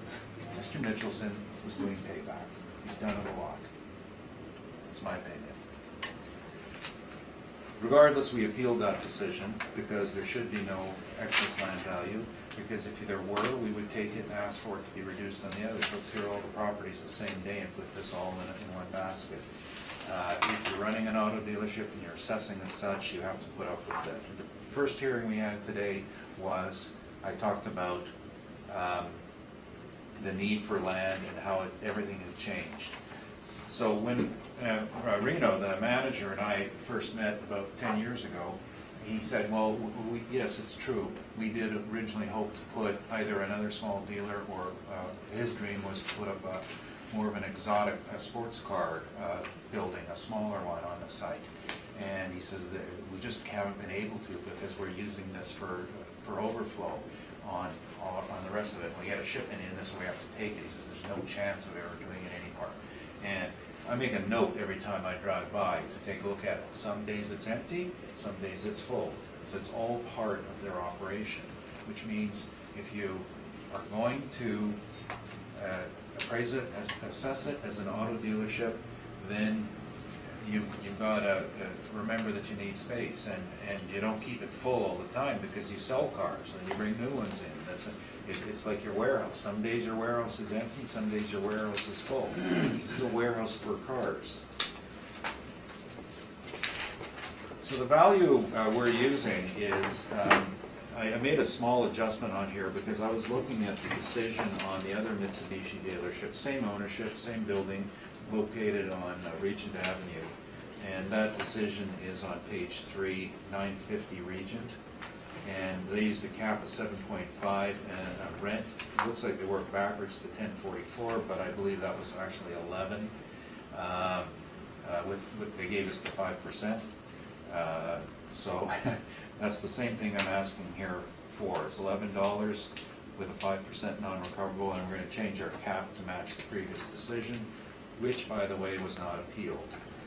166,076 NOI is 2,214,347, rounded to 2,214. Now, there is also the Henlow lot at 243,000 to consider, and that's coming up on February 10th under appeal. And we're looking at the property as a whole.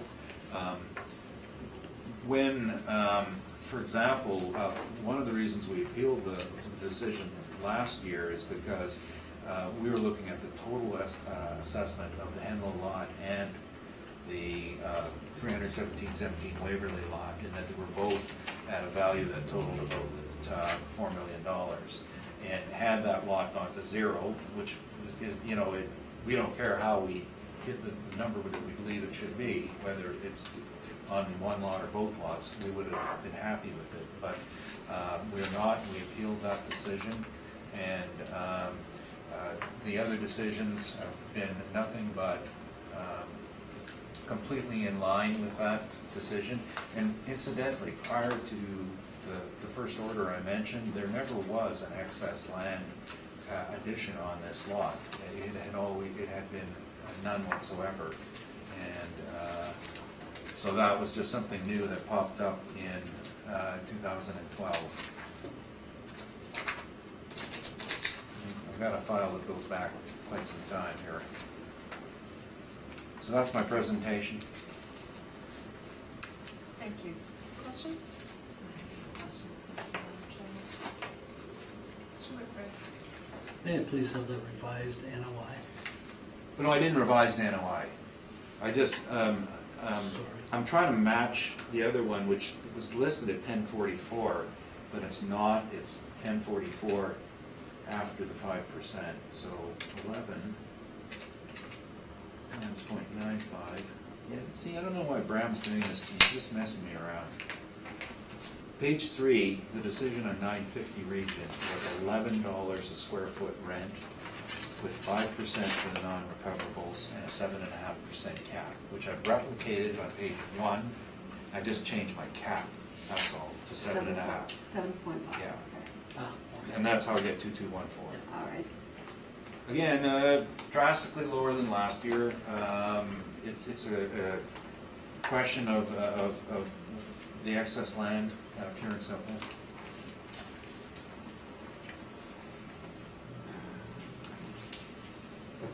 I have no question. No question.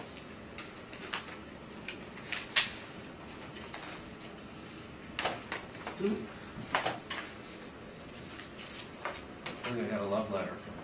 I always say this. Addressed me. Mr. Neufeld, I am going to address your previous comment. I hope you're not ever suggesting that the panel sitting today would... No. Thank you. I know I was out of place doing that. I know it was improper, but Dawn was Okay, an interesting That's fellow. enough. yes. Who I very much like.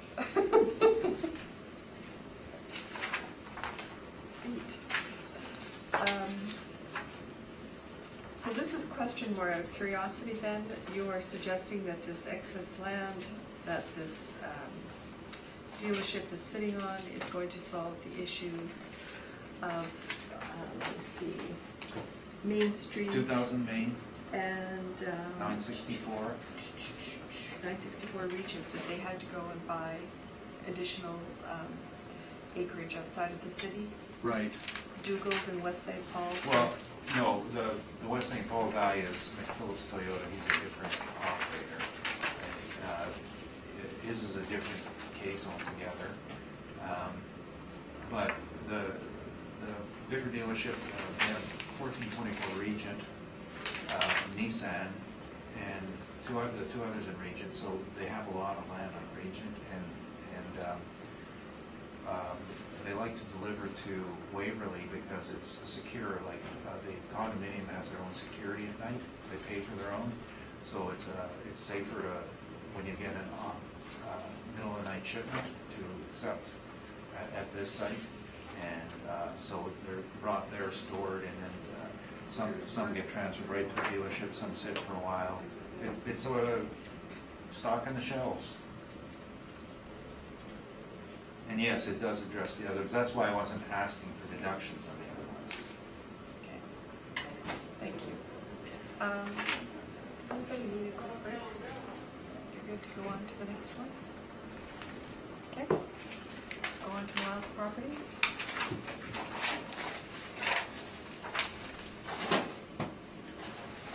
3700 Portage.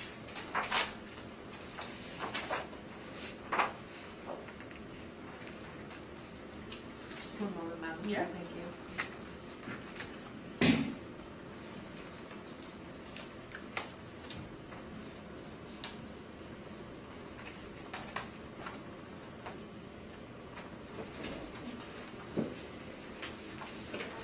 Thank you, Madam Chair.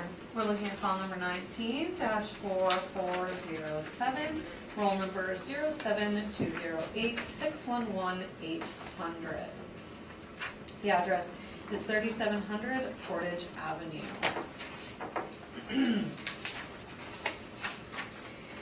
If you turn to page 2 of my brief, we have an actual year built and an effective year built of 1988. We have a leasable area of 29,062 square feet, and I'm recommending to maintain the 2020 assessed value of $4,659,000. If you turn to page 3, you'll see an aerial photo of the subject property. This is the Winnipeg Hyundai dealership located on the southeast corner of Portage Avenue and Buchanan Boulevard. It's just across the street from sort of the Unicity retail area. On page 4, you'll see subject property photos.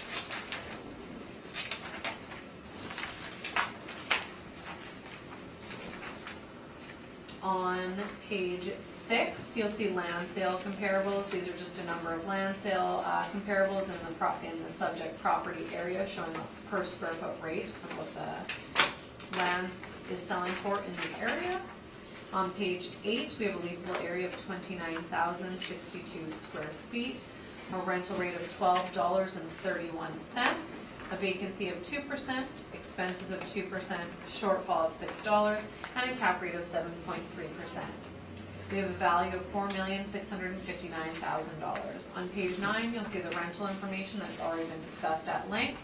Page 11, you'll see cap rate information. On page 13, you'll see the income and expense mailer that's submitted by the owner. And the addenda at the end of the brief, pointing you to page 20 for our cap rate information, and page 21 for our non-recoverable expense study defending our 2%. I'm happy to answer any questions, thank you. Thank you. Mr. Rubel, questions? All done by the model again? Yes. Now, you've got 3 sales listed on page 5. You investigated any of them?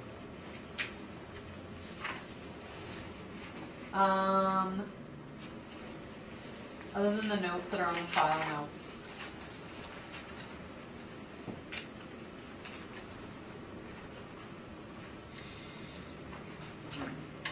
Those are my questions, thank you. Thank you. Mr. Whitbread? Just the one on the sales, so you can't testify that that's a true sale in 2017? I have a note on the March 2nd sale. And again, other than reading the notes in our system of people who reviewed the sales themselves, the person who reviewed the sale on March 2nd said sale is arm's length transaction between 2 unrelated parties verified through the land titles company search. That's what I was thinking. Thank you. That's all I have because I didn't review the sale, but we just have the notes in the system from the person that does. I don't usually redo other people's work. Good answer. No further questions. I have no question. Did you have a chance to inspect this? I have inspected this property. I actually didn't write on my page one that I've inspected it because I couldn't nail the exact date because I made the mistake when I inspected the property not to write the date in our system as to when I inspected it. But we did discuss earlier when we were talking about the 2014 BA that I had handled on 33 Oak Point.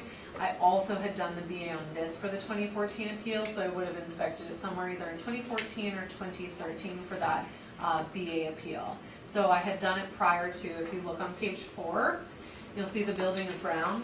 I inspected it before they did all the exterior changes, when I think it was silver at the time.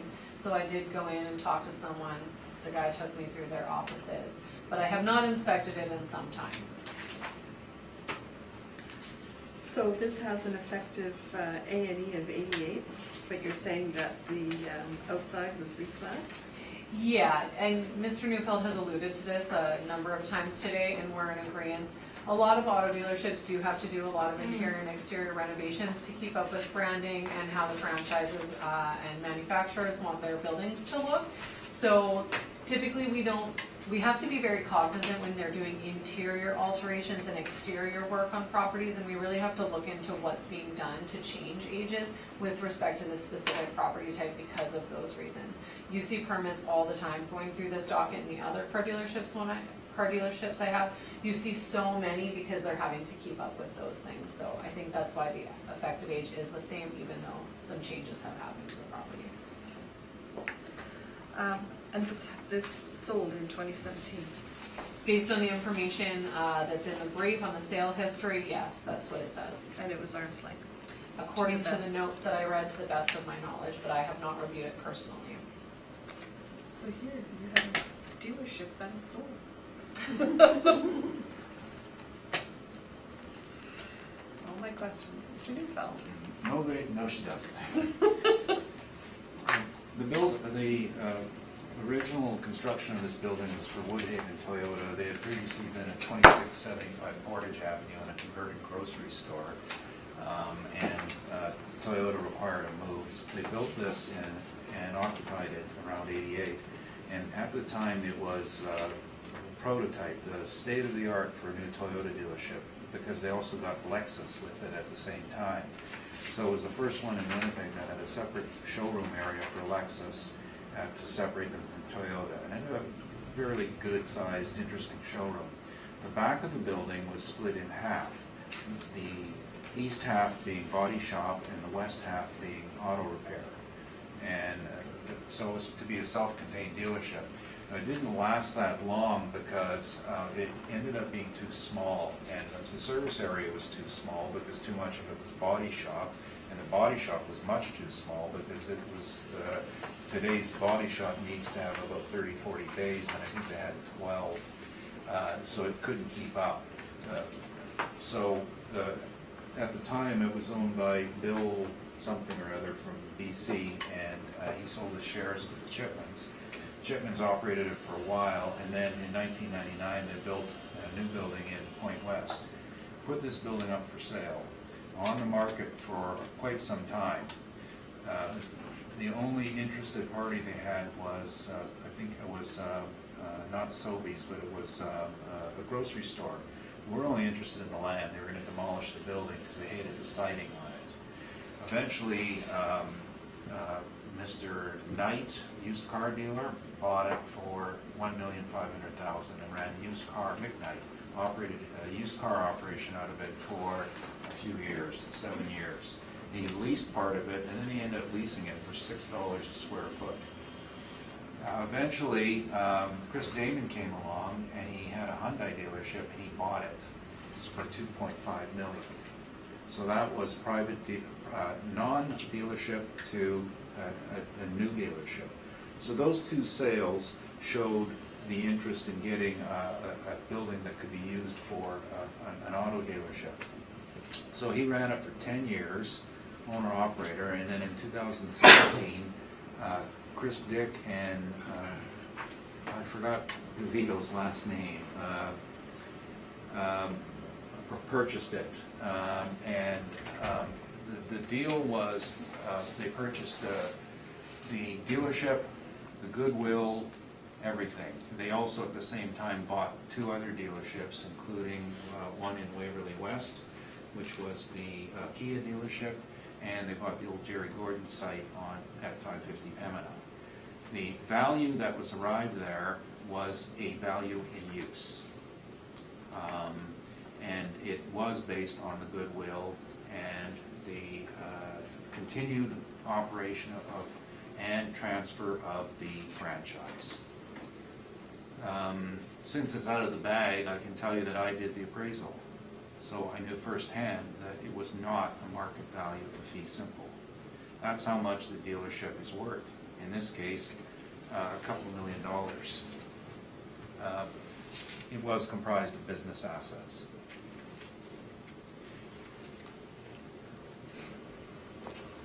So there's absolutely no weight that can be put on that. I mean, you can attempt to adjust it, to take out the goodwill, but when you're buying somebody's existing business, as I said, you're getting so much out of it. You're getting their trained staff out of it. You don't have to start from new. You're getting all their contacts, their clients, existing book of business with existing clients. So it saves you a lot of startup costs from that side, as well as I said, getting a franchise, which you can't really buy and sell. You got to buy the building. See, I know all this because I was firsthand involved with all of these things. I've been around far too long with the automotive business. So based on the fee simple, market value of the fee simple, we think that the rent would probably be in and around the $10 mark. And we have the 2 properties that we think are extremely important are, of course, 2554 Portage, which is a smaller land area, so it's 756. So of course, the subject should be higher. And then 3680 Portage, which by ratio is a better land ratio than the subject, and it is smaller. Some economy of scale in that respect. Incidentally, 3680 Portage is owned by the former owner of 3700 Portage, and he negotiated that rent with his tenant, as mentioned in 2016. So we're using $10 a square foot. No changes here, capping at about 825, and that's a mix of industrial and retail. The site, there's some pictures in the back. Been through here numerous times, and you can see our concern for the smallish work area in the back had pretty much outgrown the Toyota. Like, for example, on page 13 is the paint in very, very cramped conditions. Now, the building has been showing signs of age. Most of the windows have blown seals, so they're at the end of their economic life, and some have been replaced and they're working on others. There's been some moisture penetration from the roof, some staining of tiles. So it's time for some new tar up in the roof. And it is over 30 years old, so it's at the stage where there has to be some work done on the envelope, particularly in regards to moisture. And that was why we are, in this case, thinking that it's not going to see an aggressive good cap. It's going to have to account for some deferred maintenance. The previous assessment was the result of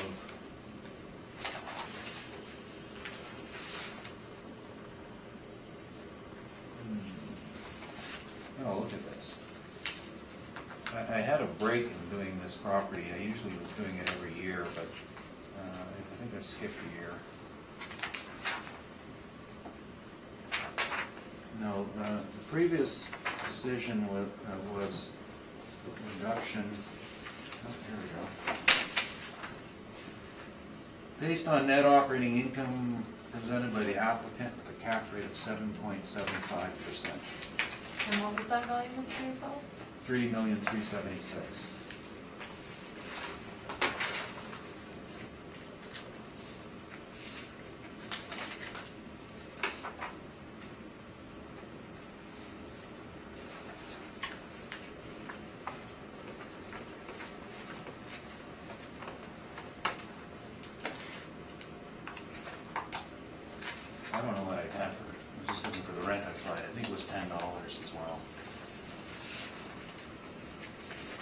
Thank you, that's my presentation.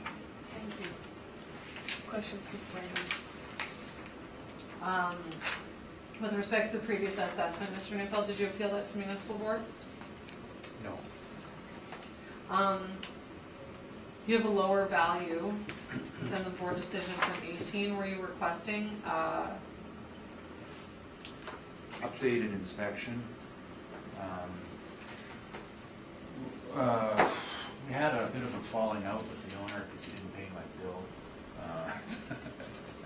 So when the new guy bought it, I didn't get around to re-inspecting for a while, and when I did, I looked at the condition issues. I couldn't help but notice when looking at just the previous request to the board for this property and looking at your current request for value, if you calculate that, your $2,866,000 on a per square foot land basis, it's $20 a square foot. Do you think that's low for vacant land sales that are happening in the area? Not that area. That's the extreme west side of the city, and the $20 a foot is $860,000 an acre. So I don't think that's an issue there at all. And as I mentioned in the past, it had been considered as being land value with the Win Toyota had left. That was the best offer they could do. And the other thing to consider when you're talking land value, that means you also have to spend some money on demolition. So if you say it was worth $1 million, you spend $100,000, sorry, $1 million an acre, but you got to spend $100,000 on demolition. There have been a few sales of land. There have been smaller sales. Nothing that size has come on the market there for a while. Those are my questions. Thank you, Madam Chair. Thank you. Mr. Whitford? Nothing, thanks. Okay. Mr. Neufeld, when you were talking about the sale, Yes. sorry, you kind of lost me after Mr. Chris Dayon bought it. So are you saying that sale of, what was it, 5 million? $5,250,000. That was 3 properties? No. That Chris Dick and his partner were amassing car dealerships at that time. They had some auto body shops and some used car businesses, and they were in a rapid expansion mode, so they bought 3 at the same time. Okay. Not from 3 different parties. So they paid 5 1/4 for this property? I gotta think about something careful, because I always have this problem putting my foot in my mouth, right? This was, the value absolutely was what's called value in use. In that it was based on being an auto dealer, having a franchise, and carrying on in that business. So you're buying the real estate and the business. Now, you're not buying the inventory, right? That's what you're not buying, but you're getting everything else. So these 2 individuals bought the Hyundai dealership from the previous individual? Yes. Okay. So, business and real estate for 5.2. And when were you out there? Last time I was out there was when I went back and visited in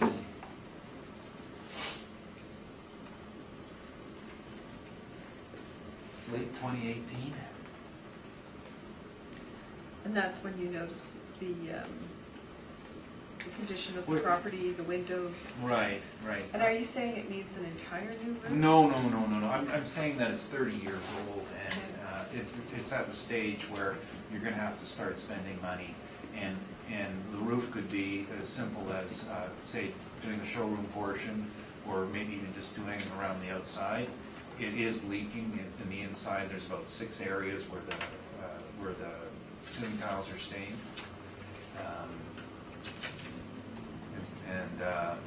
So that's moisture penetration. It's just any age of a building can be extended with good maintenance, and it's been, no money's been spent on it since, I mean, when the Chipmans owned it, they kept it in good condition, but I don't think any money's been spent on it in the interim period. Okay. Thank you, that's all my questions. Any wish for a summation? Great. I can ask it. The valuation of auto dealerships is interesting because, like, many properties can have a different value depending on what you're looking at. An appraisal, for example, is an answer to a question. You can have assessable value, insurable value, replacement value, market value, a business value, going concern value, value in use. And the tricky part in the auto dealerships is they are sold on the basis of a different premise of value, which is the value in use, which is getting a business wrapped up. And that's due to the fact that the franchises can't be sold. And there's capital gains issues as well that benefit people when it's wrapped up in a real estate purchase, particularly the vendor side, because it's not his primary business, but then he can achieve a capital gain instead of the sale of the business issue. So those are the motivations that go into it. We're here to look at the fee simple, market value of the fee simple, and that's to imagine that it's not being sold with these influences. Imagine the alternate uses. And 15 years ago, my first major case was the Point West Auto Mall, and I'm going to ask the board to consider the same thing I asked that board at the time was, forget about the bright, shiny automobiles in there. Pretend they're gone. What are you going to do with this building? And that's where I believe the direction we need is. Thank you. Thank you. Thank you. And this hearing is concluded. Thank you. Thank you. Thank you both for your time.